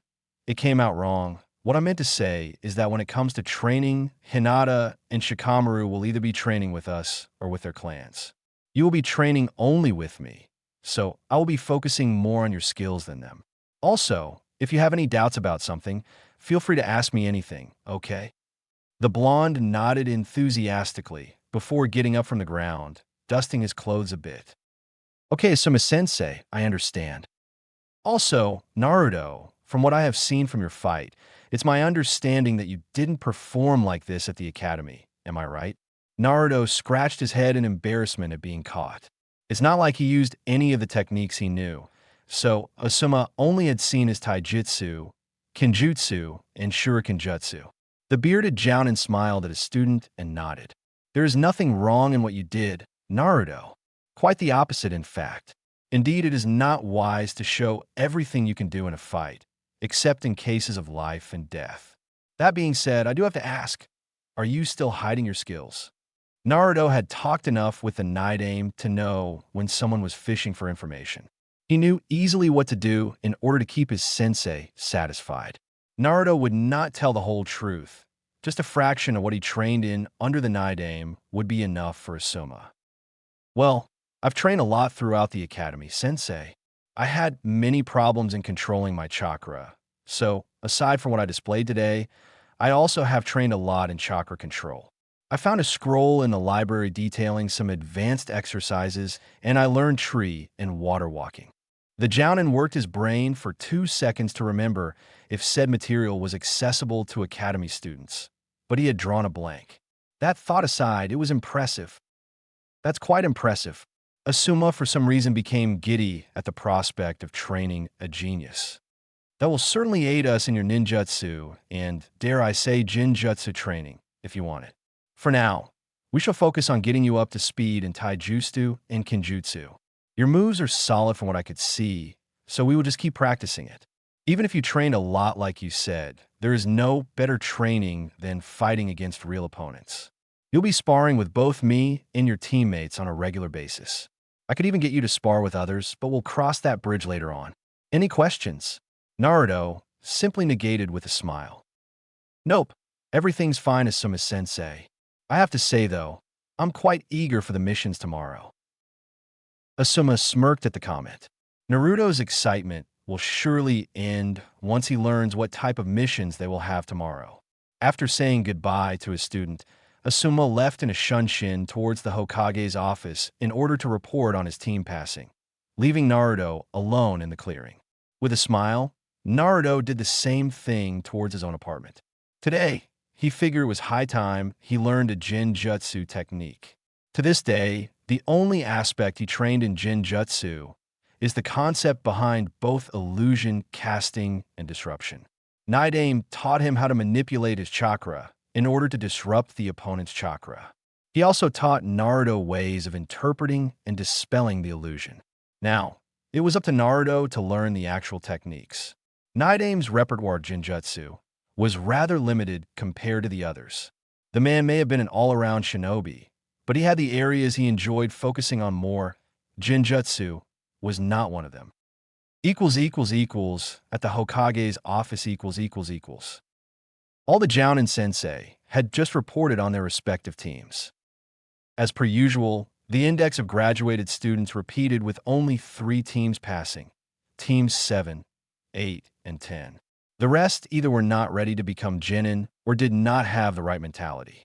The only out-of-the-ordinary event was that one of the 3 teams were passed by a man to whom people believed would never pass a team. The Hokage believed it would be a good thing that Kakashi became a Jounin sensei.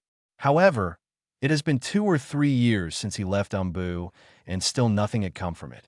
The man had failed each and every genin team he came across, every time with the same excuse that they lacked teamwork. This time, however, he passed one team, but Asuma believed it had something to do with the fact that one of the team members had the Sharingan and Kakashi would be the only one equipped to teach him overall. Now, he was sitting in front of his father, enjoying a cup of tea while chatting amicably. Chakra control, you say? Asuma nodded as his old man repeated what he had just said about one Uzumaki Naruto and how much better he performed than what he displayed at the academy. About his problem with chakra control, I'd say it was nice that he thought about it, but for me, I don't know, it seems rather convenient. Hiruzen nodded in contemplation. My thoughts exactly. An increase in chakra control sure could have allowed him to fight more efficiently, but no academy student would think that far ahead. Not by himself anyway. And he even said that he found a scroll with both chakra control exercises in the library. Asuma nodded, confirming his father's question. The silence allowed the seasoned Hokage to ponder on this enigma for a moment. For some reason, Naruto was keen on hiding his full capabilities. That in itself posed the million-dollar question. Why exactly? For what Hiruzen remembered, Naruto had this exuberant personality and couldn't contain his tongue in Hiruzen's presence, telling him everything. The lad started changing pretty much the same time his grades had improved in the academy, which meant that whatever happened to him, it was back then. The one thing Hiruzen was afraid of was not that something happened to Naruto, but rather someone. As great as his improvement at the academy was, the fact that Naruto of all people focused on chakra control was mind-blowing. He would expect such discipline from a Chunin, not from an academy student. Meaning that perhaps someone pointed him in said direction. You're spacing out on me, old man. What are you thinking? Hiruzen blinked once and looked at the amused expression of his eldest son. I'm considering the possibility of Naruto receiving training by someone and that it started 3 years ago. Asuma frowned. Of course, it was not forbidden for a shinobi of Konoha's corps to be interested in an academy student and thus give him or her a couple of tips or even outright focus on training. The problem relied in the fact that the Hokage not knowing anything about it, especially considering Naruto's tenet. Because of the fox being inside of him, any sort of training would have to take into consideration. Certainly, the Hokage needed to keep tabs if someone decided to help the village's Jinchuriki. Do you have a name in mind? Hiruzen shook his head. I know that Kosuke sometimes talk with Naruto on occasion, but he would know better than to train Naruto without at least telling me about it. Asuma knew a bit about said man, known as the Eternal Genin. He knew that the only reason the man remained a genin for that long was because of a failed mission a long time ago when the Nidaime ruled Konoha. The man's skills were easily Jounin level. He could have supplied Naruto some tips. Well, he could have taught Naruto about chakra control exercises, so Naruto's story would match. Asuma pondered out loud, earning a contemplative nod from Hiruzen. Perhaps you're right, though I still believe that Naruto is more capable than what he shows. I can't allow instinct to guide my decisions, but so far my instinct is all I'm counting on here. What do you want me to do then? Asuma at times was afraid of asking said question to the village leader. After all, the man was obligated to make decisions that could affect the village. If the Hokage perceived a threat, then he would ask one of his Jounin to handle the situation. Asuma simply stood there waiting for a response anxiously at the possibility of his father deciding that perhaps one Uzumaki Naruto could become a potential threat to the village. For now, just keep your eyes open, considering that both his teammates will receive training from their clans. You will focus more on his training than the others. The young Sarutobi nodded. He had said that to Naruto. Depending on the material you decide to teach him, it's possible that he secretly already knows. Nevertheless, if he's keen on hiding what he knows, then he will act as if he doesn't. But I'm sure it won't take long for him to show a complete exercise. Asuma looked at his old man as if the man had grown a second head. Do you really believe that something is far ahead for an academy student, even a genin at that, such as elemental ninjutsu, could already be under his grasp? Hiruzen let out a snort at that. From what you told me, he had displayed prowess in taijutsu, kenjutsu, and shurikenjutsu. He even told you that he mastered both tree walking and water walking chakra control exercises. If he were a seasoned genin, I would say that finding his affinity and teaching him elemental ninjutsu would be right up his alley of skills. It's not a far-fetched notion, Asuma. If he is indeed receiving training from someone, then it's hard to believe that he would drill Naruto in chakra control and not bombard the kid with ninjutsu. Asuma found himself nodding at every word. With Naruto's chakra capacity and his now considerable chakra control, Naruto could become a ninjutsu specialist in no time. I understand what you're saying too, San, and I will keep my eye on him. But tell me, what is it that you're more concerned about? Hiruzen found that his son asked the best question of the night. Whoever is training him doesn't believe that I should be made aware of it. I can count only one individual in Konoha that does things behind my back. Asuma did shudder at that, as one name stood out instantly. Shimura Danzu. With Naruto . Not knowing that he was a topic of discussion, after appearing inside his apartment, Naruto decided to have dinner before jumping for the Nidame scroll. A part of him wondered if revealing something to his sensei was the logical choice. Naruto was tutored by a Kage, but it was illogical of him to assume that he could simply fool a Jounin so easily. At least not without telling the man at least something to satisfy his curiosity. There is no way Naruto could explain the way he moved and the speed in which he moved. Chakra control was the answer given, considering what Senju Tobirama explained it to him when he was training. He kept the third chakra control exercise hidden as a trump card, in case Asuma decided to ask him questions once more. Moving on, with his ramen by his side, Naruto opened the scroll on his table and checked the first Jinjutsu technique listed. Megan, Kokoni Irezu no Jutsu, Demonic Illusion, False Surroundings Technique. According to the scroll, it was a low-level Jinjutsu that focused on tricking the opponent into mistaking the place he was in for another. Of course, the use was rather limited in an open battlefield, but in close quarters, it could be highly effective. After about 15 minutes of reading, Naruto felt nostalgic. He felt this way every time he read Tobirama's scroll. Every time he read, he would imagine himself sitting inside the cave while the man lectured him about a technique or two. Even better, the man would explain the theory in much detail, going as far as to run different battle scenarios. Tobirama did so in order to teach experience, as the man put occasionally. The scroll before him was no different, hence why every time Naruto read it, he could feel as if the very Nidame Hokage was in front of him with his arms crossed and grumpy attitude. Naruto missed the man like crazy, but he sure would not miss those damn water whips of his. With a nostalgic smile, Naruto returned to the scroll and read the passage with great attention. Right in front of him was the Nidame Hokage's legacy, and he would be damned if he didn't master it all to the utmost perfection. With Shikamaru . Nara Shikamaru came home right after the team test, and his face was one of deep contemplation. Both his parents were busy discussing something in the kitchen when he opened the door. Yoshino was about to ask about the test when she saw the look on her son's face. Shikamaru's father, had seen that look only once. They both knew their son was an intellectual genius, and there was not much in the academy that came close to making Shikamaru struggle to understand. His son had just came back from Asuma's test. Shikaka doubted that his son had failed the exam, which meant that whatever was now troubling his young mind became a mystery. So how was the test? Shikamaru looked up from his wonderings and found his parents there staring at him. It was the most troublesome experience of my life, that's for sure. Shikaku lifted his eyebrow in question as Shikamaru explained his perplexity, starting from the academy and finishing with the exam. Both his parents looked at him dumbfounded, since this was the longest monologue they had heard from Shikamaru since forever.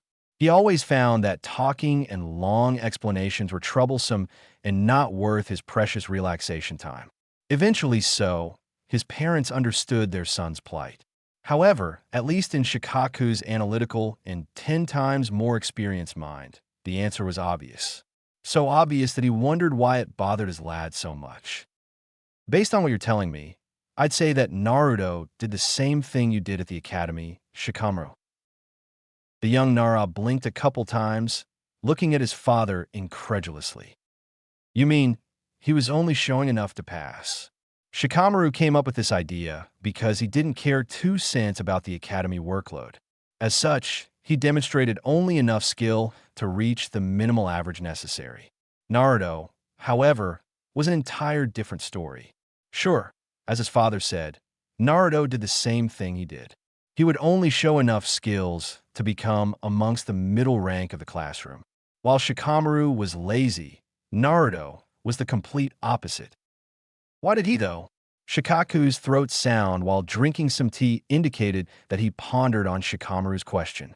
In actuality, the Nara clan always positioned themselves in state of neutrality concerning the village Jinchuriki's status. As such, he would constantly hear 2 parties arguing in council sessions, the Hokage and Shimura Danzu. The latter would constantly undermine Naruto's current skill set and demand Hiruzen to give the Jinchuriki to his care so that he could train Konoha's weapon. The Hokage would have none of it and denied Danzu's request every time. Those discussions ended, however, as soon as Naruto's surprisingly improved grades reached the council's knowledge. Danzu still wished for Naruto, but his demands diminished with time until he stopped talking about it. In fact, if Shikaku recalled, the last time it was 6 months ago. Perhaps he believed that it was wise not showing his full capabilities.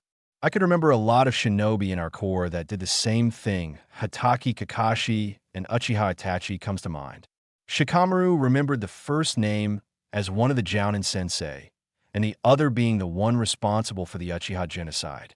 For his father to compare Uzumaki Naruto with those two, it only helped to increase the troublesome that is his blonde teammate. Whatever. I had enough for today. I'm going to bed. Tomorrow his ninja career will begin, and he had a feeling it will be a complete drag. Little did he know about the wonders of deranked missions that it was already late in the night when one Uzumaki Naruto opened the door to his apartment before allowing himself to breathe properly. Switching the lights on, one detail on his person revealed itself. He was severely bruised, and every step he took, a slight moan of pain was released. All the Genin wanted right now was to crash on his bed as he allowed his high regeneration powers, QB, to work its magic. The day-to-day started out like any other day for the last 4 weeks after his team passed Asuma Sensei's Genin test. His team would meet every day at Training Ground 10. He woke up a couple hours earlier than the meeting date so that he could get some hidden training done, mostly chakra-intensive exercises like chakra control, ninjutsu, and jinjutsu. He would leave the physical workout to his team training, since it would be prudent to spar against his team or even Asuma Sensei as opposed to battling his clones the entire time. After a couple spars with the team, Asuma Sensei would take the team to the Hokage's office for a D-ranked mission. When Naruto learned about the nature of those, he became frightened. He allowed his vivid imagination to run its course, picturing how one Nidaime Hokage would react upon hearing about what it entailed. Of course, D-ranked missions, or chores as Naruto preferred to call them, did not exist in war times. Back then, the village earned its money with more hardened missions. Perhaps the risk-free missions back then was to deliver a scroll to another village. After the shock ceased, Team 10 got a respectable rate of 2 D-ranked missions per day. It was actually at Naruto's insistence because Shikamaru was all in favor of not doing any missions. Naruto even convinced the Hokage into giving him a solo 3rd D-ranked mission after getting Asuma's approval. He argued that it would benefit his income some, considering that he no longer received any help. In fact, one of his solo D-ranked missions was the reason he was in the state he was upon entering his apartment. Apparently, a civilian wanted to test his fighting skills against a Genin shinobi, and Hiruzen saw no harm in giving it to Naruto, considering his taijutsu prowess corroborated by Asuma. Of course, Hiruzen failed to mention that the civilian was actually a retired samurai who abandoned the art of the sword in favor of focusing exclusively in taijutsu. The spar, if Naruto could call it, that lasted about an hour as the opponents traded equal blows with one another. The client, of course, had strength and experience, whereas Naruto only had agility and the knowledge passed on by the Naidame. Still, the client applauded the boy for his fighting prowess and promised that he would report so to the Hokage the next day. For Naruto's experience, it was a boon. To his body, however, not so much. Man, I swear that guy has bones of steel. Well, I guess I can skip training tomorrow for a good night's sleep. That was the last sentence he spoke before he passed out on his bed. Equals and next day equals. Upon feeling the first rays of sunlight on his face, Naruto's eyes slowly opened up. Normally, he would be out of bed long before the sun came up. Come to think of it, this was perhaps the first day since he met with the Naidame Hokage that he had overslept. The pain from yesterday was now a mere nuisance. The Genin got out of bed and went about his morning routine as if he was on vacation. His team normally met in about 2 hours from now, so he could afford to take his time in getting ready. Unfortunately, his body was used to speeding this up, so it took no longer than 20 minutes for him to fulfill his usual routine. That meant that he had a lot of time to kill. What to do, he wondered. He was not a fan of taking leisure walks around the village, nor was he inclined to visit someone. Unfortunately, or fortunately in his mind, both his profession and his hobby were perfectly aligned. He had to keep training in the shinobi arts to improve his skills and rise in the ranks. But he did not mind it, far from it actually. Opening his closet, Naruto grabbed 2 small scrolls and opened them on his kitchen table, one on top of the other forming a cross. Performing a sequence of hand seals, both scrolls came alive, with kanji spreading over the table. Naruto bit his thumb to draw blood and went through hand seals before passing his bleeding thumb on the 2 scrolls, summoning a big blue scroll, Naidame's Legacy.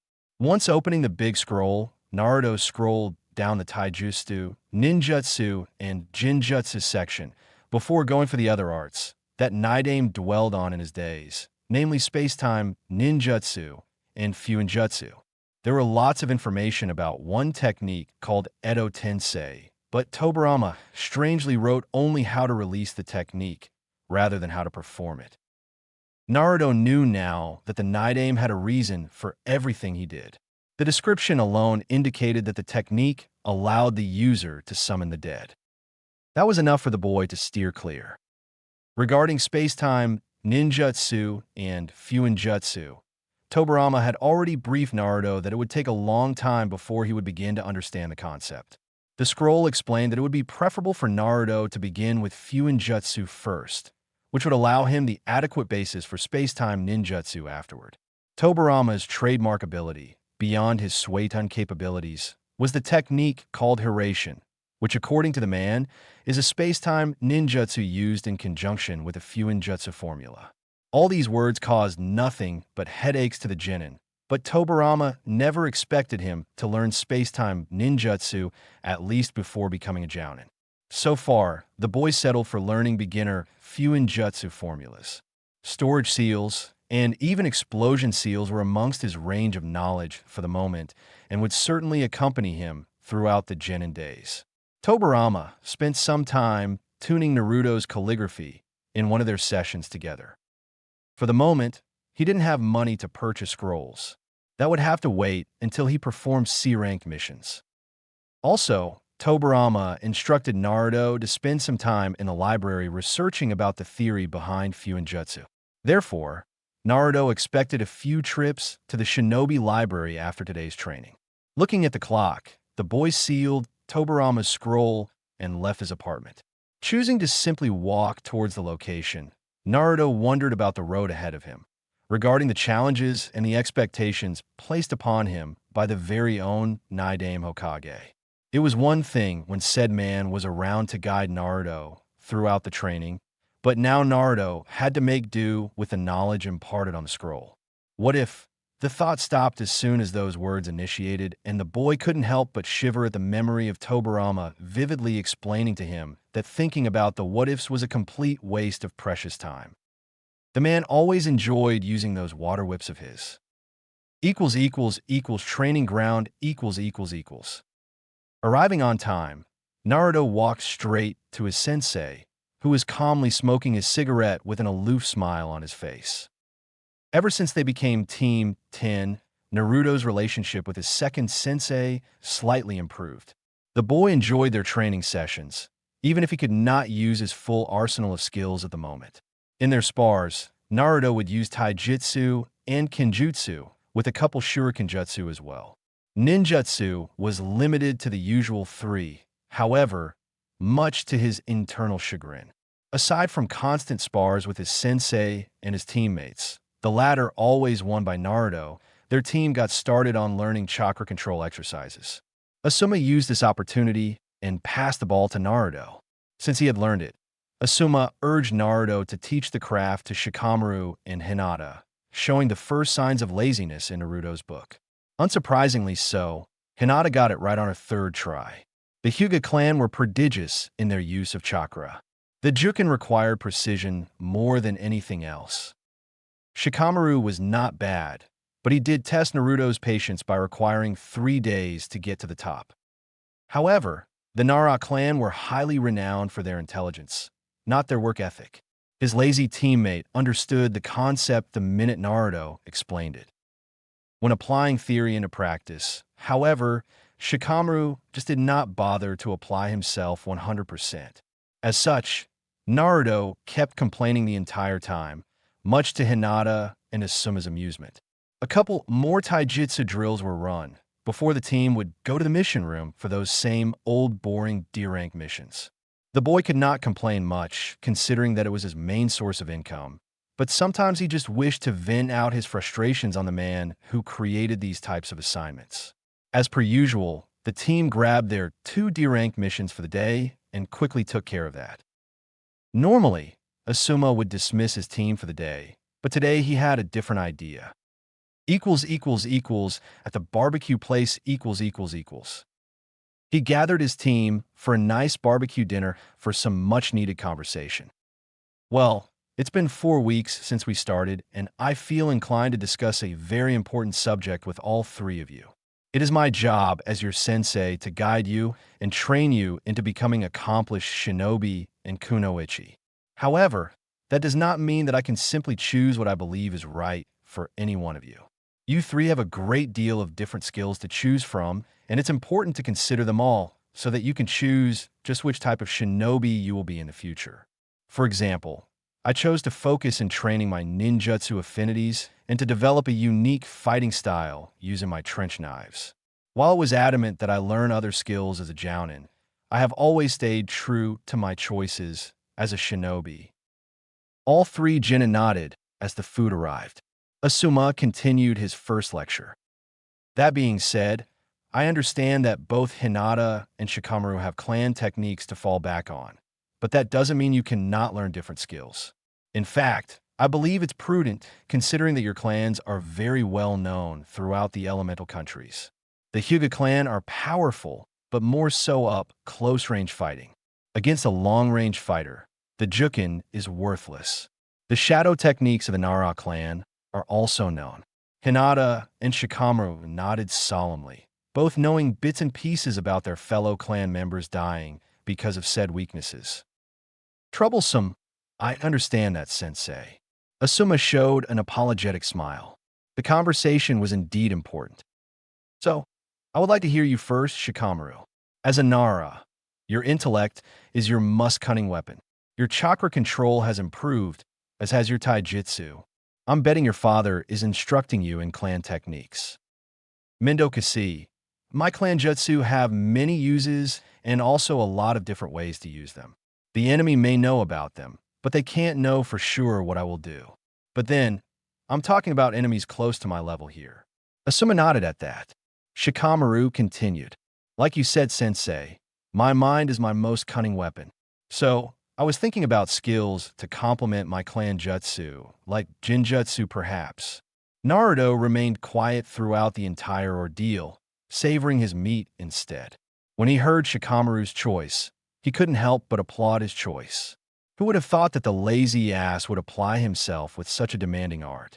It required great chakra control, however, above his intellect. Asuma made a thinking noise after hearing Anara. Jinjutsu, huh? An interesting choice. You can use your clan techniques as primary offense complemented by illusions. Not bad. I guess I can give you the basics, and then perhaps ask a few favors from a specialist. Asuma actually believed it would be better if Shikamaru went for offensive techniques like taijutsu or even ninjutsu. Then, he flinched at the memory of a rather heated discussion he had with said specialist about the usage of jinjutsu. Okay, good. Hinata, how about you? Upon receiving the spotlight of three set of eyes, the timid girl flinched a little bit before rubbing her fingers together. Asuma frowned instantly at the display. He remembered his conversation with Kurenai about how Hyuga Hayashi treated his eldest daughter and that her shyness was a direct byproduct of how she was raised, especially after Hinata's mother perished. She was improving her confidence gradually in training with Naruto and Shikamaru, though. Both boys realized and made every effort in helping her ever since. Well, I was thinking about training in long-range skills, perhaps archery. She looked at both Naruto and Shikamaru for reassurance and relaxed upon seeing them smile and nod at her. Archery, huh? Affine idea, Inata. With your Byakugan, you could be quite lethal from a distance. Most impressive. If you want, I can accompany you for the necessary supplies so that you can practice. I'm sure your teammates will aid you, especially Naruto. If you're able to hit him while he's moving, then you're good to go. Naruto was smiling at the timid girl until that part. Asuma had an amusing expression on his face as he observed the quiet boy frowning at him. Boy, what do you think I am, a living target? I may be fast, but I don't like the thought of being hit by her arrows on a daily basis, you know. Hinata giggled at the display. This would be training for you too, in agility. With her Byakugan, her precision will no doubt be top-notch. Once the arrow flies from her bow, you will have little time to dodge. The man barked in laughter as Naruto mumbled incoherent cursing at him. Oh, come on, Naruto, don't be like that. I'm sure that Hinata here won't target your vital organs, so you are safe. If she is able to hit you, then that means that you're not fast enough. That's all. The grumbling never ceased. And to think I was beginning to like you, sensei. Asuma laughed at the comment. He was enjoying this team more than he thought he would. Okay, enough teasing. How about you, Naruto? Asuma asked the question, but from the inside, he was actually waiting for the answer in anticipation. The kid was gifted way more than a seasoned genin. His chakra control was excellent. His ninjutsu and taijutsu prowess were outstanding. Asuma had a prodigy in his hand, and Naruto could simply specialize in anything, he mused. Naruto, for his turn, had a clear choice in mind, but he also had side projects of his own, and none of those would be revealed until later on. The boy allowed himself a small second of amused thinking, though, answering that he would want to specialize in space-time ninjutsu and fuinjutsu. Yeah, highly amusing would be his sensei's face.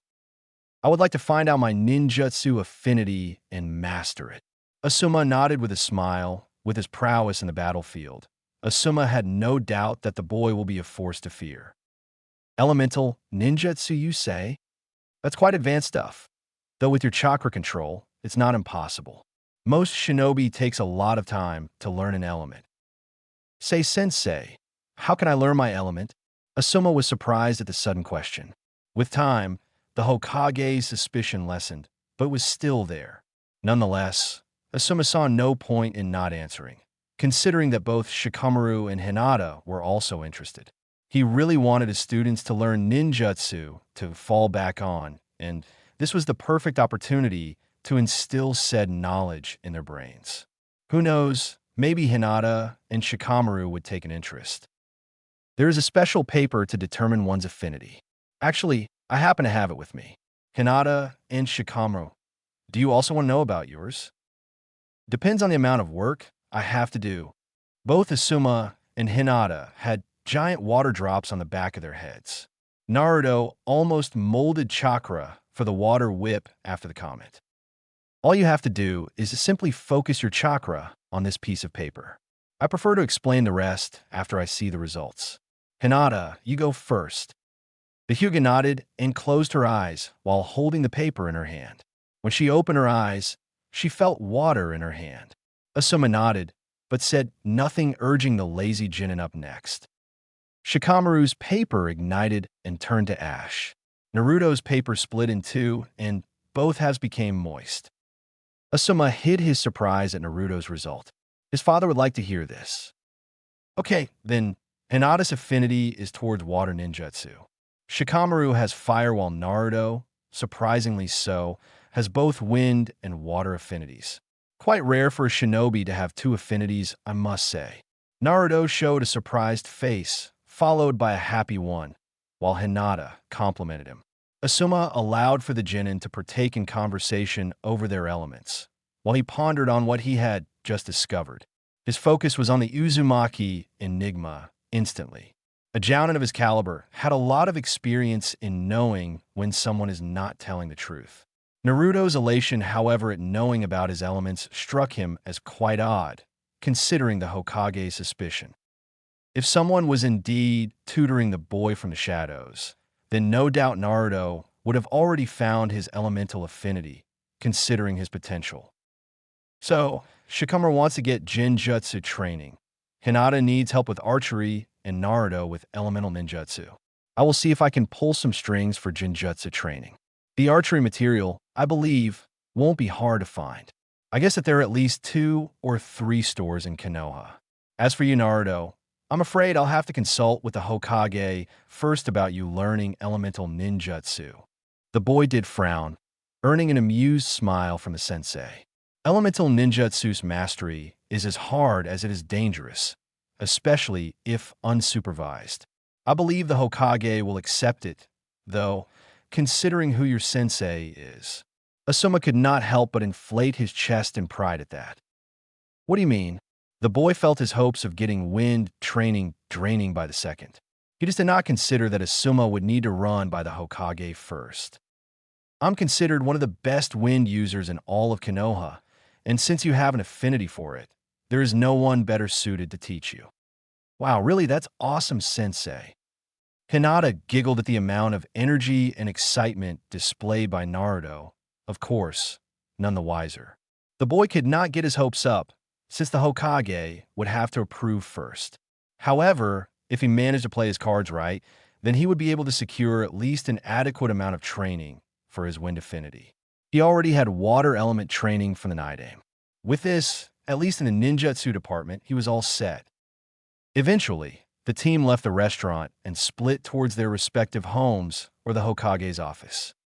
The Hokage's office .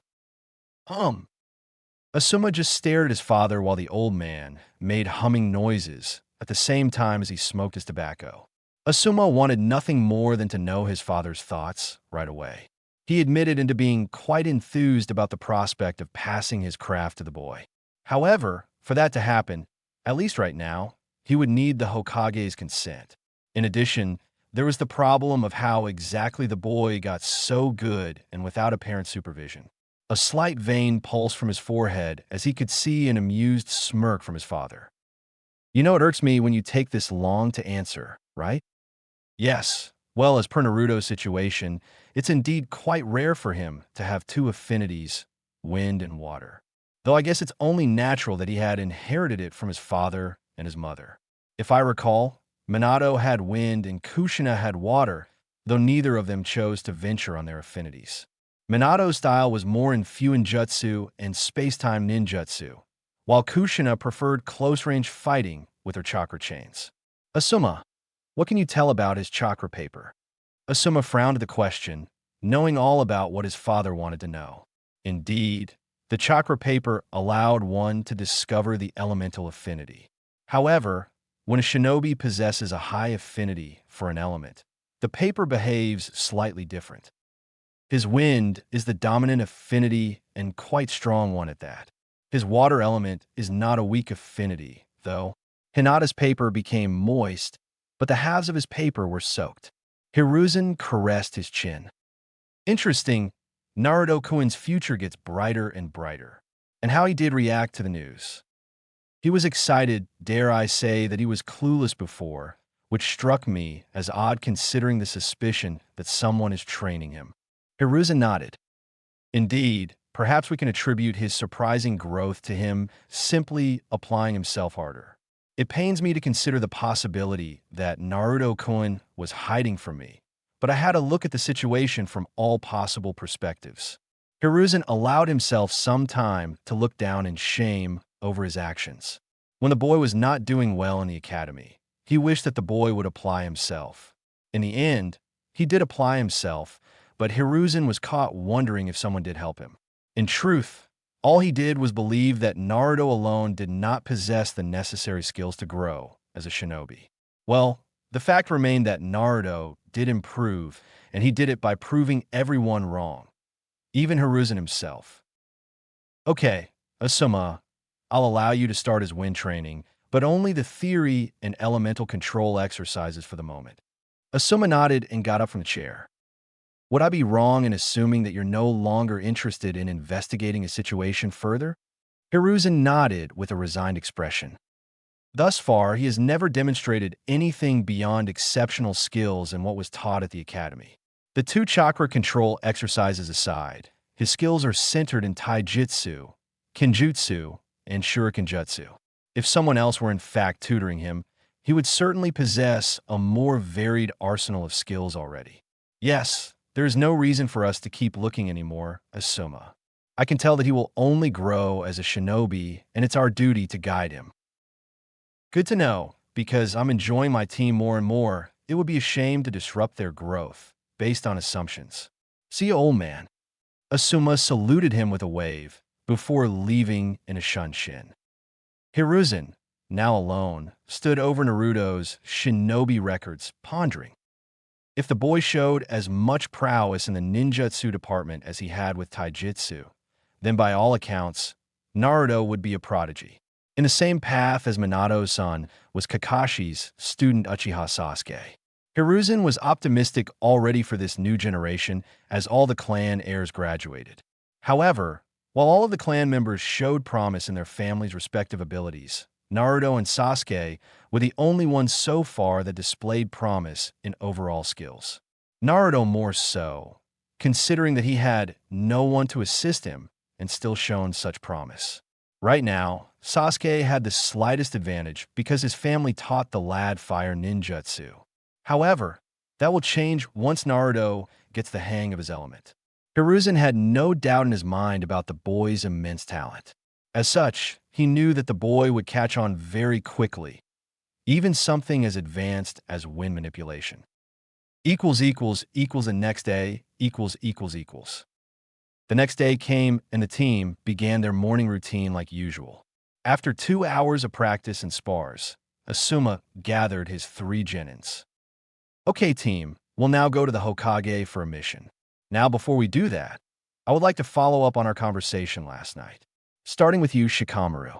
Since your interest in learning Jinjutsu, I asked a favor from another Jounin who's specialized in the field.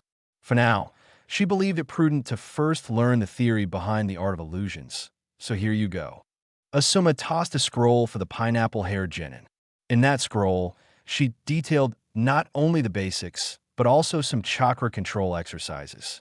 Jinjutsu requires great chakra control to perform. After all, of course, Shikamaru would release a sigh in dismay, thinking about the amount of work he would have to do. Man, is it too late to change my mind about this? I get the feeling it's going to be quite troublesome. Naruto snorted at that comment. It took him a lot of time and effort for him to be able to use Jinjutsu. Naruto also had the night aim to thank for, giving input, so to speak. Asuma, for his turn, just smirked at Shikamaru's comment before moving on. Naruto, you wish to learn wind manipulation. So like Shikamaru, you'll start with the theory first, and then we shall move to the practical exercises. It will take plenty of time for you to start learning techniques, but you have plenty of time for that. From the inside, Naruto groaned, but from the outside he smiled and took the scroll. He opened up the scroll, and started reading it right away, blocking his attention to the outside world. Now, with Hinata, before we go to the Hokage, we shall stop at a weapons store to purchase a set of bow and some arrows for you to practice. So, let's move on, shall we? The team then left the training ground with Naruto half-walk half-focused on the scroll. Even if it was just theory, it was quite vividly described. As the team walked, Asuma saw another Jounin coming in front of him, actually doing the same thing as Naruto was doing, reading. Morning Kakashi. As per the usual, the scarecrow Jounin simply waved him off, not taking his eyes away from his precious novel until he felt a blonde head bumping into his stomach. The Jounin looked down from his book to see two blue eyes looking at him with a forgiving look on his face. Hitaki Kakashi admitted that he interacted very little with his sensei's son. Well, very little was an understatement, as the most they interacted was when Kakashi had to shadow the kid back in his Umbu days. Despite it all, he had heard stories of sensei's son from Asuma and from the Hokage at times. He could see from the kid's posture alone that the rumors were quite true. Asuma came up to him 2 days ago, stating how skilled Naruto was and that he wanted to measure his skills against one Uchiha Sasuke, the Rookie of the Year. At the time, Kakashi simply shrugged it off, saying that he would think about it. "Oh, sorry about that, Jounin-san. I got carried away reading." Kakashi smiled with a nod at Naruto, before turning to Asuma. "Well, Asuma, about what you requested, I believe we can arrange something. Now excuse me, but I am late to meet with my team." Shikamaru was the one who noticed the man's eyes shifting to Naruto. The bearded Jounin nodded with a smile on his face. Kakashi would never change his tardiness. Still, Kakashi had a keen eye for potential, and he definitely saw in Naruto. Little to everyone's knowledge, Naruto also got to seize Kakashi briefly, and now was looking at the man's leaving back. The Nidaime Hokage had imparted some sensing capabilities in his student. While not a born sensor, Tobirama taught him a couple of things by using your own chakra, so that Naruto can learn more about his enemy before the fight began. He did so with Asuma when they first met, and now he did it with this guy Kakashi. While Asuma had more chakra capacity than Kakashi, Kakashi's chakra felt denser. His chakra coils are perhaps more developed than Asuma's. "Asuma-sensei, what was it that this Kakashi said?" Shikamaru asked, earning an amused laughter from his sensei. "Oh, that's nothing, just a silly bet between Jounin. Now, let's keep moving." In no time, the team got inside a weapon shop and waited for Hinata to purchase the needed material for her craft. Shikamaru spotted a chair placed by the counter and immediately took a relaxing seat, while Asuma helped Hinata with her choices. The person who worked at the store was with them the entire time, allowing the remaining member of the team to roam around the store's many items. Usually, he would not bother to come inside without a decent-looking hinge. He noticed that when he personally came to purchase something, the vendor would overcharge him. However, when he simply came in as a brunette individual, no whisker marks and a Chunin vest, he even got discounts and promotions. Of course, he could simply go to the Hokage or his sensei to complain, but then he simply didn't want to bother himself with such a nuisance. In addition, it was good practice as most of these vendors had at least Genin Shinobi training. With everything taken care of, the team marched towards the Hokage Tower for their mission. Mission assignment office . The Hokage chose this specific day to join the Chunin board responsible for the mission assignments. It was not required of him, but he did so in order to address his shinobi personally from time to time. This morning, a few of the Genin teams had already came by and left with their assignments. The rookie squads, however, have yet to appear. He knew that Kakashi's team would be the last, but Asuma's and Kurenai's didn't usually take this long to show. He smiled, however, as soon as he heard footsteps approaching. It looked like Asuma's team came out in first today.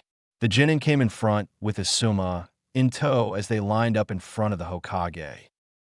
Team 10 reporting for duty, Asuma proudly announced, earning a nod from the Hokage. "Well, I was wondering when you'd appear, Asuma-kun. Your team usually comes much sooner." "Okay, now Team 10, we have a long list of D-ranked missions here for you to choose." This was Naruto's cue to ignore the Hokage. Yes, he wanted nothing more than to complain right now to the old man about these so-called missions. Waste of time, he considered them with the exception of the one he completed solo. An important part of the Night Aim's training was that, although Naruto trained extensively in mastering his skills in combat, he had minimal opportunities to really test himself. Sure, training with his team was nice and all, but he barely worked against his teammates, and Asuma would never really push him. He needed opponents. He needed experience above all things. He stopped his wonderings when he heard the two deranked missions his sensei selected for the team. Oh, and by the way, Asuma said, just as they were about to leave, I believe that my team is ready for C-ranked missions. This took his team by surprise, even Naruto. Yumino Irika looked perturbed. Are they now? Well, perhaps tomorrow we can choose one. Asuma nodded before leaving the Hokage alone with his two Chunin in attendance. Hokage-sama, is it really wise to send them on C-ranked missions so soon? They graduated last month. The Hokage smiled as he turned to his trusted Chunin. While it's true that they lack experience, it is also true that these three are quite gifted genin. Shikamaru is quite the genius and strategist of the team, and Hyuga Hinata has a solid grasp on her Byakugan. Last but certainly not least, Naruto-kun is perhaps the most gifted genin of his generation. According to my son's reports, Naruto ranked very high in pretty much all there is for a fresh genin to know. I am sure that he will reach great heights in his career. That's precisely why I have allowed them to participate in C-ranked missions. Naruto-kun is skilled, but like you said, he lacks experience. You can only improve yourself by facing adversities and coming out on top. Irika almost felt ashamed after the lecture, but his worry remained. I know that they are gifted, but I can't help but feel it's too soon for them. The Hokage only smirked at the man. He had chosen wisely in placing Irika at the academy. That goes to show how much you care for your students, Irika. However, it is now time for them to venture outside the confines of our great walls and meet the world outside. Do not worry, though, I don't plan to send them alone. Team 10 was polite enough about deranked missions. Nevertheless, it was quite clear in Naruto's visage that he greatly dislikes the subject. The other teams, however, will be more vocal about it, demanding a C rank. Irika sighed at being defeated. He knew that Inuzuka Kiba would explode any day now, and Uchiha Sasuke as well, demanding tougher assignments. Sometimes he just wished to play some sense into the Jounin's heads for risking his students' lives needlessly. You plan to send 2 teams then? The Hokage nodded, greatly pleased by this young man's intellect. Yes, though I will defer to Kakashi's judgment beforehand. He had a feeling that Kurenai, being a rookie Jounin, will be more cautious about taking a C-ranked mission, and Kakashi had already talked to him about choosing a more practical approach to his teachings than simply drilling theoretical subjects to his genin. While Hiruzen did not believe in its efficiency, it was still a valid method of teaching and has produced fine results. If memory served him correctly, the Yondaime Hokage opted for this very approach on his own team. And next day, The next day, as expected, both teams stood by the Hokage at the mission office. Well, since both Asuma and Kakashi consider their teams ready for a C-ranked mission, I have decided to accept their suggestion. Each team had their own reactions to the news. Inuzuka Kiba looked at Sasuke, and both shared a smile and determination. Sakura looked like she was scared, but tried desperately to hide it. Naruto could see that she took a small step closer to Sasuke, to which he turned his eyes in secret irritation.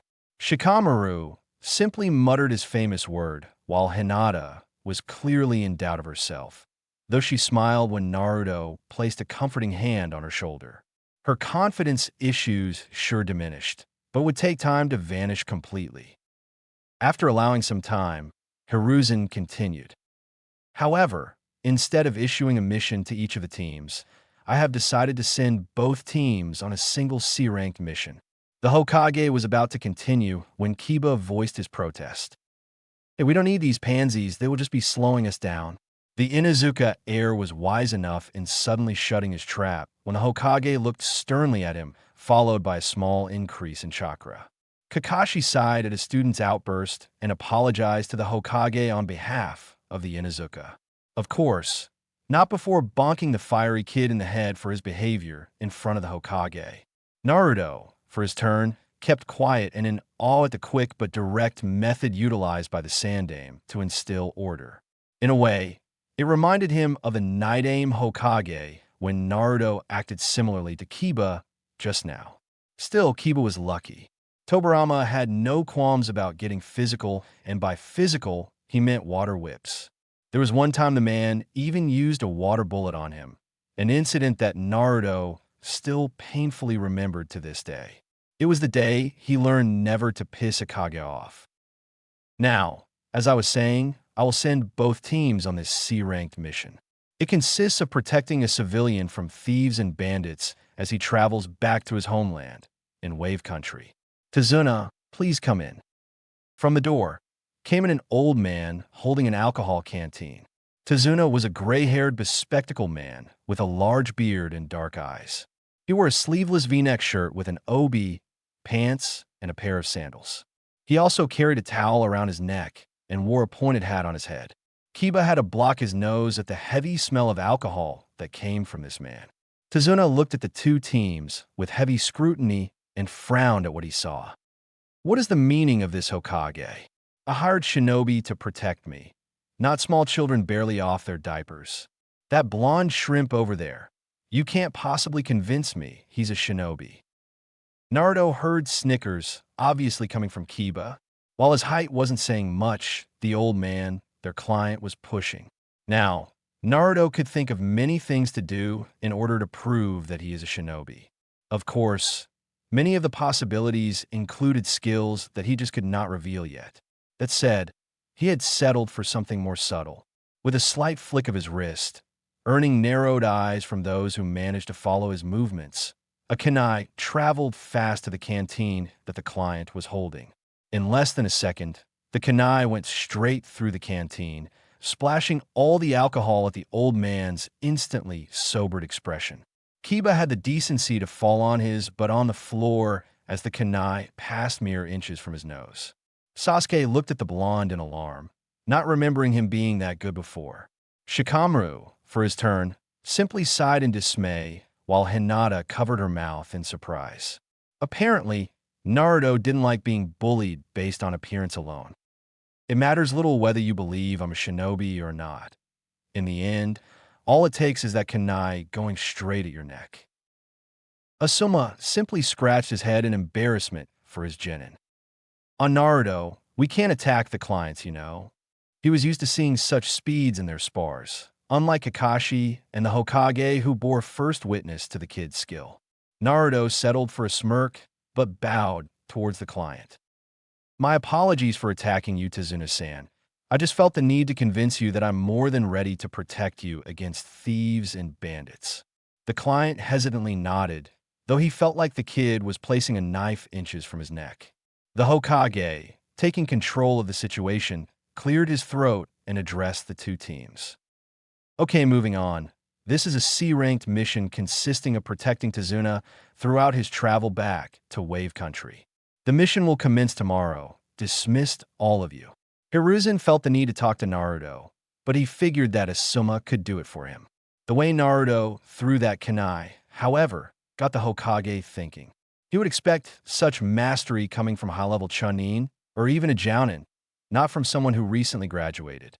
Naruto told him some time ago that he did nothing but train and study all day after the academy. Considering what he had just seen, it very well looked like his training bore excellent fruit. Hiruzen quickly activated his all-seeing ball for what was about to happen. Equals with the teams, equals.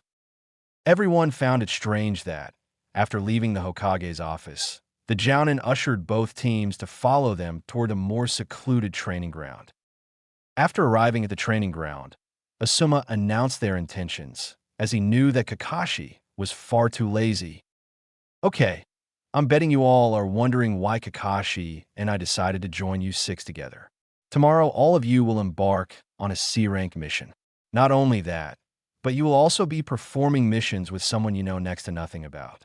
In time, you all will participate in missions with other shinobi, so it is imperative you learn how to work well with others aside from your Genin team.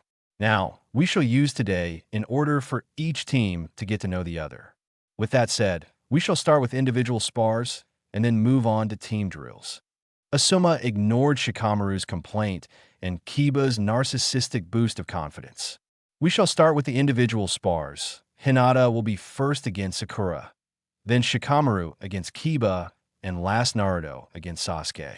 Kakashi and I will monitor the fights, so nothing too extreme as we have an important mission tomorrow. As Hinata and Sakura moved to the center of the clearing, the rest gave them space. Sasuke, however, kept looking at Naruto the entire time. Okay, Hinata and Sakura, are you ready? Asuma started the fight. As soon as the spar initiated, Sakura took the offense. She remembered how timid and shy Hinata was at the academy and knew that she had a shot to show to Sasuke how great she was. However, while Hinata never enjoyed going on the offensive in fights, it did not belittle her skills in taijutsu. Sakura ran a frontal line and attempted to sidestep in order to attack Hinata from the left. With great finesse and style, Hinata simply evaded Sakura's rather slow assault and took opportunity of the opening in Sakura's unprotected right side. A heavy palm laced with chakra, and Sakura flinched in pain, not knowing that Hinata had just closed her tenketsu. Sakura tried to stand and give more of a fight, but she just could not control her chakra in order to use the Academy 3 ninjutsu she knew. Another frail attempt at taijutsu failed, with Hinata hitting the stomach this time, thus ending the spar rather quickly. Are you okay, Sakura? Hinata opened her tenketsu and got her up, earning a pained smile from Sakura. Wow, you're really strong, Hinata. The Hyuga blushed at the praise, while Naruto looked ready to go bloody murder on the pink-haired girl. He would imagine that she would show more after 1 month. All right, now, it's my turn. Prepare to lose Shikamaru. Kiba and Shikamaru stood now face to face with each other. Kiba looked smug, while Shikamaru couldn't look more bored as he grabbed a kunai and held it. Naruto could not help but smile at Kiba's clueless smirk. The Jounin also noticed it, but Kakashi simply chose to read his book to save him embarrassment. With an amused smile, Asuma announced the beginning of the fight. Kiba, still smiling like an idiot, prepared to attack, only to realize that he just couldn't move his body. Not even Akamaru could move, considering that the little puppy was also caught in the same technique. The Inuzuka remained baffled and snarled at the Nara. What did you do to me, bastard? Shikamaru only sighed in dismay. He didn't feel like explaining much. Why don't you look down and tell me what happened? Kiba did as instructed and indeed saw that his shadow was connected to Shikamaru's. Suddenly, Shikamaru extended the arm that he was holding the kunai, forcing Kiba to do the same, except that his hand was holding nothing of the sort. A couple of steps later, Shikamaru stopped walking. The kunai stopped inches from Kiba's chest and would keep coming. The Inuzuka snarled at losing, but conceded. Kakashi felt the need to explain to his clueless student. The Nara clan specializes in manipulating their shadow. It has many uses. One of them involves binding the opponent by capturing your shadow. Kiba listened to his sensei speak while Naruto and Sasuke got into position against each other. The rest already gave the boys some room. In Sakura and Kiba's mind, Naruto would no doubt lose. He may have shown improvement in school, but he had graduated in the middle of the class, while Sasuke was the top student. Meanwhile, Shikamaru and Hinata doubted that Naruto showed his best at the academy, merely showing enough to graduate. It was not to say that Naruto was stronger than Sasuke, only that one could not base Naruto's skills according to his display up until 1 month ago. Kakashi and Asuma stood side by side as they silently conversed with one another. The first 2 fights were indeed for the teams to know each other, but this last fight was actually a bet formed between them as to whom was the strongest genin of this year. Sasuke, meanwhile, looked at his opponent and remembered how fast he moved back at the Hokage's office. It had been a month since he last saw Naruto fight, and back then, it was completely different. Sasuke Uchiha's blood pumped inside his veins, and he felt excitement over the upcoming battle. If he improved this much, then Sasuke may have found a worthy adversary to test his skills against. Kibo was okay in the taijutsu department, but the Inuzuka just could not offer Sasuke more than a few minutes of a fair fight. Naruto, for his turn, looked at Sasuke while remembering what the Nidaime said about the Uchiha clan. Even if Tobirama focused more on the Sharingan, he did share some intel on their way of thinking and how they behave in the battlefield. Their taijutsu style focused mainly in anticipating the opponent's movements. Even without the Sharingan, the Uchiha had trained their eyes and body to adapt according to the enemy. That being said, it will always appear that an Uchiha is faster than he actually is. Aside from that, though, Naruto saw this as an amazing opportunity to gain experience. Asuma took a couple steps further and announced the beginning of the fight. Naruto went on the offensive immediately, hurling a group of shuriken at impressive speeds. Sasuke reacted instinctively, not much expecting a long-range assault in a spar. He evaded the projectiles and charged at the Uzumaki, using chakra to increase his speed.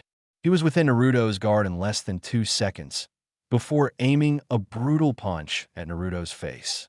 Naruto, for his turn, quickly turned his body and redirected Sasuke's punch with his arm. He followed up with a side kick, but Sasuke managed to evade by keeping his momentum.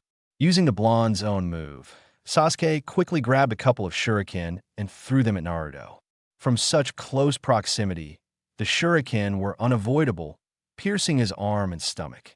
Naruto flinched in pain for a second, before smiling as smoke surrounded him. Sasuke, instead, pierced a log instead. Naruto came from his behind, but he was not alone. By his side, 5 bunshins mirrored his every move. Sasuke quickly threw shuriken at them, dispelling the bunshins. However, since they were too close, Sasuke could not avoid a direct punch to the stomach by the real Naruto. The sound of the impact made everyone in the vicinity wince as Sasuke lost his entire breathing capability for a short period. He had to move quickly as Naruto was not done. Jumping back a few times, he managed to create a distance to breathe again. He had never taken a hit that strong before, and the way Naruto moved was a lot more coordinated and precise than back at the academy. Getting a new resolve, the Uchiha charged once more and started a close-range fight with Naruto, neither showing dominance over the other. Their movements were faster than Genin level easily. The spectators, at least the Genin, were surprised, or in Kiba's case, speechless. He could barely follow those movements. Sakura simply stopped trying altogether.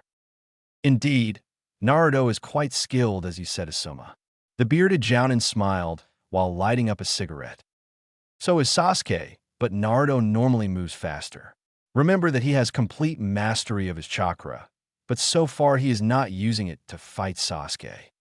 Kakashi looked at Asuma from the corner of his eyes and focused on his old sensei's son, and indeed Asuma was right. Back to the fight, Sasuke found that, at each passing second, that Naruto was slowly but surely increasing his pace as well as the strength behind the blows. To compensate, Sasuke focused more chakra into his limbs, but he could feel his capacity diminishing, whereas Naruto barely looked phased. One aspect of the Uchiha's rules of combat is observation. Sasuke had to be observant in order to capture the minuscule details during a fight. That was why he was surprised upon seeing Naruto's facial expression during their fight. Usually, he appeared more carefree, as if the entire world couldn't faze him. Now, though, it was the complete opposite. He looked completely and utterly focused on the battle. His eyes locked on Sasuke's body movement. Sasuke flinched when Naruto's kick came up too fast for him to evade, forcing Sasuke to block it with his arms. The power behind the strike was too much for his arm to handle. Naruto wasn't deterred and quickly flipped to Sasuke's exposed side, stopping his sword inches from piercing Sasuke's kidney. Even if this was just a spar, this was the first time since that fateful day that Sasuke had felt like he was going to die. Surely, Had Naruto been an enemy, he would be. It was a clean victory from Naruto, according to Asuma. Naruto had already displayed such tenacity while fighting him, so he was not surprised. The others, however, could only gawk at the display. Kiba felt so out of place right now and couldn't come with a proper retort. Congratulations, Sasuke. It seems you managed to awaken it. Both Kakashi and Sasuke were greatly surprised at what Naruto just said. The blonde smiled and placed his sword in front of Sasuke's eyes. Sasuke gasped upon seeing that his eyes were now red with a single tone in each eye. One fight with this guy, and Sasuke already activated his Sharingan. Granted that Sasuke had yet to use any ninjutsu, but from what he had witnessed, Naruto would not be fazed by the techniques he knew. Right now, his Uchiha blood was pumping like crazy and his heart beating faster than ever. He vowed to kill his brother, and Naruto will be the one to aid him in reaching Itachi's level. Chapter 7, Wave Mission Part 1. After Naruto was dismissed by Asuma, he went straight home to read more of the scroll containing wind manipulation. The boy at first assumed that the material wouldn't help him much, considering that he had already performed the 2 exercises necessary to use wind ninjutsu. He had already sliced a leaf and the waterfall. However, he later realized that Asuma's sensei did know his stuff about the craft. The scroll contained a more practical approach to the use of wind ninjutsu, of course, detailing the 2 exercises, but also what the shinobi must envision in his mind to further increase its potential. The thought of picturing 2 blades grinding with each other until both edges were as thin as possible was brilliant. Immediately grabbing his sword, Naruto focused on his wind chakra through the metal before seeing the blade humming with transparent blue energy. As soon as Naruto incorporated on Asuma's tips, though, he could see the wind energy accelerate around the steel, and even the humming noise increased. Naruto would simply keep on with it until he was comfortable with the feel. As he closed his eyes, Naruto meditated on the feel of his chakra right now. It was imperative, according to Tobirama sensei, that Naruto would use the exact amount of chakra needed for each technique. Of course, the theory of chakra was pretty much hammered inside his brain, but the Nidaime did say that the possibility of him running out of chakra was quite slim. Still, he carried on with the skill as he pictured Wind Razor, sharp chakra, passing through his developing tenketsu.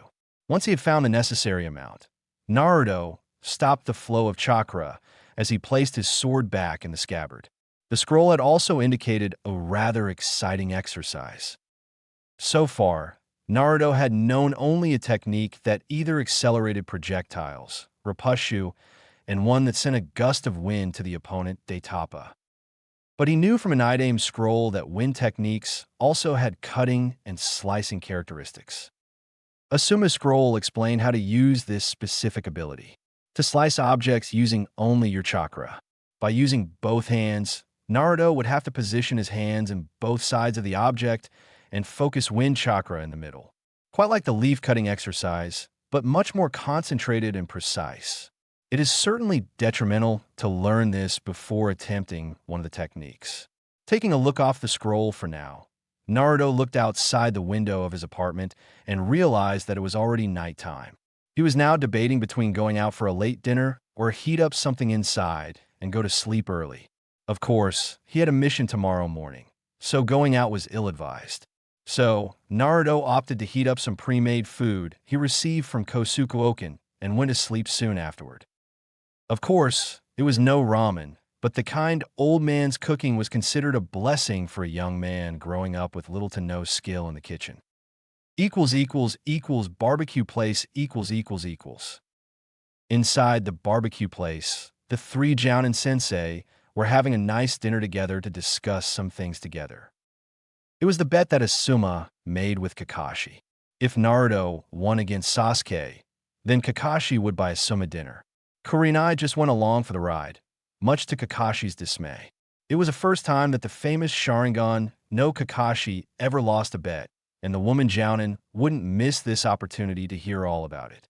As such, after placing the orders and a good old sake bottle for the table, Kakashi and Asuma turned to explain to her the contents of the wager and how one Uzumaki Naruto managed to win a spar against Uchiha Sasuke in close range, using nothing but Tai, Kenjutsu, and the regular 3 jutsu taught at the academy.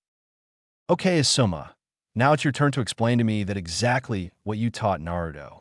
The bearded Jounin was feeling rather smug at the sight of a petty-looking Kakashi. Kurenai was also basking in the feeling, despite not being a part of the wager. Here is the thing. All I ever did with him was a light spar every now and then in between team practices. Kakashi's only visible eye looked bored, though Asuma knew enough to know that the silver-haired Jounin was skeptical. Despite not showing any extraordinary skill, I could see that he was using chakra in his moves throughout the fight and not like a genin. Hell, I've seen Chunin with less level of control than him. Asuma nodded and grabbed a piece of meat from the grill as Kurenai offered her insight into the conversation. The Kunoichi Jounin's team had 2 genin that had adequate chakra control. Ino and Shino were drilled in the art by their families, but Chuji still required some advanced tutoring in that aspect. A genin with high-level chakra control is indeed impressive. Nowadays, people only tend to focus on extravagant techniques. It's nice to see someone thinking outside the norm, but I didn't see this information in his file. Indeed, because of his high chakra capacity, Naruto needed to focus more on chakra control, though he had already nailed both exercises by the time he graduated. Both Kurenai and Kakashi whistled at that. Okay, then considering his chakra capacity and high chakra control, he may be a ninjutsu powerhouse, then. Kurenai frowned at Kakashi's input as she filled her plate with some grilled vegetables.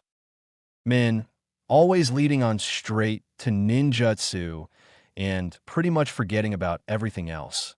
I'd say that someone with high-level chakra control could be an all-round shinobi.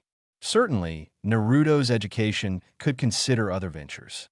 Asuma smiled at the argument. Of course, none of them were any wiser that the boy already had a much better sensei than all of the 3 combined and was learning tons of different skills that will certainly benefit him in the future. They knew that Naruto was a blank canvas and could pretty much take any path he so desired. Well, he did mention that he wants to master his element, which is wind, by the way.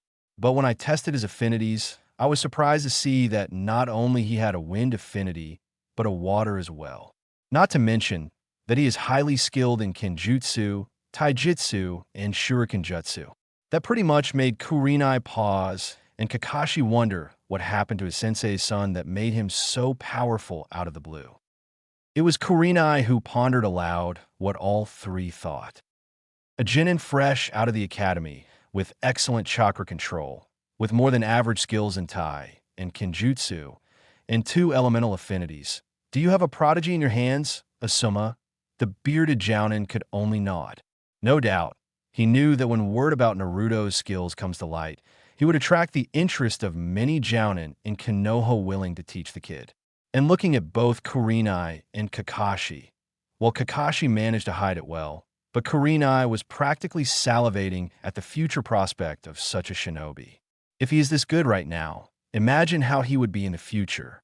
And Kurenai realized that he could very well learn Jinjutsu, as well as be a ninjutsu specialist. With dual affinities, she knew that Naruto would bend towards the ninjutsu department, but with good chakra control, he could also learn Jinjutsu.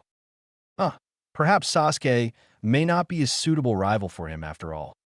Kakashi said, admitting to himself that even Sasuke's Sharingan may not be enough. Asuma allowed himself to smirk at that, though. When he sparred with Naruto, he was using Chunin-level skills. The rest of the dinner then resumed with the 3 Jounin talking about other mundane things, before all 3 went to their respective homes, as Kakashi and Asuma both had a joint mission tomorrow. Next day, When Naruto awakened the next day, he realized he still had quite some time before he was due to present himself at the gates. Usually, he would take this opportunity for some training, and he decided to do just that. This happens to be the first time he would be leaving the village, and it was quite exciting. He would venture in a wave country. As such, it would be prudent to get into some training regarding Sueda manipulation. Getting a quick breakfast, and to make sure that he had everything he needed for the mission sealed into a storage scroll, Naruto opened the door to his apartment as he watched the sun about to rise on the horizon. Normally, this time most in the village would be asleep with the exception of those that had a nightlife sort to speak. Considering the rough neighborhood that he lived nowadays, Naruto had met the occasional drunk and even some gang members, making quite a fuss this time around. As he jumped towards the nearby buildings, the blonde genin had expanded his senses throughout the village and felt the reduced number of shinobi that were finishing the usual rounds around the village. He smiled upon practically seeing two green blurs jumping together towards Kami knows where. He never had met them in person, but Naruto could feel their enthusiasm every day, since he usually awakened the same time. It didn't take him long to reach the cave where he had first found his sensei, the Naidame Hokage, and where he trained for 3 straight years. Every time he came here, he expected to hear the grunt in complaint from the man. It was actually a nostalgic sight as he got mesmerized by the cave's reflection from the crystalline waters. If the boy closed his eyes and focused, he could feel his sensei's presence with his customary frown. As such, Naruto had allowed himself a couple of minutes of simply doing nothing as he remembered with fondness the experience of being taught by such a legend. If you waste more time just standing there, you'll be sorry. Naruto was surprised for a moment as he looked around, only to remember that he was alone inside the cave. Letting out a nervous laughter at the memory, he stepped on the waters until he was in the middle of the cave lake. Focusing on the ram seal, Naruto closed his eyes as he went through every and all sweight unmanipulation exercise he was taught. As such, first he focused chakra throughout the lake and started swirling the current until he created a whirlpool around him. He would first increase the speed of the spinning vortex and then reduce it as he felt his connection to the water, just like his sensei did with no effort whatsoever. Naruto remembered the first time he saw the Naidame doing this exercise.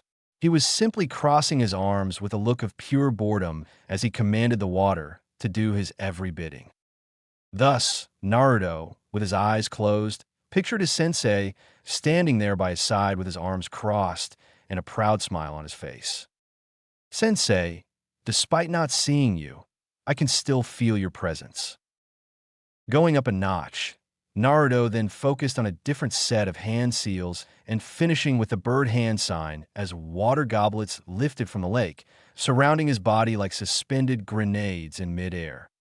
Of course, being a C-ranked mission, Naruto didn't expect to be pushed enough to consider revealing his hidden ninjutsu knowledge. However, it would be a disservice to the Naidame if he wasn't prepared for the eventual necessity. Considering the mastery he had in Suiton, Naruto could truly use at least some of what he learned if either him or his teammates were pushed. As he opened his eyes, Naruto allowed himself to relax his chakra coil somewhat as he saw the water molecules in the air slowly falling back to the lake as if it was raining inside the cave. Each droplet caused small ripples on the water as Naruto then left the water towards the cave's exit and then towards the location when he would meet his team and Kakashi's team as well. The gate.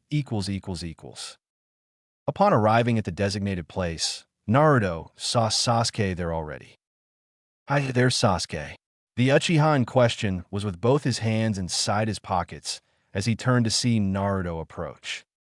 The blonde genin found it humorous that Sasuke was looking at him with the Sharingan activated. Naruto, a short but formal greeting as Sasuke turned to look around once more, perhaps getting adapted to his new tool.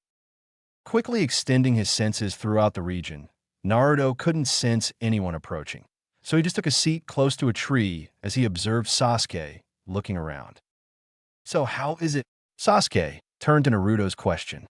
"How does the Sharingan work exactly?"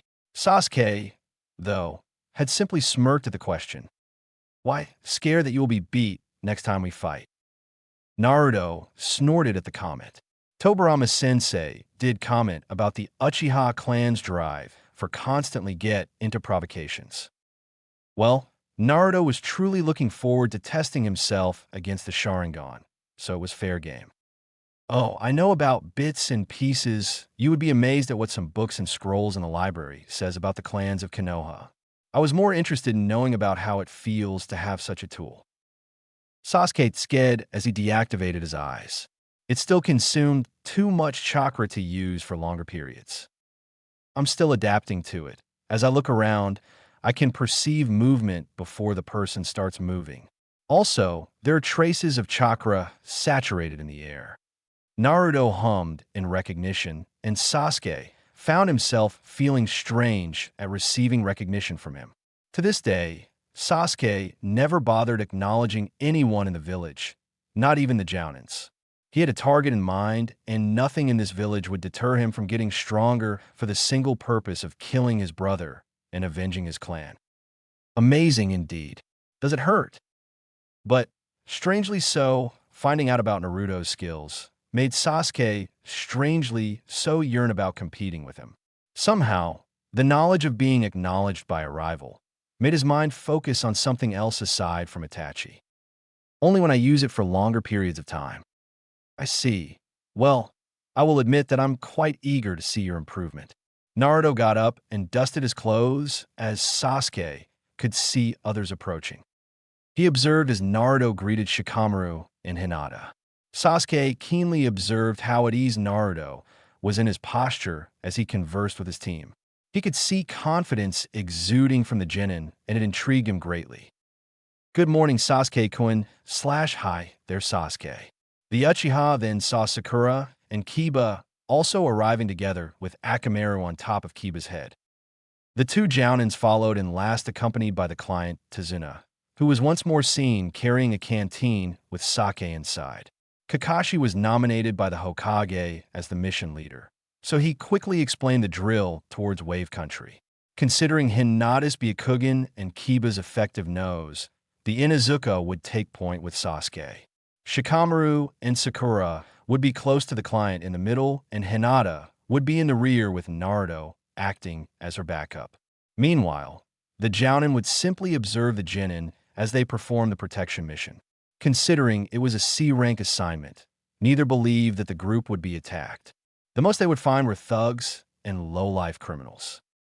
So, the group cleared at the gates their departure, and each Genin fell into their assigned position, while progressing in a civilian pace. Along the way, Naruto paid very little mind to the conversation shared between Sakura and the client. The girl was actually asking about the existence of ninja villages in Wave Country. It was baffling the lack of focus, but Naruto couldn't simply allow himself to these feelings. The rest of the teams were more or less focused at the very least in their respective assignments. Kiba and Sasuke were up front, scouting up ahead with Kiba's nose. Shikamaru appeared aloof, but Naruto knew that he didn't need to worry about the Nara Genin. His eyes may show boredom, but he was looking around for traps and eventual opposition. Hinata was activating her Byakugan every now and then and reporting to the Jounin her findings, or lack thereof. As they progressed towards Wave Country, Naruto could better feel the humid climate in the area. As he extended his senses throughout the air, he found that his range of sensory ability increased. After a while of walking, the teams passed through a puddle of water on the ground. Neither of the Genin appeared to notice, though the Jounin looked towards each other and nodded. All six Genin turned abruptly to the sound of movement behind them as they saw a chain filled with small blades coming out of nowhere and wrapping it in both Asuma and Kakashi, slicing their bodies in half before they even got the chance to see what was going on. The frightened look in their faces caught most by surprise. The rest of the Genin, though, had mixed reaction as they saw what appeared to be two identical-looking shinobi with gray capes, breading masks, and claw gauntlets joined together by the very chain who shredded the Jounin's bodies. Huh, easy, 2 down already. Their metallic voice reached everyone's ears, sending chills up their spine. Shikamaru was the first and extended a shadow before the two opponents attempted to attack the client and kill him as well. The old man was terrified to his very bone, and Sakura wasn't faring much better herself, having seen two Jounin falling victim just like that. The demon brothers saw the shadow coming their way and evaded it. However, Sasuke took the opportunity and charged with his Sharingan activated. Naruto noticed that the Uchiha speed increased as Sasuke managed to slice the chain in half with his kunai. Kiba and Akamaru went straight to the one on the right, who, after being separated by Sasuke's attack, managed to dodge the Inuzuka's attack and overpower Kiba's taijutsu with his own gauntlet. Akamaru came to his partner's aid and kept the demon brother occupied, before Sasuke came in and joined the fray. "Let's go, Hinata. We'll take the one on the left." Naruto was already moving with extreme agility with his sword drawn. "Hot, hi." Hinata followed right behind Naruto with her Byakugan activated. Shikamaru saw both Sakura and the client shaking in fear and sighed as he stood by to protect them. Sasuke did quick work of his foe with taijutsu and the use of kunai to prevent the claws from reaching him as well as it did Kiba's. Naruto and Hinata coordinated well in facing the other one. With Naruto's Kenjutsu and Hinata's Byakugan strikes, the other demon brother was being pushed quite severely while trying to figure out just what's going on. When they started this, the first targets were the Jounin, who were killed instantly. And now these Genin were keeping them on their toes. The moment of indecision was enough for Naruto to pierce the man's stomach with his sword and Hinata to land some fierce Juken strikes on his Tenketsu points, shutting down his entire chakra network instantly. No sooner after the last demon brother dealt with, Asuma and Kakashi appeared looking no worse for wear. Kakashi had his hands in his pockets and looked bored, while Asuma applauded his team for the efficiency. Everything happened in less than a minute, and Sakura looked at the two Jounin, clueless about what was going on, which Shikamaru breathed a little more deeply at having to explain. "Relax, Sakura. They used Kawarimi as soon as the chain was pulled. You don't remember seeing blood after they were attacked, did you?" Kakashi smiled at that, and Asuma looked around for the two down Chunin on the ground. The one from Sasuke had bruises all over the place, and the one that Naruto and Hinata dealt with was bleeding profusely from Naruto's sword strike. Pretty soon, this one would bleed to death, but Asuma wouldn't mourn his death. No, he was looking at both Naruto and Hinata and could see that they have performed flawlessly. "Naruto, Hinata, congratulations on handling him." The two Genin turned to see their sensei, and Hinata blushed slightly at the praise. She was just following Naruto's directive and double-teaming with him. However, now that the adrenaline left her system, she had just realized that she had beat a Chunin missing ninja. "Yes, Hinata was great, sensei. What did I tell you? Your father doesn't know squat." Asuma chuckled at the boy for lifting the girl's spirits up. Hinata has come a long way after joining with them. "Ah, thank you, Naruto-kun." Despite no longer seeing the same Naruto from before anymore, Hinata still felt safe around him, and the blonde had always lifted her spirits. Shikamaru soon approached them as well. Kakashi, for his part, was handling his team and was now busy berating Kiba for attacking head-on. "Kiba, it appears you got yourself poisoned." The Inuzuka looked frightened at his sensei, while Sasuke released a sigh in embarrassment for his teammate. Sakura looked frantic at that. "Easy there, Sakura. Remember to breathe." Sensei, you were killed. Back then, I saw your body being shredded." Kakashi now realized that perhaps his actions may have scarred a fresh out of the Academy Genin, but the other seemed fine, though. "Don't worry, Sakura. It would take a lot more than mere Chunin to defeat us.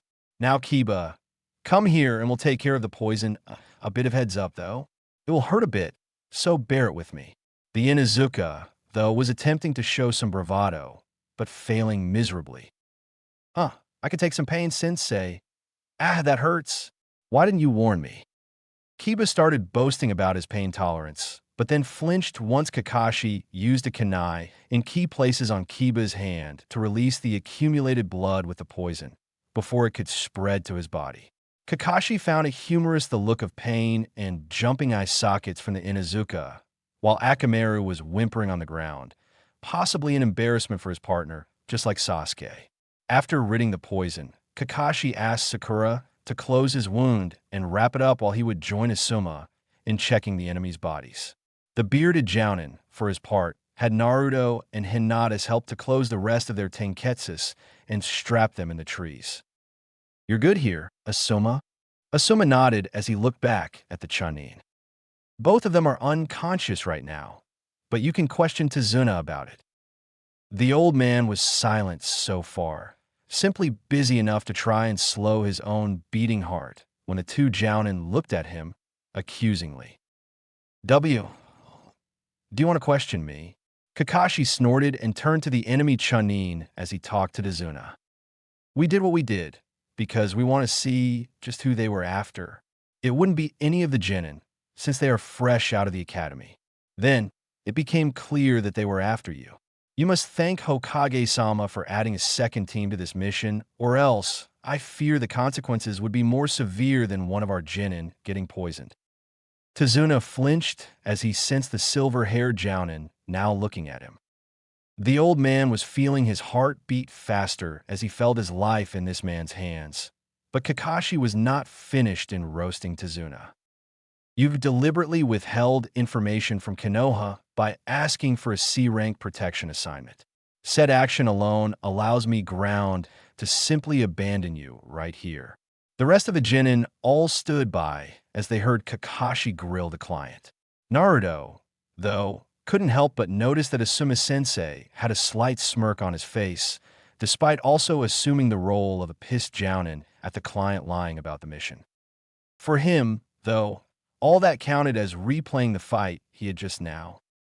This was actually his first fight outside of training. Of course, Tobirama-sensei would always fight him using extreme killing intent, but it was not the same. This time, Naruto faced an enemy in battle and felt the rush of battle firsthand. He was focused in his movements, though. The Chunin he battled against, with Hinata's help, didn't even have Sasuke's level of agility.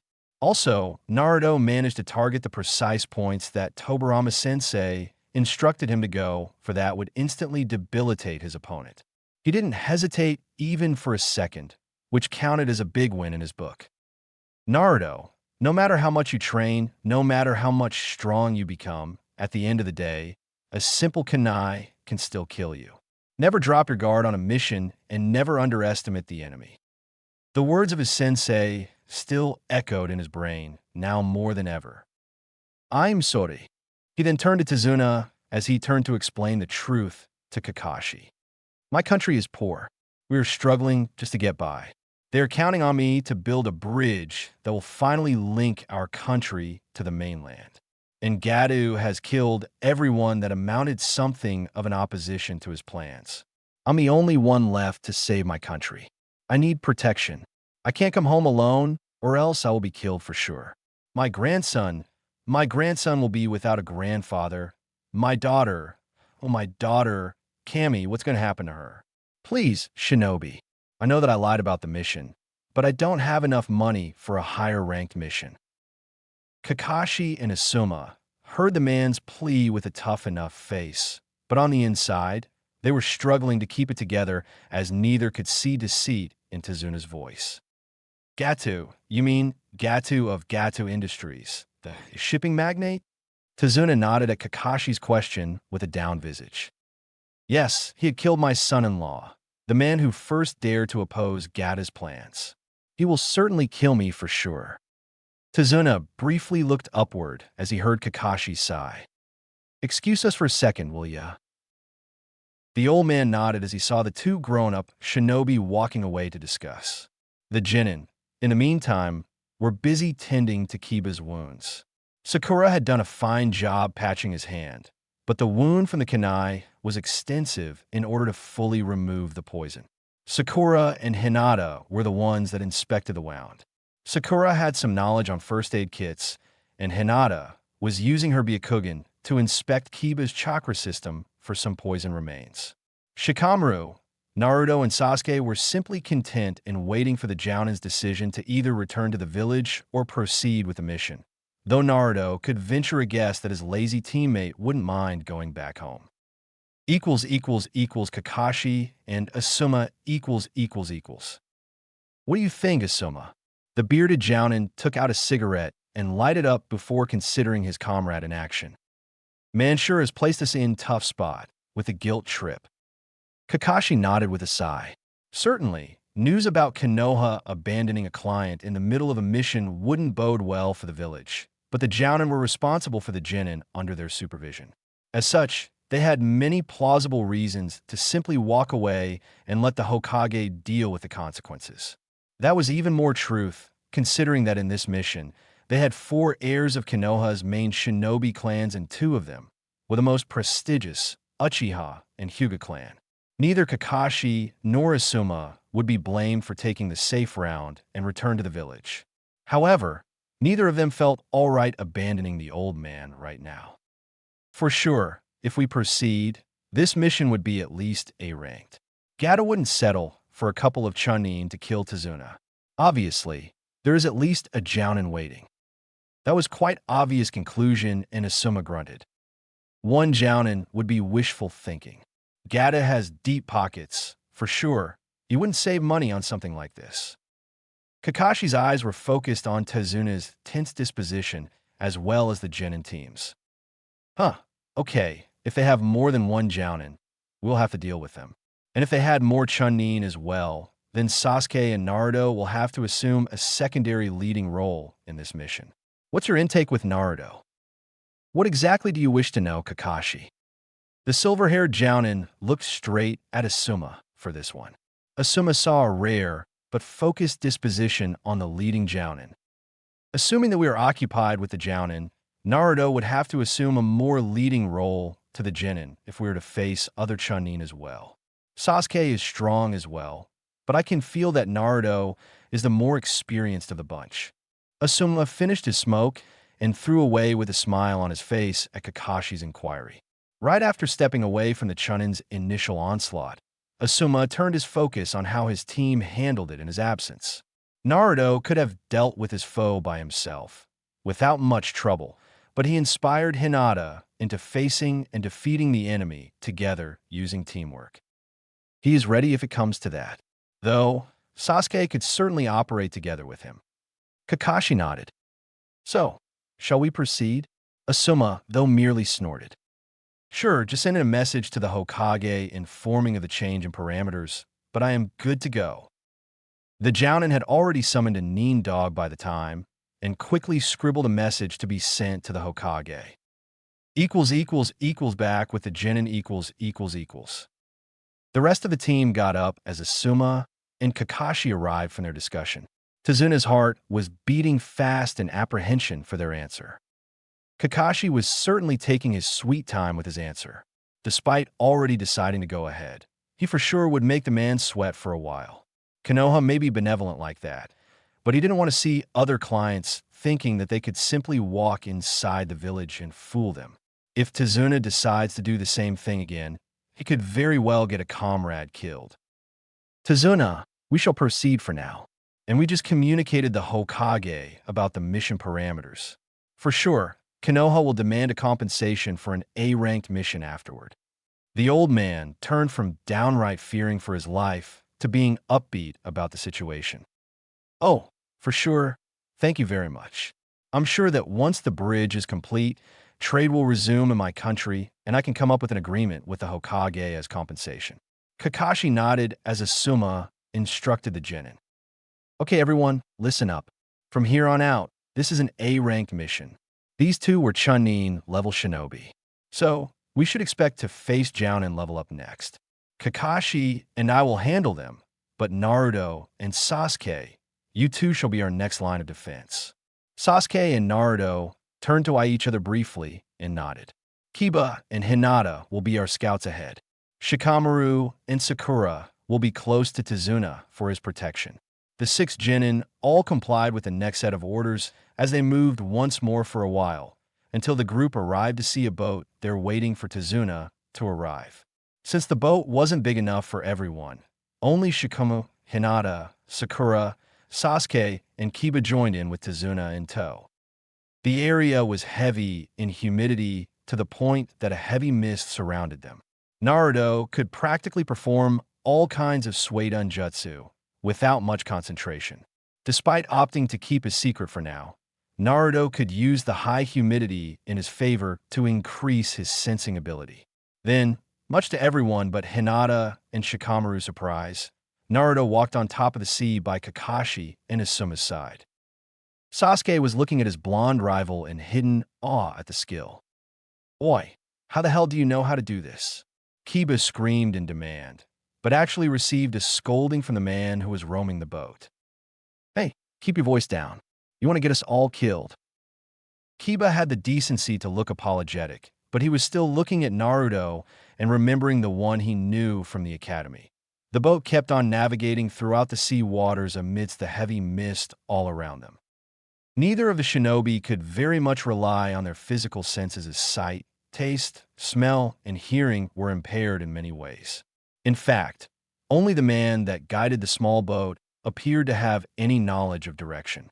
Naruto, Asuma, and Kakashi were each busy expanding their own senses so as to catch sight of an attack. If the demon brothers were any indication, then the chances of the Jounin coming also from Kirigakure was a high probability. As such, the shinobi from Konoha were at extreme terrain disadvantage. It was imperative that they finalize the crossing as soon as possible. Naruto, in the meanwhile, was having fun on his own. By each step he took on top of the water, he expelled short bursts of chakra through the tenketsus localized on his feet. Doing so, he could feel himself connected to the very nature he is most attuned to. Asuma and Kakashi were both focused on both the protection of the boat and the possible existence of threats, but Kakashi occasionally looked at the blonde walking by their side, apparently without much trouble. Of course, chakra capacity wasn't an issue to Naruto, being not only an Uzumaki, but also the jailer of the Fox. However, keeping a constant flow of chakra through the tenketsu can lead to overstrain in time. As such, for those still in training, at least until some time as a genin, this practice was extremely ill-advised. But not only does Naruto not appear to feel any sort of strain, but Kakashi could feel complete serenity in his chakra flow, as if he was already accustomed to it. It made Kakashi wonder about the potential that lies in front of him. Wave country ===. Some 15 minutes later, and observing Tezuna's creation, the teams reached Wave Country as the boat maneuvered toward a wooden dock where they could step into. The genin all looked at Naruto, who stepped out of the water and calmly cleaned the sweat from his forehead. No matter how much accustomed to being on the water as he was, traveling like this took a slight toll on his still developing tenketsu. Hinata was by his side immediately in clear concern, while Asuma and Kakashi were waiting for Tezuna to say his goodbye and appreciation to the man who transported them at the cost of his life. Naruto smiled at his teammate as she eagerly placed a comforting pair of hands on his shoulder. "Hey, are you okay, Naruto-kun?" "I am, Hinata, thank you.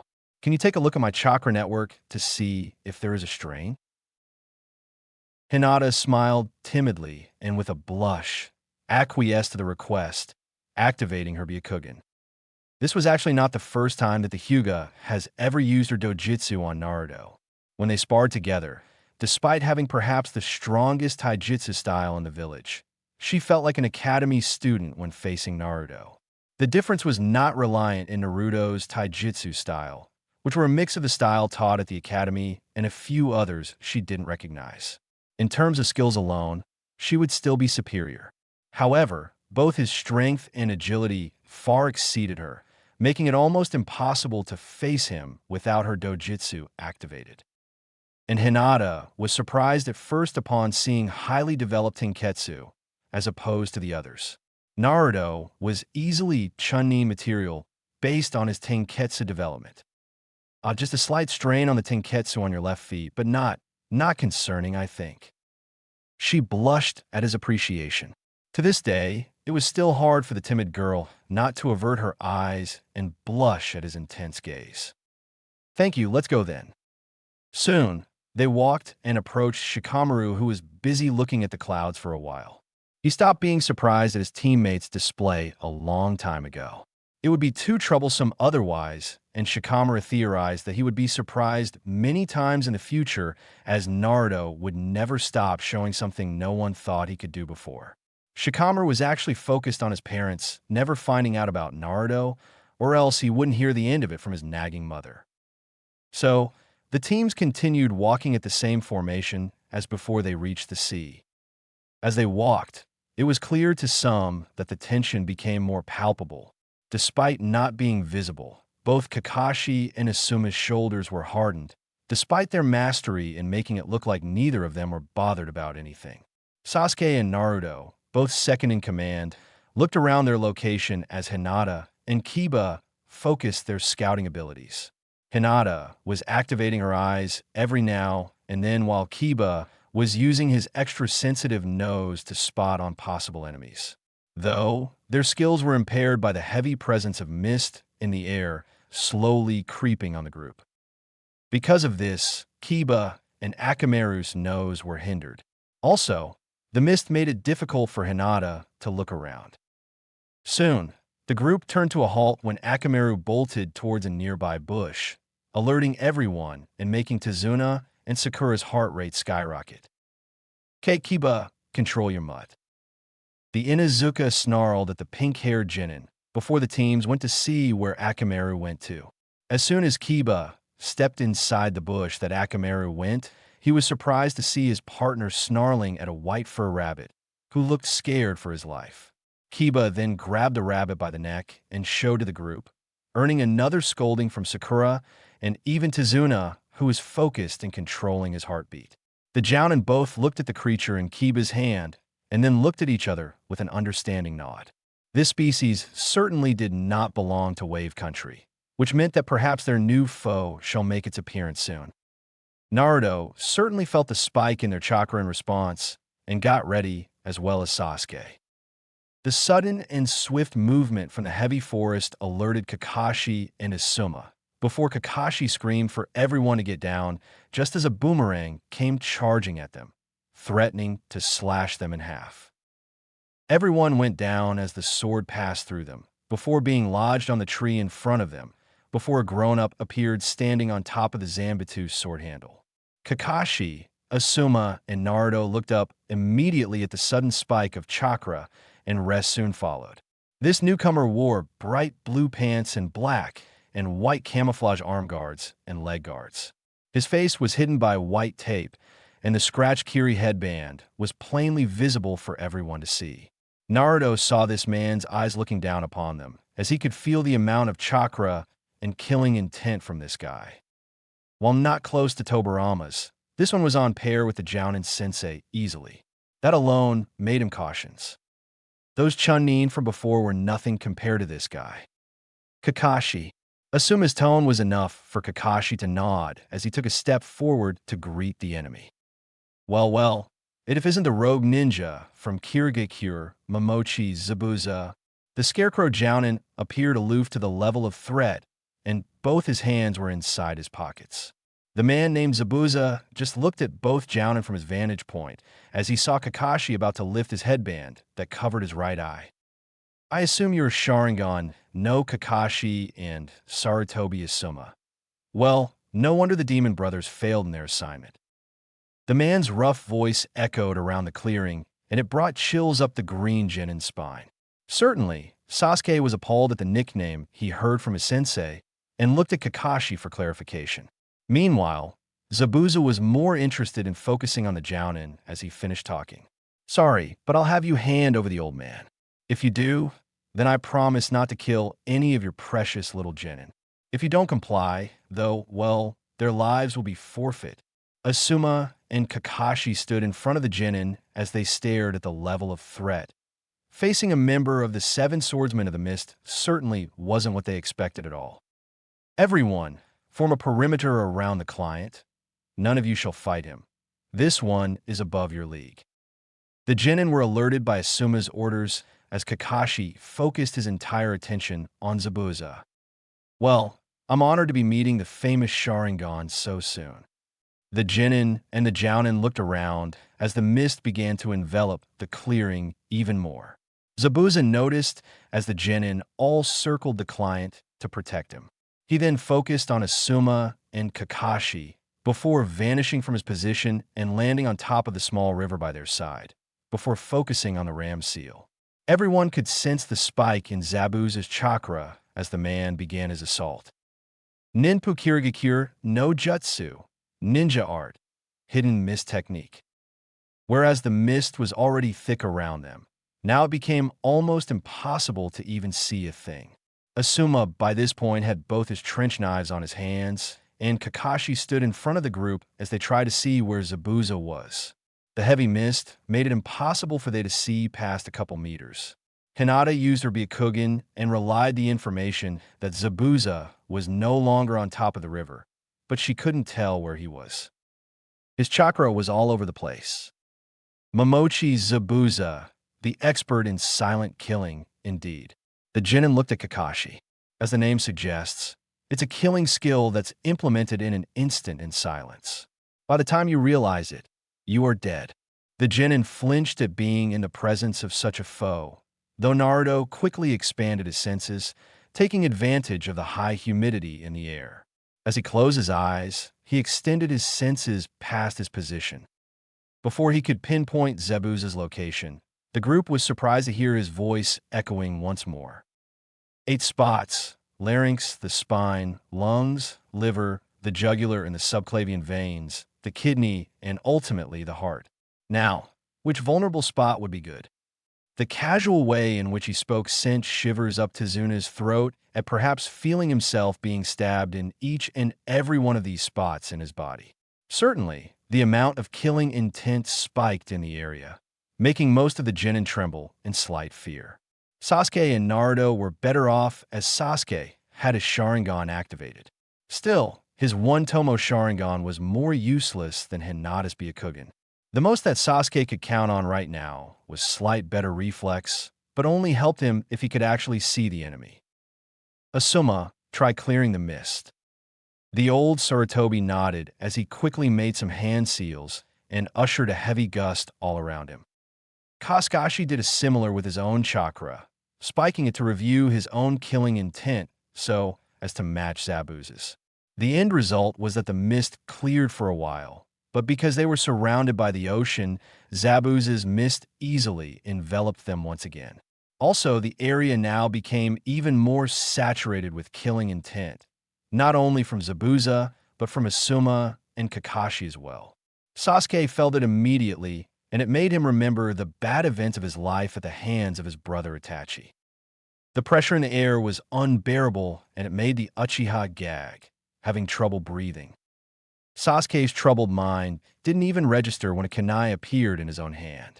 The Uchiha was about to take the easy way out when he sensed a hand on his shoulder. Sasuke, use your chakra and ease your mind. The Uchiha turned to Naruto, who was narrowing his eyes at him. What, Naruto? This is killing intent. They're spiking up their chakra to match Zabuza's.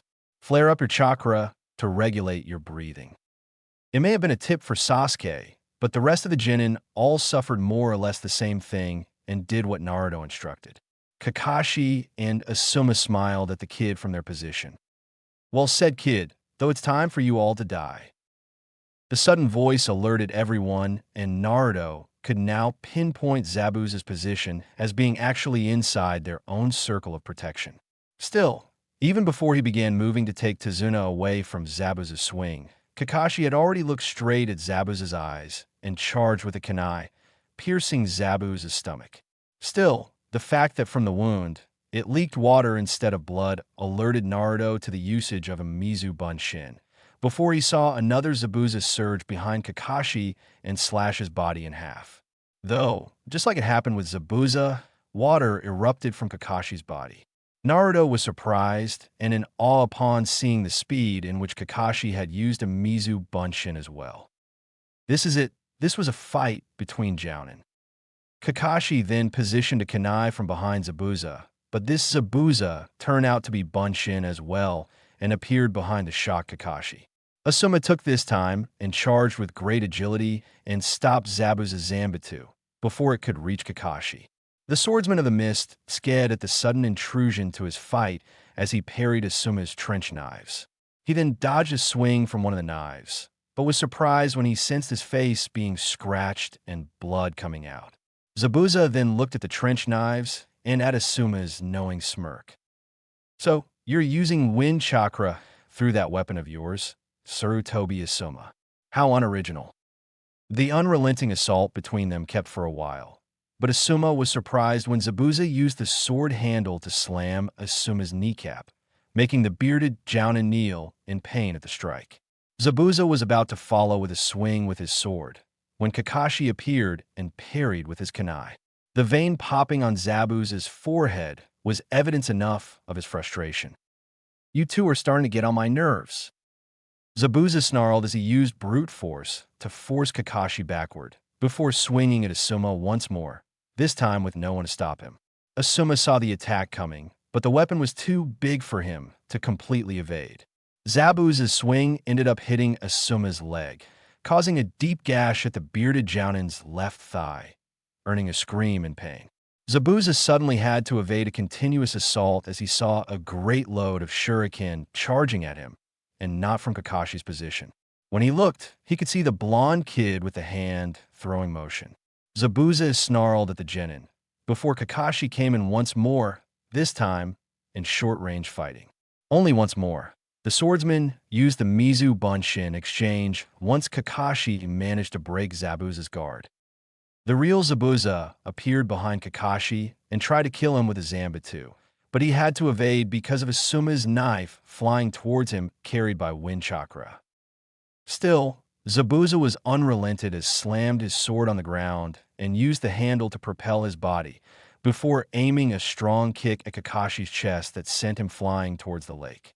Kakashi was disoriented because of the blow and sank below water immediately, instead of using water walking to skid on top of the water. Asuma tried getting up, but the wound on his leg was too deep and rendered him useless against Zabuza, who for his part had ran straight towards the lake to deal with Kakashi. The scarecrow Jounin, for his part, emerged from the lake and looked around, wondering Zabuza's location. He realized a second too late the sudden increase in chakra around the lake as Zabuza appeared behind Kakashi. "Ha fool!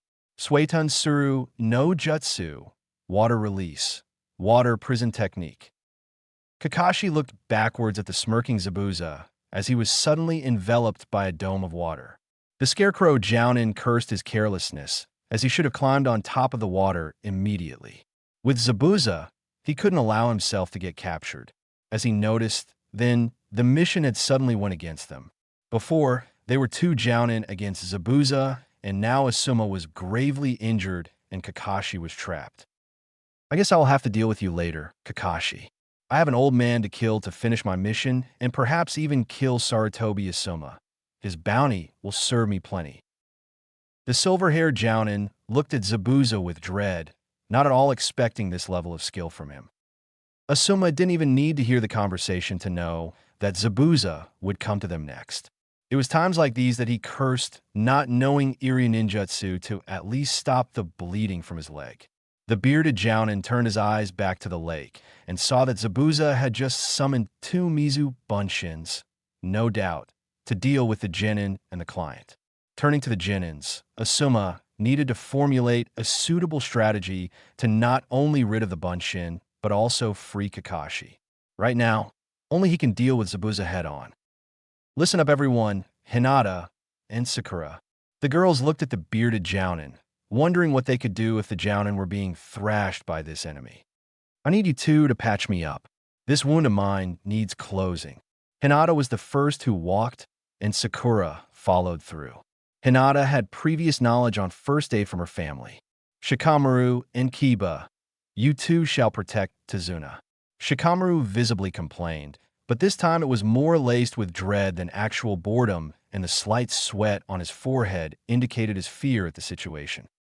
Naruto and Sasuke immediately stepped forward, knowing that they would be the next line of defense because Asuma was down for the count. The two Zabuza Bunshin observed Sasuke and Naruto stepping to face them, and one of them sneered. How pathetic, Tsurutobi Isuma, placing Genin to face me. Konoha has sure became weak indeed. As a clone stepped forward, Naruto and Sasuke both tensed, and that alone made Zabuza laugh. Ugh! Wearing that headband, all so proudly. Children thinking they could behave like shinobi. A real shinobi is one who has hovered between life and death numerous times. In other words, only those who are worth being listed in my bingo book deserve the title of shinobi. The clones, then, lifted the mist once more to attack the genin. Let's go, Sasuke. Sasuke nodded as they charged. Sasuke, with his Sharingan activated, managed to pinpoint his own, while Naruto's senses worked in his favor. Naruto debated with himself that with this mist, he could allow himself some freedom, and he did just that. He really wanted to let loose with his Suidan, but that would be too revealing. Using Asuma's tips about wind chakra and the training he had already made with Tobirama sensei, Naruto unleashed his sword, and like Asuma, he focused wind chakra throughout the extension of the blade. He had also released his pin-up chakra throughout his limbs to increase his pace, surprising the first Zabuza Bunshin. As soon as he moved within inches of the first Bunshin, his sword parried against Zabuza's as the swordsman began to look at Naruto more closely while they parried swords. Naruto, then, managed to untangle from Zabuza's sword, and they fell into a Kenjutsu battle with Naruto mixing his attacks short and long range. Zabuza clone snarled at the blonde genin when he managed to slash the Bunshin in the arm. Naruto then dashed backward and threw a couple of shuriken before using hand seals, surprising Asuma and even Zabuza. Futon Rapushu, wind release, gale wind palm technique. The two projectiles increased in speed, catching the first Bunshin right on the chest, and it turned into water. Meanwhile, Sasuke's Sharingan allowed him ample movement of his Zabuza clone, and with a kunai, he was able to move much faster and kept with Zabuza clone. Sasuke's speed was impressive. Still, his speed wasn't enough to be a threat to the clone. Asuma realized that he needed to aid Sasuke and used his skills with the shuriken as well as using wind chakra to guide his knife to attack the Zabuza clone. The Bunshin snarled at the down Jounin, allowing Sasuke to make hand seals before gathering air inside his lungs. Katangakaku no Jutsu, fire release, great fireball technique. Sasuke spilled a gigantic fireball that took the Zabuza clone by surprise. The four regular genin just looked at Sasuke and Naruto, dealing with the Bunshins so fast that it made all of them rather self-conscious about their own growth as a shinobi. Still, Hinata was able to somewhat alleviate Asuma's wound, allowing him to stand with Sakura's help. The fireball kept on charging, though, and went straight towards the real Zabuza, who was holding Kakashi at bay. The amount of heat from the fireball was enough to evaporate some of the mist around the area, and Zabuza was still holding Kakashi, while both looked at the approaching fireball. The ball approached in slow motion, and Zabuza saw no other alternative rather than release the technique, holding Kakashi as the fireball passed by them, releasing Kakashi, much to everyone's enthusiasm. The swordsman of the mist snarled as he had to block Kakashi's kunai with his sword. "Ah, damn kids." He snarled even more as he laid eyes with Kakashi's Sharingan. Just the look in the Scarecrow Jounin made Zabuza shiver slightly. Both then jumped away from each other as Sasuke and Naruto observed the battle shift. Sasuke noticed Kakashi's fully matured Sharingan in play, while Naruto noticed as both shinobi performed a long series of hand seals for a technique that he had only began to read about in Tobirama's scroll of Sueda Ninjutsu. No matter how much ahead he was in the techniques, Naruto was still barely venturing the B-ranked ninjutsu. All this time, as per Tobirama's instructions, he was focusing on improving the element's control and reaching his sensei's skill in using the molecules in the air to produce the Suetun ninjutsu. Still, for him to reach enough skill to use this one technique without a nearby water source, it will take a while. Still, his eyes were rather focused on observing the two, and he could expand his senses to learn from them. As Zabuza and Kakashi finished the 44 hand seals sequence with the seal Tori, Naruto was excited to see an A-ranked ninjutsu materializing as two dragon heads made of water lifted from the river and battled each other. Suiton Suryuden no Jutsu, water release, water dragon missile technique. No sooner had the techniques canceled each other, the two jounin went at each other with their respective weapons clashing. Still, as the two battled for supremacy, Zabuza couldn't help but look at the Sharingan and wonder about what happened just now.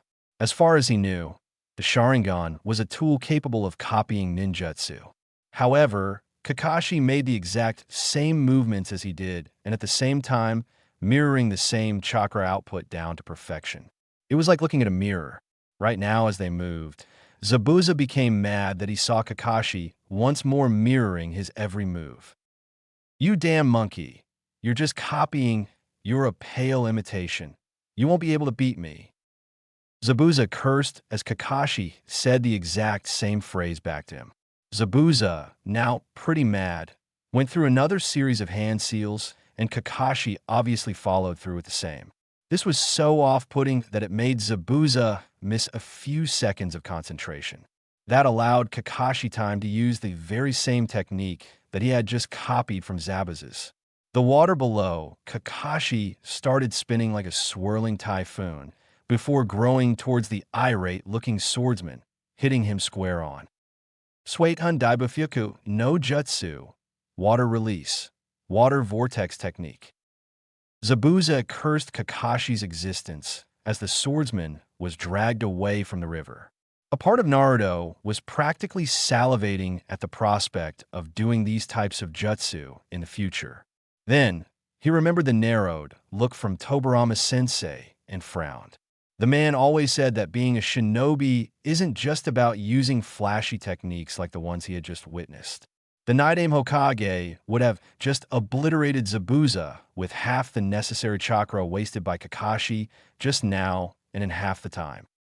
Back to Zabuza, he was dragged by Kakashi's jutsu until his body was slammed on a thick tree. He cursed in pain as many ribs were broken and he was practically out of chakra. Still, Kakashi wasn't about to let the enemy time and finish the fight with 4 kunai in each of Zabuza's limbs. Kakashi had one more kunai on his hand for the final hit to end Zabuza's life when he saw 2 Senbon hitting Zabuza in the neck, surprising everyone. The man's eyes widened to impossible proportions before dropping dead on the ground like a sack of potatoes. The Scarecrow Jounin looked surprised and then turned to the source of the projectiles. Naruto narrowed his eyebrows at the newcomer, taken aback that he didn't sense this person before he appeared and attacked Zabuza, and that scared the genin. To see someone sneaking up on everyone like that and no one being any wiser made Naruto wary.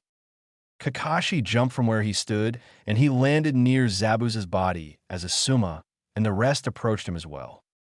The Scarecrow Jounin placed 2 fingers on Zabuza's neck and found no pulse. Well, he's definitely dead. Kakashi then saw the newcomer closer. Long silk black hair gathered in a white bun holder. The outfit consisted of the standard Kirigikure pinstriped outfit, which stopped at his knees. Over this, he wore a green haori with white trimmings and around his waist a brown sash with a fringe trail wrapped around his waist twice. He also wore light brown platoon sandals with straps in the same color as the kimono.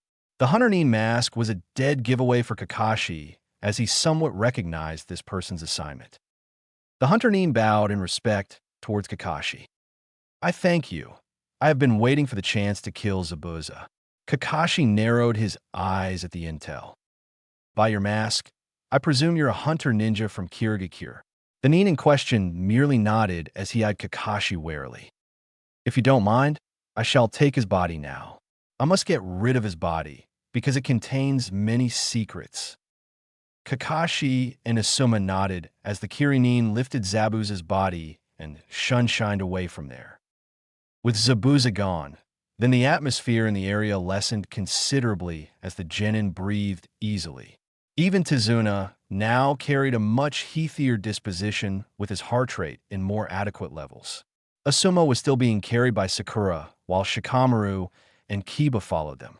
Naruto and Sasuke were closer to Kakashi as the scarecrow Jounin covered his Sharingan eye, before returning his hands inside his pants pockets as if the fight just moments ago never happened. Okay, then, this mission isn't over yet. We still have to take Tazuna to his house. The old man let out a heart-filled laughter. Yes, thank you all for saving me. You can all rest in my house. As such, the group started walking once more. However, as soon as Kakashi took a step forward, his entire body had frozen and he simply fell on the ground. Some of the genin went to him immediately in concern, while Asuma chuckled at the situation. It appears to be the case of chakra exhaustion. Naruto and Kiba, would you two be so kind and carry him?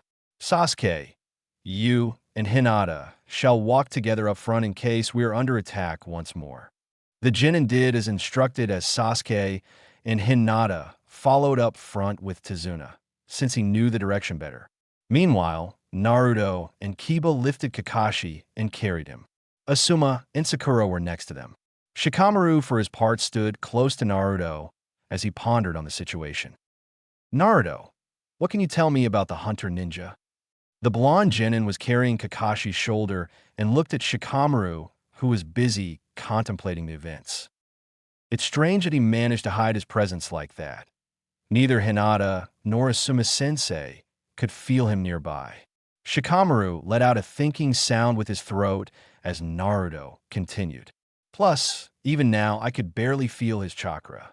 Such level of control is unheard of. Aside from that, nothing much. Why do you ask? The Nara genin stopped looking down and looked at his genin companion as they could see a wooden cottage up ahead. Asuma was content to hear the conversation. Not sure, the weapon of choice seemed strange. I never knew Senbon could be used for killing. Plus, I remember my dad saying that hunter ninja dispose of the body right away, but this one merely left with Zabuza. Naruto now began to ponder about what Shikamaru had said. Nara Shikaku is Konoha's Jounin commander and one of the Hokage's most trusted advisors. One thing I can say, that the hunter nin appear to be not much older than us. Asuma's chuckle made Naruto and Shikamaru turn to him. Age alone isn't guarantee of anything, Naruto. In our world, there are shinobi and kunoichi out there perhaps younger than you and stronger than me or Kakashi. Though, I believe that Shikamaru's doubt has merit. I have some doubts of my own, but it's best to wait until Kakashi awakens. With that, the talking ended as Tazuna opened the door to his house and announced his jovial return to his daughter. Tazuna's house . Tsunami soon appeared to greet the teams and quickly ushered them all to a room where she had fixed 2 futons for Asuma and Kakashi. The scarecrow Jounin was still down for the count, and Asuma's leg was still due to be fully healed. However, he was still conscious and thus second in command. We appreciate the hospitality, Tsunami-san.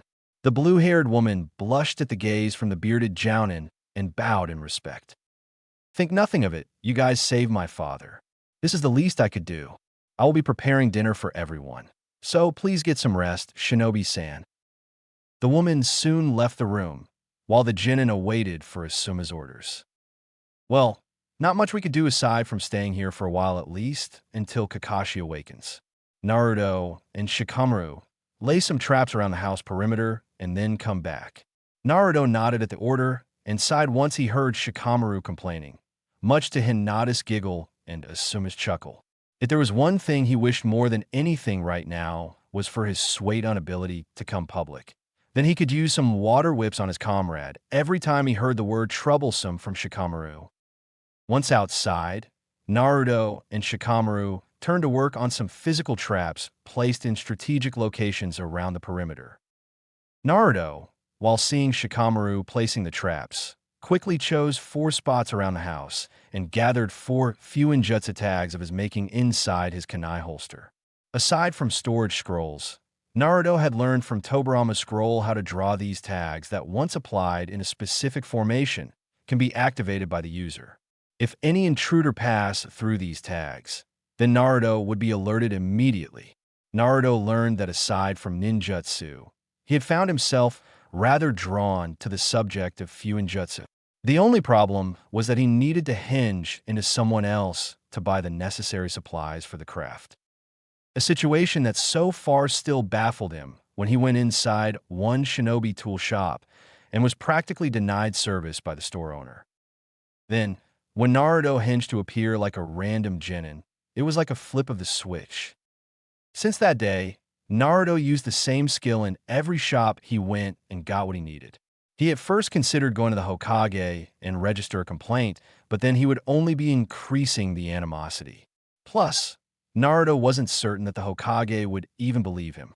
To this day, the old man had yet to tell him about his status as a Jinchuriki.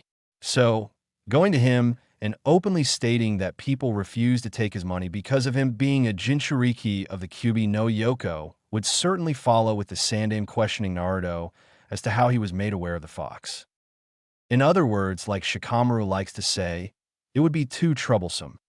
Next day, Next day, and Kakashi was still due to awake from his chakra exhaustion. Asuma's wounds still needed more care, and Tsunami had volunteered to help him heal. Because of this hospitality, the bearded Jounin was prohibited by the woman from leaving the room, at least until he was fully healed. Asuma just couldn't find himself to object to the kind but nagging woman's care and relented. Still, because the mission technically was still underway at least until Kakashi awakened, Asuma was left with 6 genin with nothing to do. He could at least usher them away for a while, allowing some rest and recuperation. Naruto, the genin in question, lifted his head to look at his sensei. Since you know a couple of chakra control exercises, you could teach your peers about tree walking. The Uzumaki genin blinked a couple of times, but complied as he got up and ushered everyone to follow him outside. Tree walking, what the hell is that? Asuma could only hear Kiba's boisterous voice echoing at the house's halls, followed by Naruto's short answer mixed in humor. Oh, you'll see. Asuma snorted at the blonde genin. No doubt he will fall a lot. The bearded Jounin turned to the gruff voice coming from his partner Jounin and grinned, while taking a cigarette from his pocket and lighting it. About time you have awakened, Kakashi. Kakashi slowly got up from the bed as he looked at Asuma. Actually, I had awakened 2 hours ago, Asuma. I just didn't want Azuna's daughter nagging at me like she does with you. Asuma chuckled at that as he released a good old smoke. So, what shall we do from here? Asuma laughed once more as he saw the change in Kakashi's tired disposition. Back when he was Umbu, the Scarecrow Jounin was all business and rarely complained about anything. Now, though, it became clear that Kakashi very much preferred a rest. The bearded Jounin found himself wondering just when did they stop focusing on their careers and started slowing down. Certainly, Asuma's time with the Fire Daimyo's royal guard came to mind.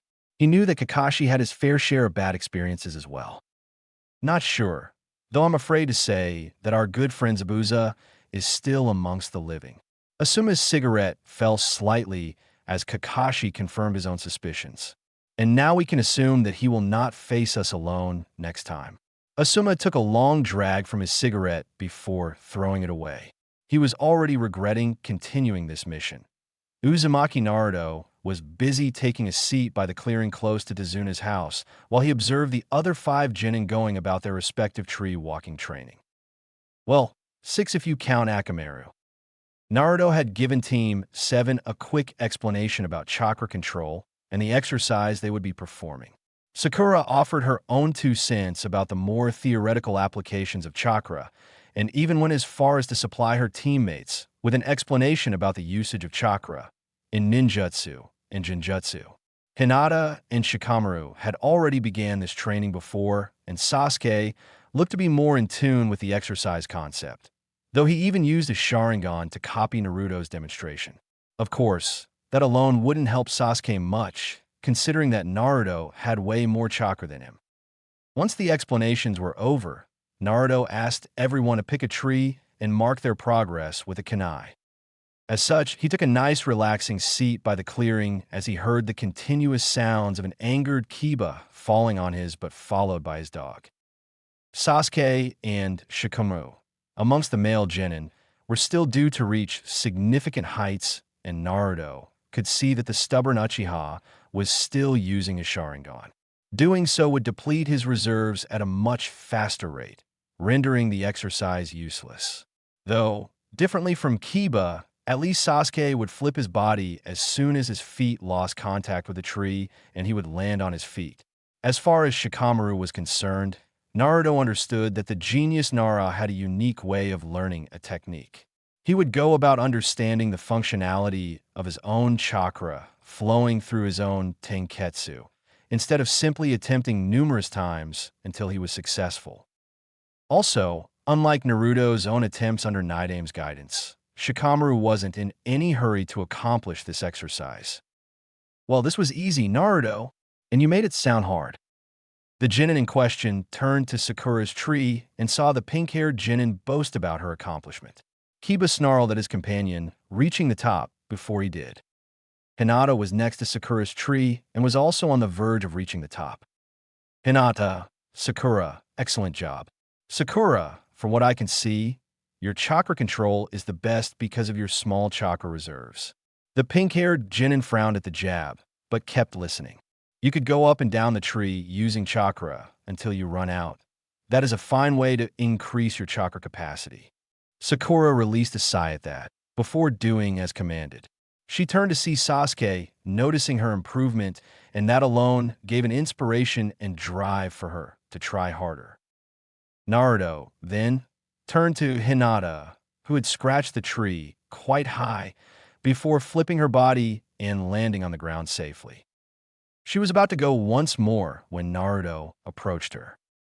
"Hinata, a moment please." The Hyuga heir nodded as she waited for her genin commander. "As I understand, the Hyuga clan is famous for its knowledge in chakra and how it flows through the tenketsus. I would imagine you would have beat Sakura in this exercise, even if your chakra capacity is much higher than hers. Is there something wrong?" Hinata, though, merely looked down in slight shame at the question. That gesture alone answered his question, and Naruto silently slammed his face for such thoughtlessness. Of course, her feelings of insecurity got in the way. "I'm sorry, Naruto-kun. I'll try to improve." The Hyuga flinched at feeling his hand on her shoulder. Upon looking up, though, she only saw a gentle smile at her. While it was not that full-out smile that illuminated her world in the past, it still managed to relax her posture. "There is no need to improve something you already know, Hinata. You just need to show more conviction. That's all. I want you to try again, and this time, do not think if you could do it, you know you can." Hinata looked in awe for a while, before holding her kunai more firmly and accepting Naruto's advice. This time, Hinata activated her Byakugan and took some distance before running towards the tree and placed the first step. As soon as she did so, Naruto smiled upon sensing the correct amount. The girl then climbed her tree like a pro, only looking at her destination. The rest of the genin all stopped their own work as they saw the Hyuga genin climb her own tree with as much expertise as Naruto himself. When Hinata managed to reach the top of her tree, she was surprised at herself while looking at the view from up there. "Way to go, Hinata. Congratulations." The Hyuga blushed at the praise, but her facial expression showed contentment at her own achievement. She managed to do it in the end, and that brought great joy. "Shikamaru, what are you doing just standing there? You're still half up the tree."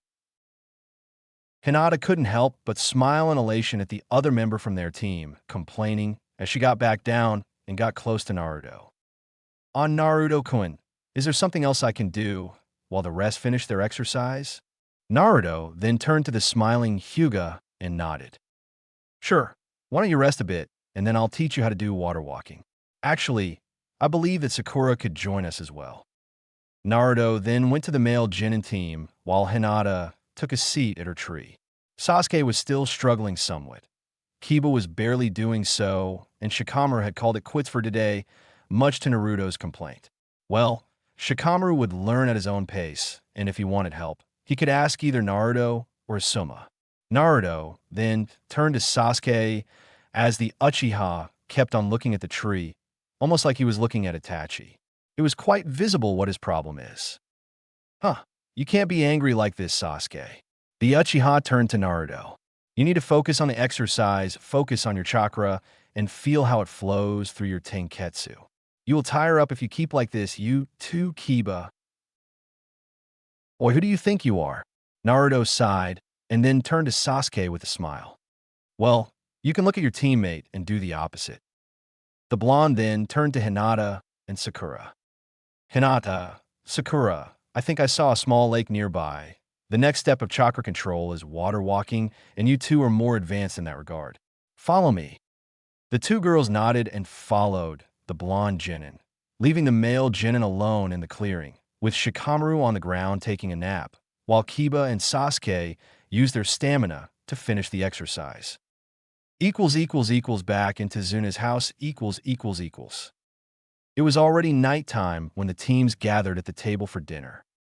Tazuna, Asuma, Kakashi, Naruto, and Shikamaru were gathered at the table, while Tsunami had the help of Hinata and Sakura. The woman was enjoying herself, preparing dinner while talking with the two teenage kunoichi. It made her remember the times when she was Hinata and Sakura's age in Wave Country. She would smile upon seeing Sakura swoon over the boy called Sasuke. The way that Hinata was blushing when asked about the subject, Tsunami wanted nothing but to hug the cute little genin kunoichi. Back at the table, Kakashi was still having trouble moving and his chakra was in complete disarray. Asuma's injuries were already healed, and as such, he took command over the mission. Naruto, where is Sasuke and Kiba? The genin looked at Kakashi in annoyance. Still outside, trying to finish the exercise. Sakura tried talking to them, but they're quite stubborn, though I don't know if each one is trying to outdo the other at this point. Kakashi released a sigh at that and scratched his head. Yes, I believe they are. Having a rivalry is fine and all, but not on a mission. I do wonder why you thought it was wise to teach water walking to Hinata and Sakura. I did recall Asuma asking you to focus only on tree walking. Kakashi's remark lacked any tone of reprimand, so Naruto casually explained.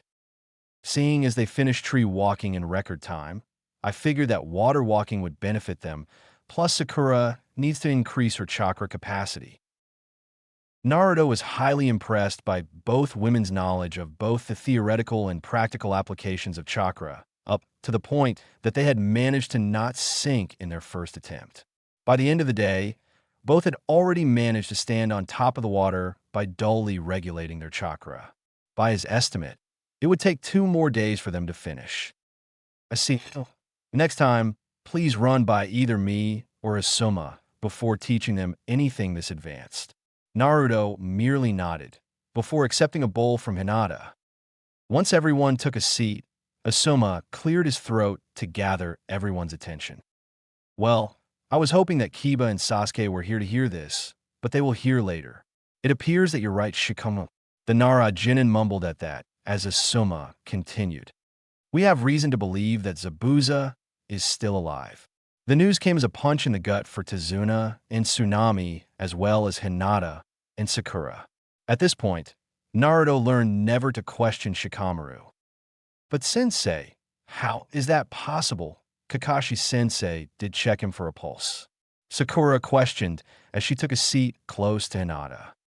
This time, Kakashi took over the explanation. Yes, Sakurai did, and there was no pulse. However, considering the ability of the Hunter Nin and the weapon of choice, it's safe to assume that the Hunter Nin managed to place Zabuza in a death-like state. Hunter Nin are qualified as the elite of the elite. As such, they possess enough knowledge about the human anatomy and which weapons are best suited for their purpose. Also, a Hunter Nin's job is to dispose of the target's body right away.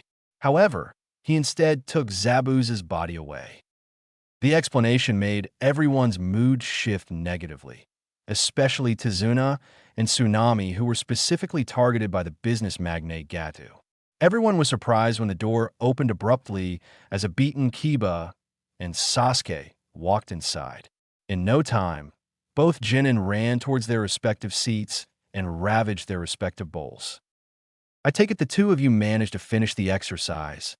Kiba and Sasuke had their mouths full, but both managed to nod at Kakashi's question. Sasuke and Kiba were then briefed on the news. before Asuma surmised their mission onward. Okay, now Kakashi and I have talked about it, and we shall remain here to protect Tazuna as he finishes his bridge. The old man and his daughter visibly relaxed and appreciated Konoha for their effort. However, Kakashi is still in need of recovery, so he will take over the Genin's training while me and Naruto will accompany Tazuna. Zabuza will not attack us right now. You can't simply recover from a death-like state. The body needs time to recover, but we'll have to face him once more as well as the Hunter Nin, not to mention the possibility of Zabuza gathering more to the cause. The information made everyone quite tense. The thought of facing others like Zabuza was quite terrifying, indeed. Next day, Next day, while Naruto and Asuma followed Tazuna to the bridge construction, Kakashi had approached the rest of the Genin with his directive for the day. Okay, seeing that Hinata and Sakura are already training in water walking, you two are to continue. I understand that the boys are still due to finish, even if Sasuke and Kiba claim to have already finished. So, you three shall keep on doing tree walking until I can attest the completion. Hinata and Sakura were already heading towards the lake where Naruto last took them yesterday. Sasuke, Kiba, and Shikamaru stood side by side, and it was clear to Kakashi that both his Genin subordinates looked irate at his command. Hey sensei, we already finished yesterday. Teach us something useful, like a cool jutsu. Kakashi's eyes never changed from plain boredom.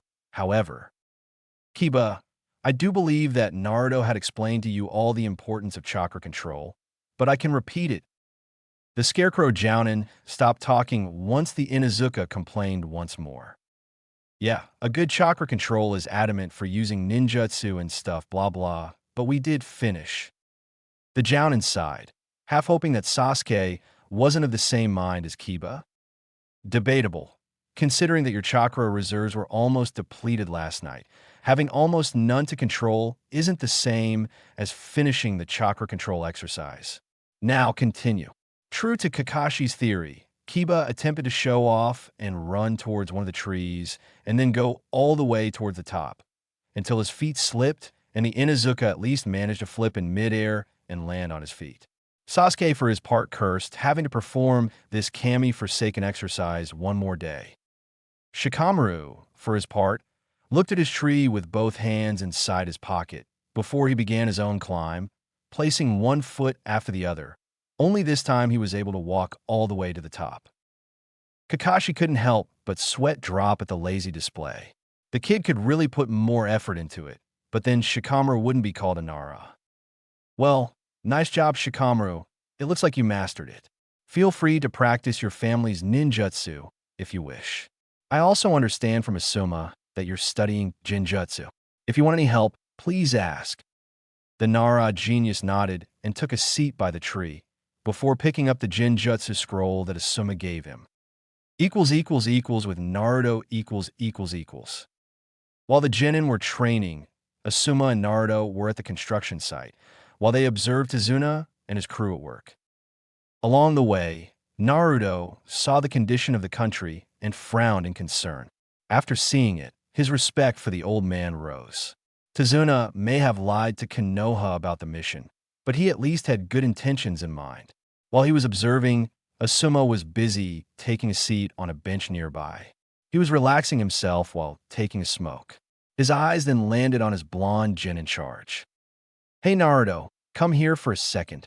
Naruto looked at his Jounin sensei and saw him picking a leaf from the ground. What is it, sensei? Asuma was busy twirling the leaf before giving it to Naruto. I gather that you managed this exercise already, but show me. The Genin understood and grabbed the leaf before placing it in between his hands, before focusing wind chakra. It didn't take 5 seconds for him to show a leaf sliced in two, to which Asuma smiled in recognition. I figured, in your fight against Zabuza, you even used a wind technique and did so perfectly. Naruto briefly wondered if the man had a question in mind, but when none came, he just nodded in enthusiasm. Your scroll helped a lot, Asuma-sensei. I have been practicing the two techniques constantly until I got the hang of it. The Jounin finished his smoke and then threw it away. So, you're also practicing the day Tapa. Great breakthrough. To Naruto's nod, Asuma urged him for a demonstration. Show me then. Try clearing this mist so that we can help the workers. The Genin then got into position and performed a considerable sequence of hand seals, while molding wind chakra through his tenketsus before gathering air inside his lungs. As soon as he released the pent-up air, Asuma's eyes widened at the torrential blast of wind that erupted from Naruto's mouth, ridding the area of the heavy mist for a while. The workers all thought it was a weird natural phenomenon, but continued their work as if nothing happened. The Jounin simply whistled in approval. How is that? The Jounin looked down at Naruto and hummed in appreciation.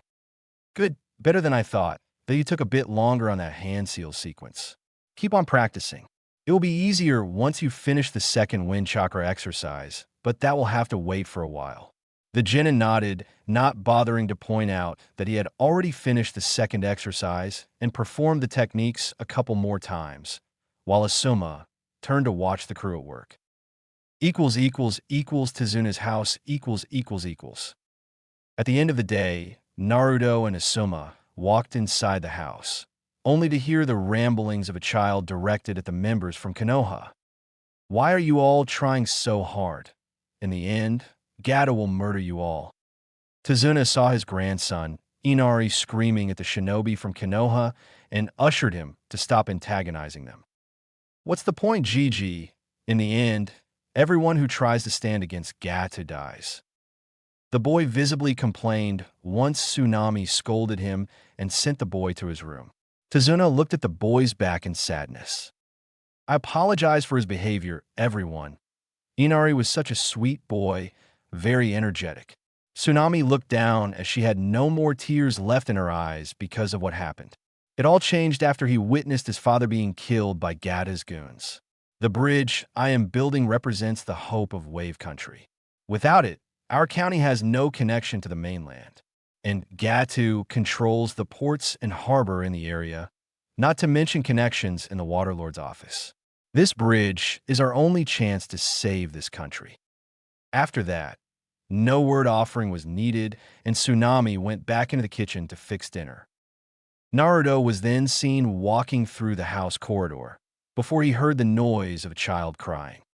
He looked inside the door to see the kid Inari sitting on a table and crying his heart out while looking at the picture of a man.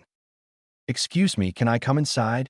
The kid Inari grabbed the picture and held it close to his chest as he looked towards Naruto in anger. The Genin showed his hands up in peace. Sorry to intrude. I just wanted to talk if that's okay. Inari then wiped the tears from his face and turned into a cold exterior. I have nothing more to say. Naruto smiled in sadness as Inari diverted his eyes to the ground. The Genin took a seat by his side as he looked at the ocean from Inari's room window.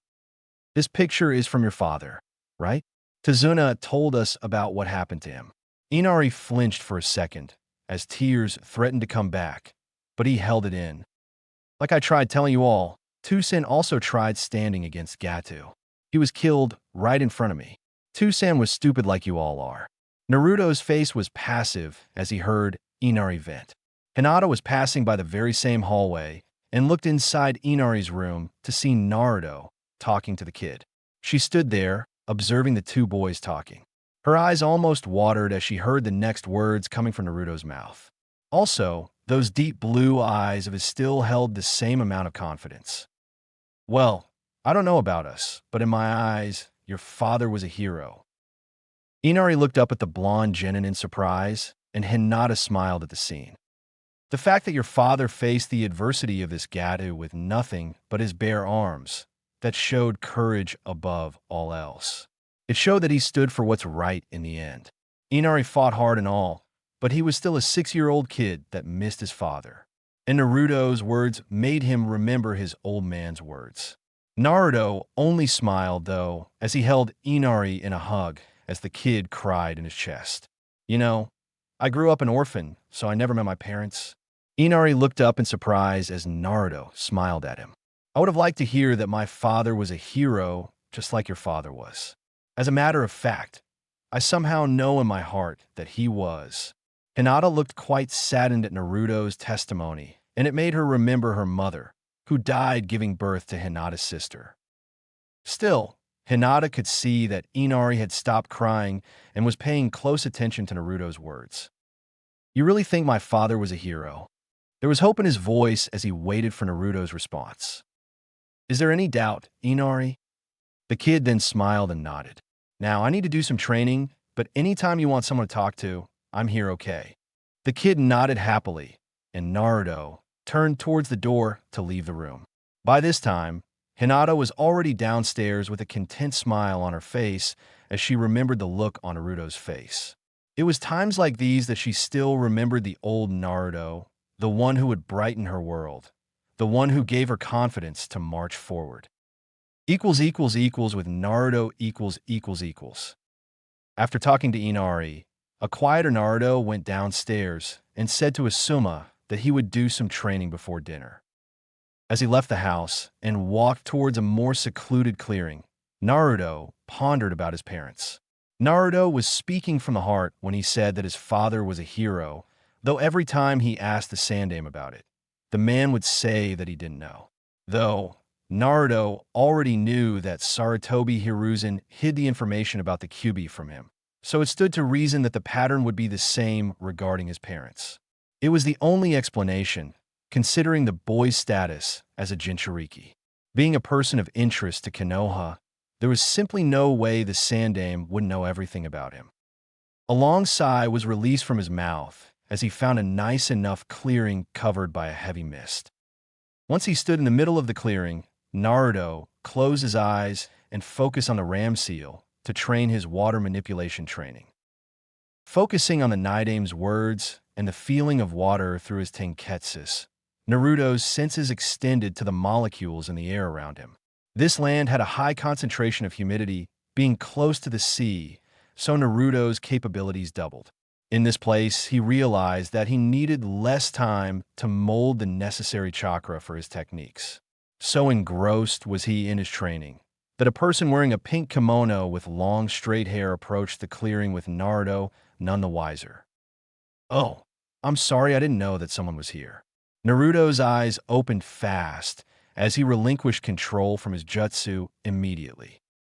When he looked at the source of the voice, he saw what appeared to be a teenage girl holding a basket.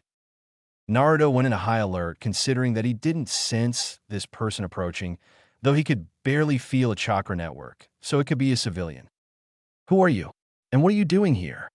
The pink kimono user merely smiled and showed the basket to Naruto. Oh, my name is Haku. I'm just here to gather medicinal herbs.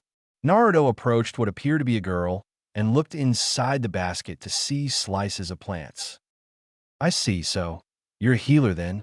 Haku merely smiled at that. Yes, something like that, sure. I'm collecting these herbs for someone very special to me. Naruto found his control smoothing in this person's presence.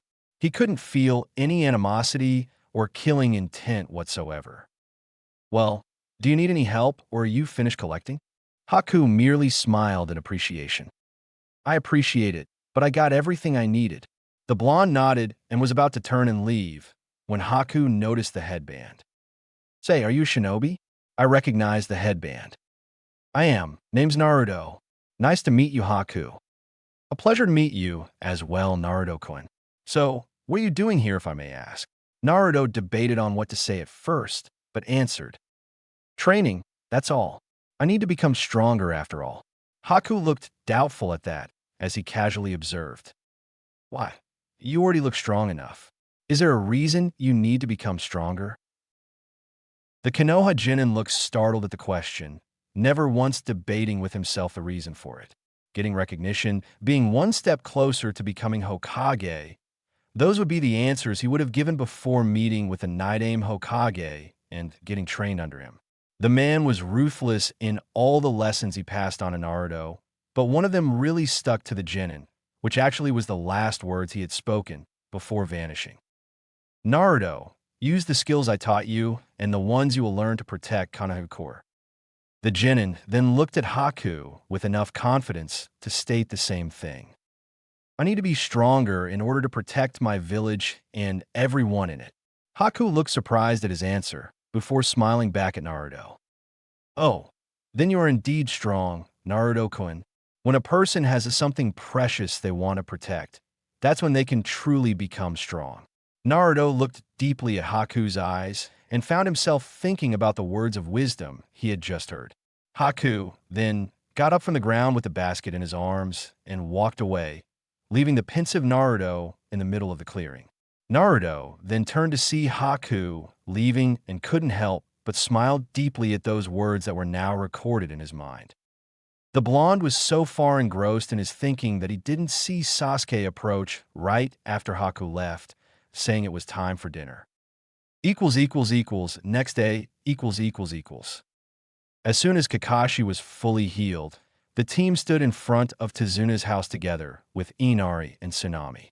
The time it took for Kakashi to heal was the exact time it would take for Zabuza, give or take, so it stood to reason that the hidden missing Nin could attack Tezuna at any time now. After saying their goodbyes to Tsunami and Inari, the teams walked towards the bridge. Inari looked much better than before, thanks to the talk he had with Naruto yesterday. And Tsunami and Tezuna were thrilled to see the livelier look coming from the kid. Once the teams from Konoha left, Inari even offered to help his mother with some chores, earning a deep smile from Tsunami. Inari then went inside the house to go to the bathroom. The kid was on the tip of his feet, washing his hands, when he heard the frantic scream from his mother. Quickly running to check what happened, Inari fell on the floor in pure fright as he saw his mother on the ground panicking and two men standing there with swords, one with an eye patch and tattoos all over his body and the other wearing a blue jacket. Both were looking at his mother, while their hands reached for their swords' hilts. Ka-san. Tsunami's heart clenched as she heard her son scream, as Gata's goons both turned their swords to the little kid. So what we have here, huh? The man with the eye patch approached the frantic boy, who couldn't stop shaking. Gata only ordered us to capture one hostage, so I can test my blade on you, kid. The other goon simply huffed as he was watching the mother's terrified look at the threat made upon her son. Stop.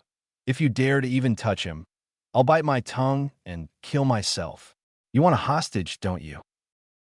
The one with the blue jacket simply smirked at that and then turned to the crying Inari. Thank you, Mom, kid. She had just saved your life. As such, Inari could only whimper on the ground as he saw his mother being tied by a rope and then taken away as a hostage. He just stood there crying, and he couldn't help it. He was powerless to stop and couldn't protect his mother from these goons. He just stood there doing nothing. Inari felt like he had disappointed everyone. He was just a little boy and couldn't do anything about it. His body was shaking, and tears were freely falling from his eyes. The boy then looked up when he remembered the words. For the things I truly hold dear to myself, I will protect them until the end with both these arms, even if it looks like I might lose my life. Tuchan. The fact that your father faced the adversity of this Gadu with nothing but his bare arms, that showed courage above all else. It showed that he stood for what's right in the end. Naruto Niken, you really think my dad was a hero? Is there any doubt, Inari? As the kid wiped the tears from his face, he looked up and wondered if he could be strong like his father. Outside the house, the two goons were escorting a fuming Tsunami as she heard the one with the tattoos pass his hand over her skin, threatening to give her some cuts from his sword. Wait, you can't take my mother away. Inari suddenly appeared from behind them, much to Tsunami's protest, begging him to go back home. She would have screamed even further, but she received a slap on her neck and was unconscious. The kid saw red at this point and charged at them with reckless abandon as the goons stood ready to skewer him with their swords. Despite the odds against him, the kid was beyond driven at this point to save his mother. When it became apparent that the kid would be slashed in half by these goons, they were surprised at the sudden noise of a projectile rain of shuriken and kunai stucking on their backs. Inari's eyes widened as he saw the shocked looks on their faces, before both had fallen on the ground dead. Inari was surprised for a while, and then he looked at the end of the dock that led to his house. There, Naruto stood with his hands in a throwing motion, indicating that he was responsible for the projectiles. Naruto Niken. The genin smiled at his name being addressed and approached Inari and the down tsunami. A couple minutes ago, the real Naruto had received the information from the tags he had placed around the house that intruders had breached the perimeter and quickly sent a Kage Bunshin to come back and deal with them. Good job, Inari. Your father will be proud of you. Naruto said as he caressed the kid's hair for a while and then moved to check on Tsunami. Quickly passing some chakra through her to awaken her, Naruto saw as the woman slowly opened her eyes to see what happened. When her eyes jerked open in surprise to see what happened to her son, her heart and shoulders were relaxed as she saw Inari there safe and sound with Naruto next to him, smiling down at her. Naruto, but I thought you had left. Did something happen to Tucson? Nothing happened. I had just placed a security measure to warn me in case of someone trying to invade. Thanks to Inari here who stalled those goons, I was able to take care of them. Tsunami then saw Inari's happy face and quickly embraced her son for dear life. Thank you, Naruto-kun. Naruto merely nodded and then stood up. No need to thank me. Now, I don't know if more will come. Is there anywhere you two can hide? Tsunami got up with Inari's help and then turned to the genin. Yes, I have a friend in town who will provide a shelter. We'll go there right away. Naruto then acknowledged it and gave Inari a thumbs up before vanishing in a puff of smoke, leaving mom and son alone wondering where he went all of a sudden. Let's go, Inari. At the bridge . As the teams approached the place where the bridge was being constructed, the original Naruto received the news from the Kage Bunshin and reported to Asuma and the others. Tazuna no doubt got spooked that Gata targeted his family once more, but relaxed when he heard that they were okay now. The real thing, though, was that Naruto had to review something that neither Jounin knew he knew about it. Both the Kage Bunshin and the rudimentary use of Fuin Jutsu tags. He had no choice as Tsunami and Inari would no doubt tell them what happened. The Fuin tags, despite being advanced stuff, could be excused as Naruto could have had access to them through the library. However, the Kage Bunshin was a Jounin-level technique and a highly dangerous one to use. In the end, he had invented the history of him breaking into the library a couple years ago and finding the technique. While it wasn't the best cover story in the world, it's not like either Jounin would bother to follow up on it, since he wasn't a shinobi yet when it happened and his actions weren't under the Hokage's jurisdiction. As soon as they stepped foot on top of the bridge, Tazuna's eyes widened at the workers on the ground dead. The heavy mist had immediately surrounded them all as the genin surrounded the client, while the two Jounin stood in front of the group, waiting for Zabuza to approach. Their eyes widened as they heard footsteps approaching. In their right mind, Zabuza would come at least with the hunter Nin that helped him escape before. However, neither were prepared to hear 3 sets of footsteps followed by many others as well. When the mist cleared, the Jounin's eyes widened at the sight as there was Zabuza, the hunter Nin, and another former member of the 7 Swordsmen of the Mist, Kurisuke Raiga. And right behind the 3 shinobi, there was a group of at least 10 goons bearing swords, making it clear that Gadu was not saving expenses to get rid of Tazuna for good. Kakashi and Asuma all tensed at the sight of not 1, but 2 members of the 7 Swordsmen. This mission rapidly bumped to at least a ranked. What do you think, Kakashi? The silver-haired Jounin looked straight ahead at the army in front of them. Each one of us will have to face one of the swordsmen, Asuma. Naruto and Sasuke shall have to handle the hunter Nin, and the rest shall cover the client and deal with the goons. Asuma released a sigh in dismay at the thin odds right now. As he looked back, he at least got comfort in knowing that Sasuke and Naruto could work well together in dealing with the hunter Nin. Now, he needed to assign a 3rd chain of command for the other genin, as they will be quite occupied. Hinata and Shikamaru, you two shall coordinate Tazuna's defense with Kiba and Sakura.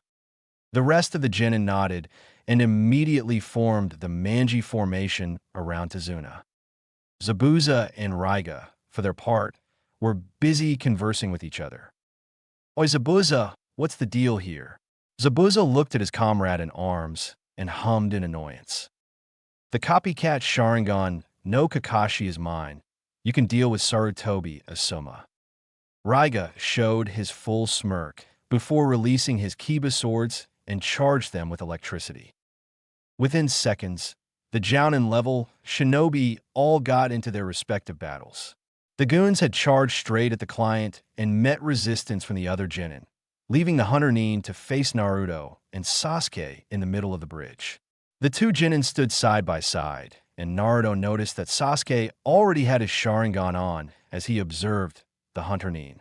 Sasuke was eager to fight. That much Naruto could tell by the feeling of the Uchiha's chakra.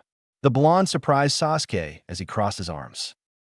"I can see you're eager to face him, so I shall act as your support, Sasuke." The person in question nodded with a smile, before vanishing towards the Hunter Nin with superior agility and two kunai in each hand. Sasuke reached the Hunter Nin in less than a second and attacked him with one of the kunai, only for the Hunter Nin to stop it with a Senbon. Sasuke kept on attacking using extreme agility with his kunai, but every move he made was parried by a Senbon. When the Hunter Nin was about to expertly divert Sasuke's kunai and counterattack, the Hunter Nin had to evade a barrage of shuriken from Naruto. That move allowed Sasuke to keep on pressing the attack. Only this time Naruto kept on attacking from long distance, using shuriken and kunai as well. The Hunter Nin, as soon as he parried Sasuke's kunai, began a sequence of one-handed hand seals, taking both Naruto and Sasuke by surprise. He then kicked the puddle of water on the bridge, before finishing the seals for his ninjutsu. Hijitsu, Sensatsu, Sueisho, Hidden Technique, 1,000 Flying Water Needles of Death. The water that the hunter kicked then turned into water senbons and circled around Sasuke, before charging straight at him. However, Sasuke managed to jump and evade the attack, before using a quick shunshin and appearing behind the hunter ninja. He landed a powerful kick, forcing the enemy to skid a long distance, before looking back at Sasuke, Naruto now being forgotten. Sasuke, for his part, looked smug at the enemy, who just stood there watching him. That look turned sour when the hunter ninja flared his chakra to its maximum, showing that, so far, he was just toying with the Uchiha. Both Naruto and Sasuke felt the sudden shift in the air temperature, before the hunter ninja did a sequence of hand seals. Ijutsu, Makyo Yosho, Idun Technique, Demonique Cristal Ice Mirror Technique. Naruto was in surprise as a group of ice made mirrors formed around Sasuke. The blonde genin saw no other way of helping Sasuke and used his agility to step close to the Uchiha, seconds before the mirrors closed around them. The hunter ninja then appeared to be getting inside one of the mirrors, before his reflection appeared in all of the mirrors. Naruto and Sasuke then stood back to back as they observed the technique. Naruto could feel both types of elemental ninjutsu, water and wind, at the same time, wondering if this was the case of an elemental Kekai, Genkai. Sasuke's Sharingan looked around the many numbers of the hunter ninja just as Naruto unleashed his sword. "So, shall we begin?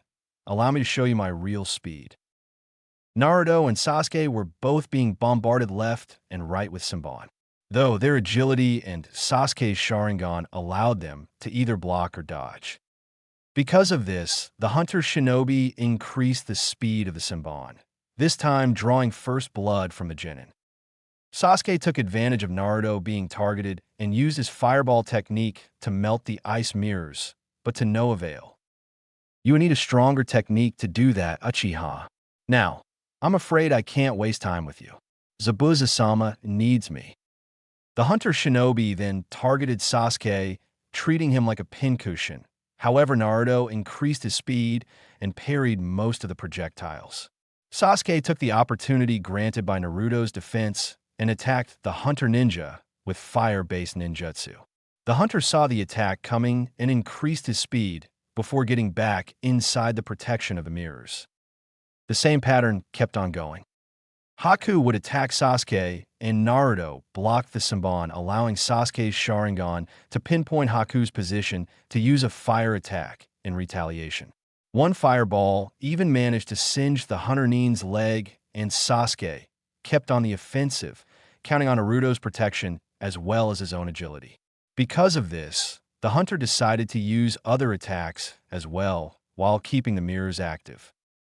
Using his Hayaton-based ability, the hunter would create ice Senbons around Sasuke's location, flipping the game a little bit. This made the Genin from Konoha work double in awareness because now they had to worry about not only real Senbon, but ice Senbon as well. The hunter ninja observed his opponents with a keen eye, noticing that they worked really well together, though he saw that the Uchiha was the one to beat first. Sasuke, for his part, was unaware that his eyes had evolved to the Two-Tomo Sharingan. As such, he began to see the opponent moving at slower speeds, which made him move even faster to anticipate his movements. The problem was that he couldn't see the ice Senbon behind his back, but Naruto managed to cover his six with enough accuracy that made Sasuke's combat drive even more pronounced. He was even able to grab the opponent's arms in mid-flight and managed to land a fierce kick on his chest. The hunter was sent straight towards one of the mirrors and slammed his back, forcing some blood to fall from the mask. The hunter ninja then climbed inside the mirrors as he observed the Uchiha more closely. Now, I know how fearsome it is facing the Sharingan. Sasuke smirked at that notion, feeling the pride of being a part of the clan. I can see your pattern. Now you won't be able to land another hit on me. The hunter ninja, though, merely snorted at that and snapped his fingers. Naruto was the one who noticed an infinite number of ice Senbons surrounding Sasuke. Sasuke, look out! The warning came in time, and the Uchiha saw Naruto moving with his sword to reflect the surprise attack. The Uchiha used his agility to follow the ones that Naruto couldn't reach in time. However, neither Sasuke nor Naruto noticed that the hunter ninja took advantage of the water on the bridge to make more ice Senbons that came from the floor. Naruto noticed it too late and tried increasing his speed and even focused wind chakra on his sword to slash the projectiles.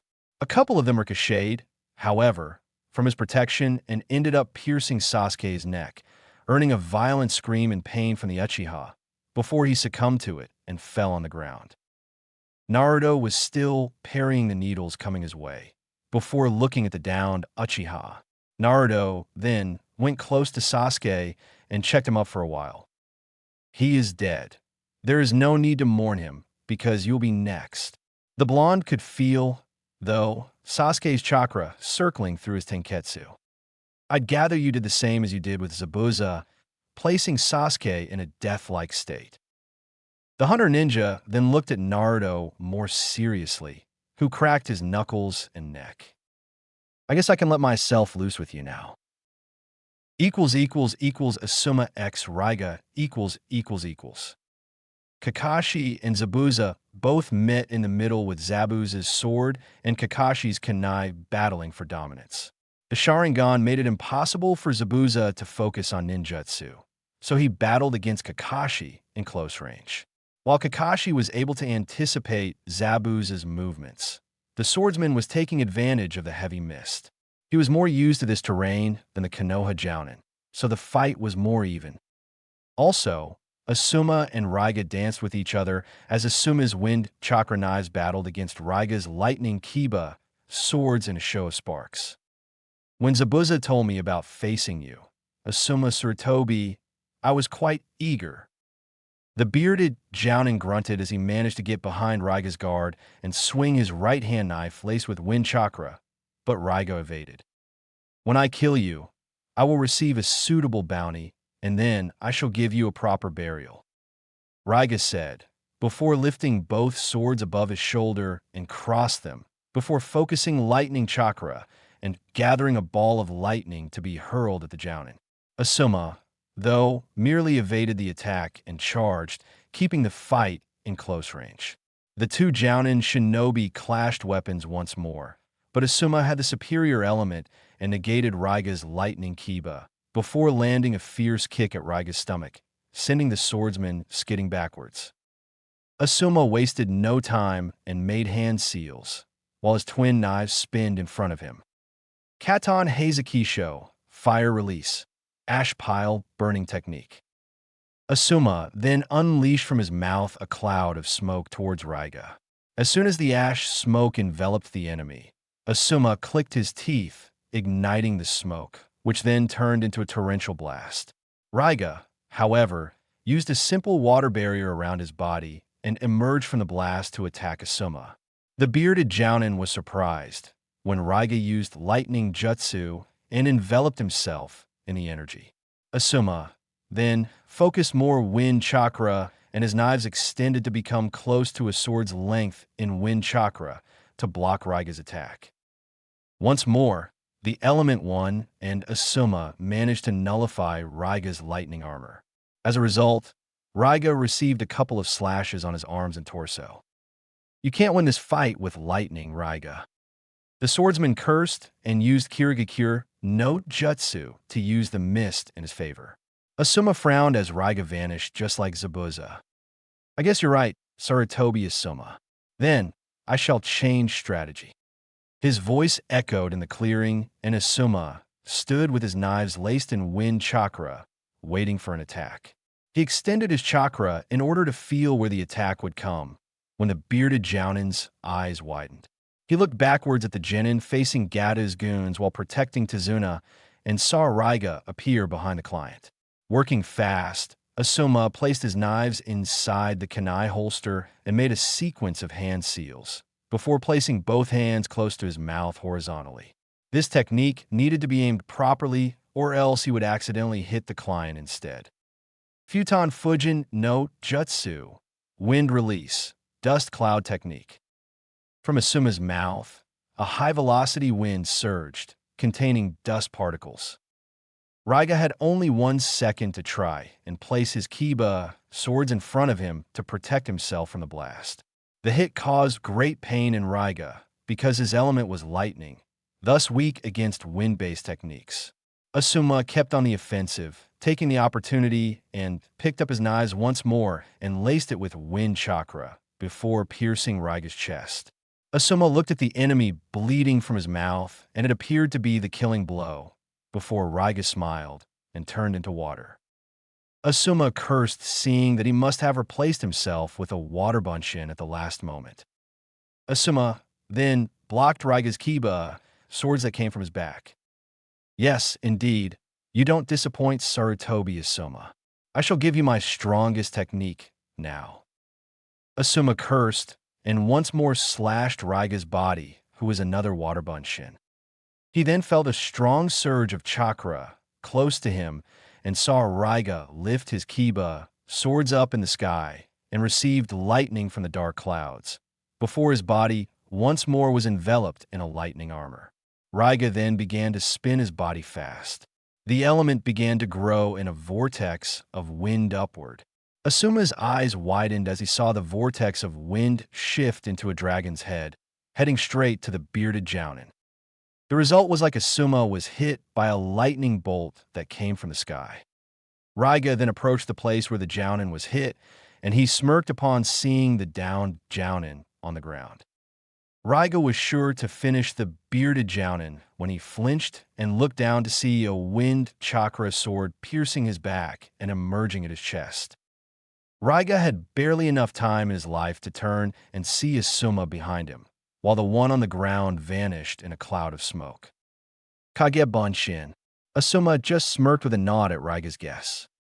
That was a rather nasty technique. If I was hit by that, it would hurt like hell.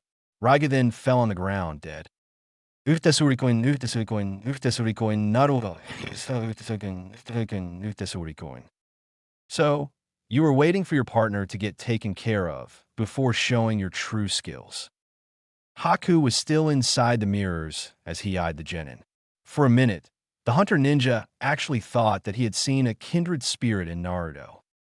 Naruto stood with a fighting pose, though his thoughts actually drifted towards what the hunter ninja was implying. No, actually, seeing the pattern of your senbon, I was protecting it from reaching his vitals. Sasuke here is actually quite stubborn and would be a pain in the ass if he saw me taking the initiative. Now, I can feel this technique of yours taking a lot of chakra from you. I bet it takes too much chakra to maintain, doesn't it? The hunter said nothing in reply and used his superior agility to attack Naruto from presumably all over the place. The hunter was surprised when Naruto's speed doubled, allowing him to block all the Senbon from reaching him.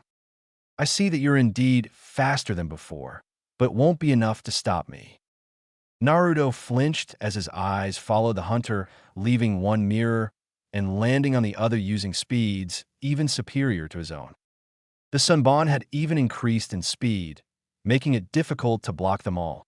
He needed to use his own agility to avoid the projectiles. For a while, then, it became a game of cat and mouse as the hunter shinobi used his agility and Senbon to attack and Naruto to block and evade. It soon became clear to the blonde shinobi that there was a pattern in the movements being unleashed at him, though he couldn't shift from defensive to offensive. These were the times when he remembered the teachings from the Night-Aim Hokage. No matter the overwhelming odds he had right now against him, all it took was one carefully applied move to shift the game in Naruto's favor. That being said, when Naruto landed in the middle of the ice field, he saw Senbons, normal and ice-made, charging at him from all possible directions. He couldn't escape them, nor could he block them all. Then, molding water chakra inside his tenketsu, Naruto made a small sequence of hand seals, gathering water from the area. Suiton Suijin Hiki, water release, water encampment wall technique. The hunter became surprised when a typhoon of water surged around Naruto, just as his Senbons were about to pierce his body from head to toe. Naruto's attack wasn't finished as he made more hand seals. Suiton Hahan Ryu, water release, tearing torrent technique. The typhoon of water that circled Naruto shifted and turned to target all of the Hunter Nin's mirrors at the same time, hitting the Hunter Nin dead on. Still, the attack while managing to take him away from the mirrors wasn't enough to seriously injure him. So the hunter moved fast to climb inside the mirrors once more.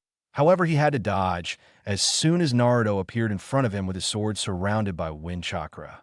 Naruto swung the sword close to the Hunter Nin's face and cut the mask in half. The attack was enough to not only carve a great dent at the hunter's face as well as his right bicep, earning a scream of pain from the enemy. Naruto was about to finish the enemy off with a second sword slash when the mask fell off, and he took a look at the downed enemy he had encountered before.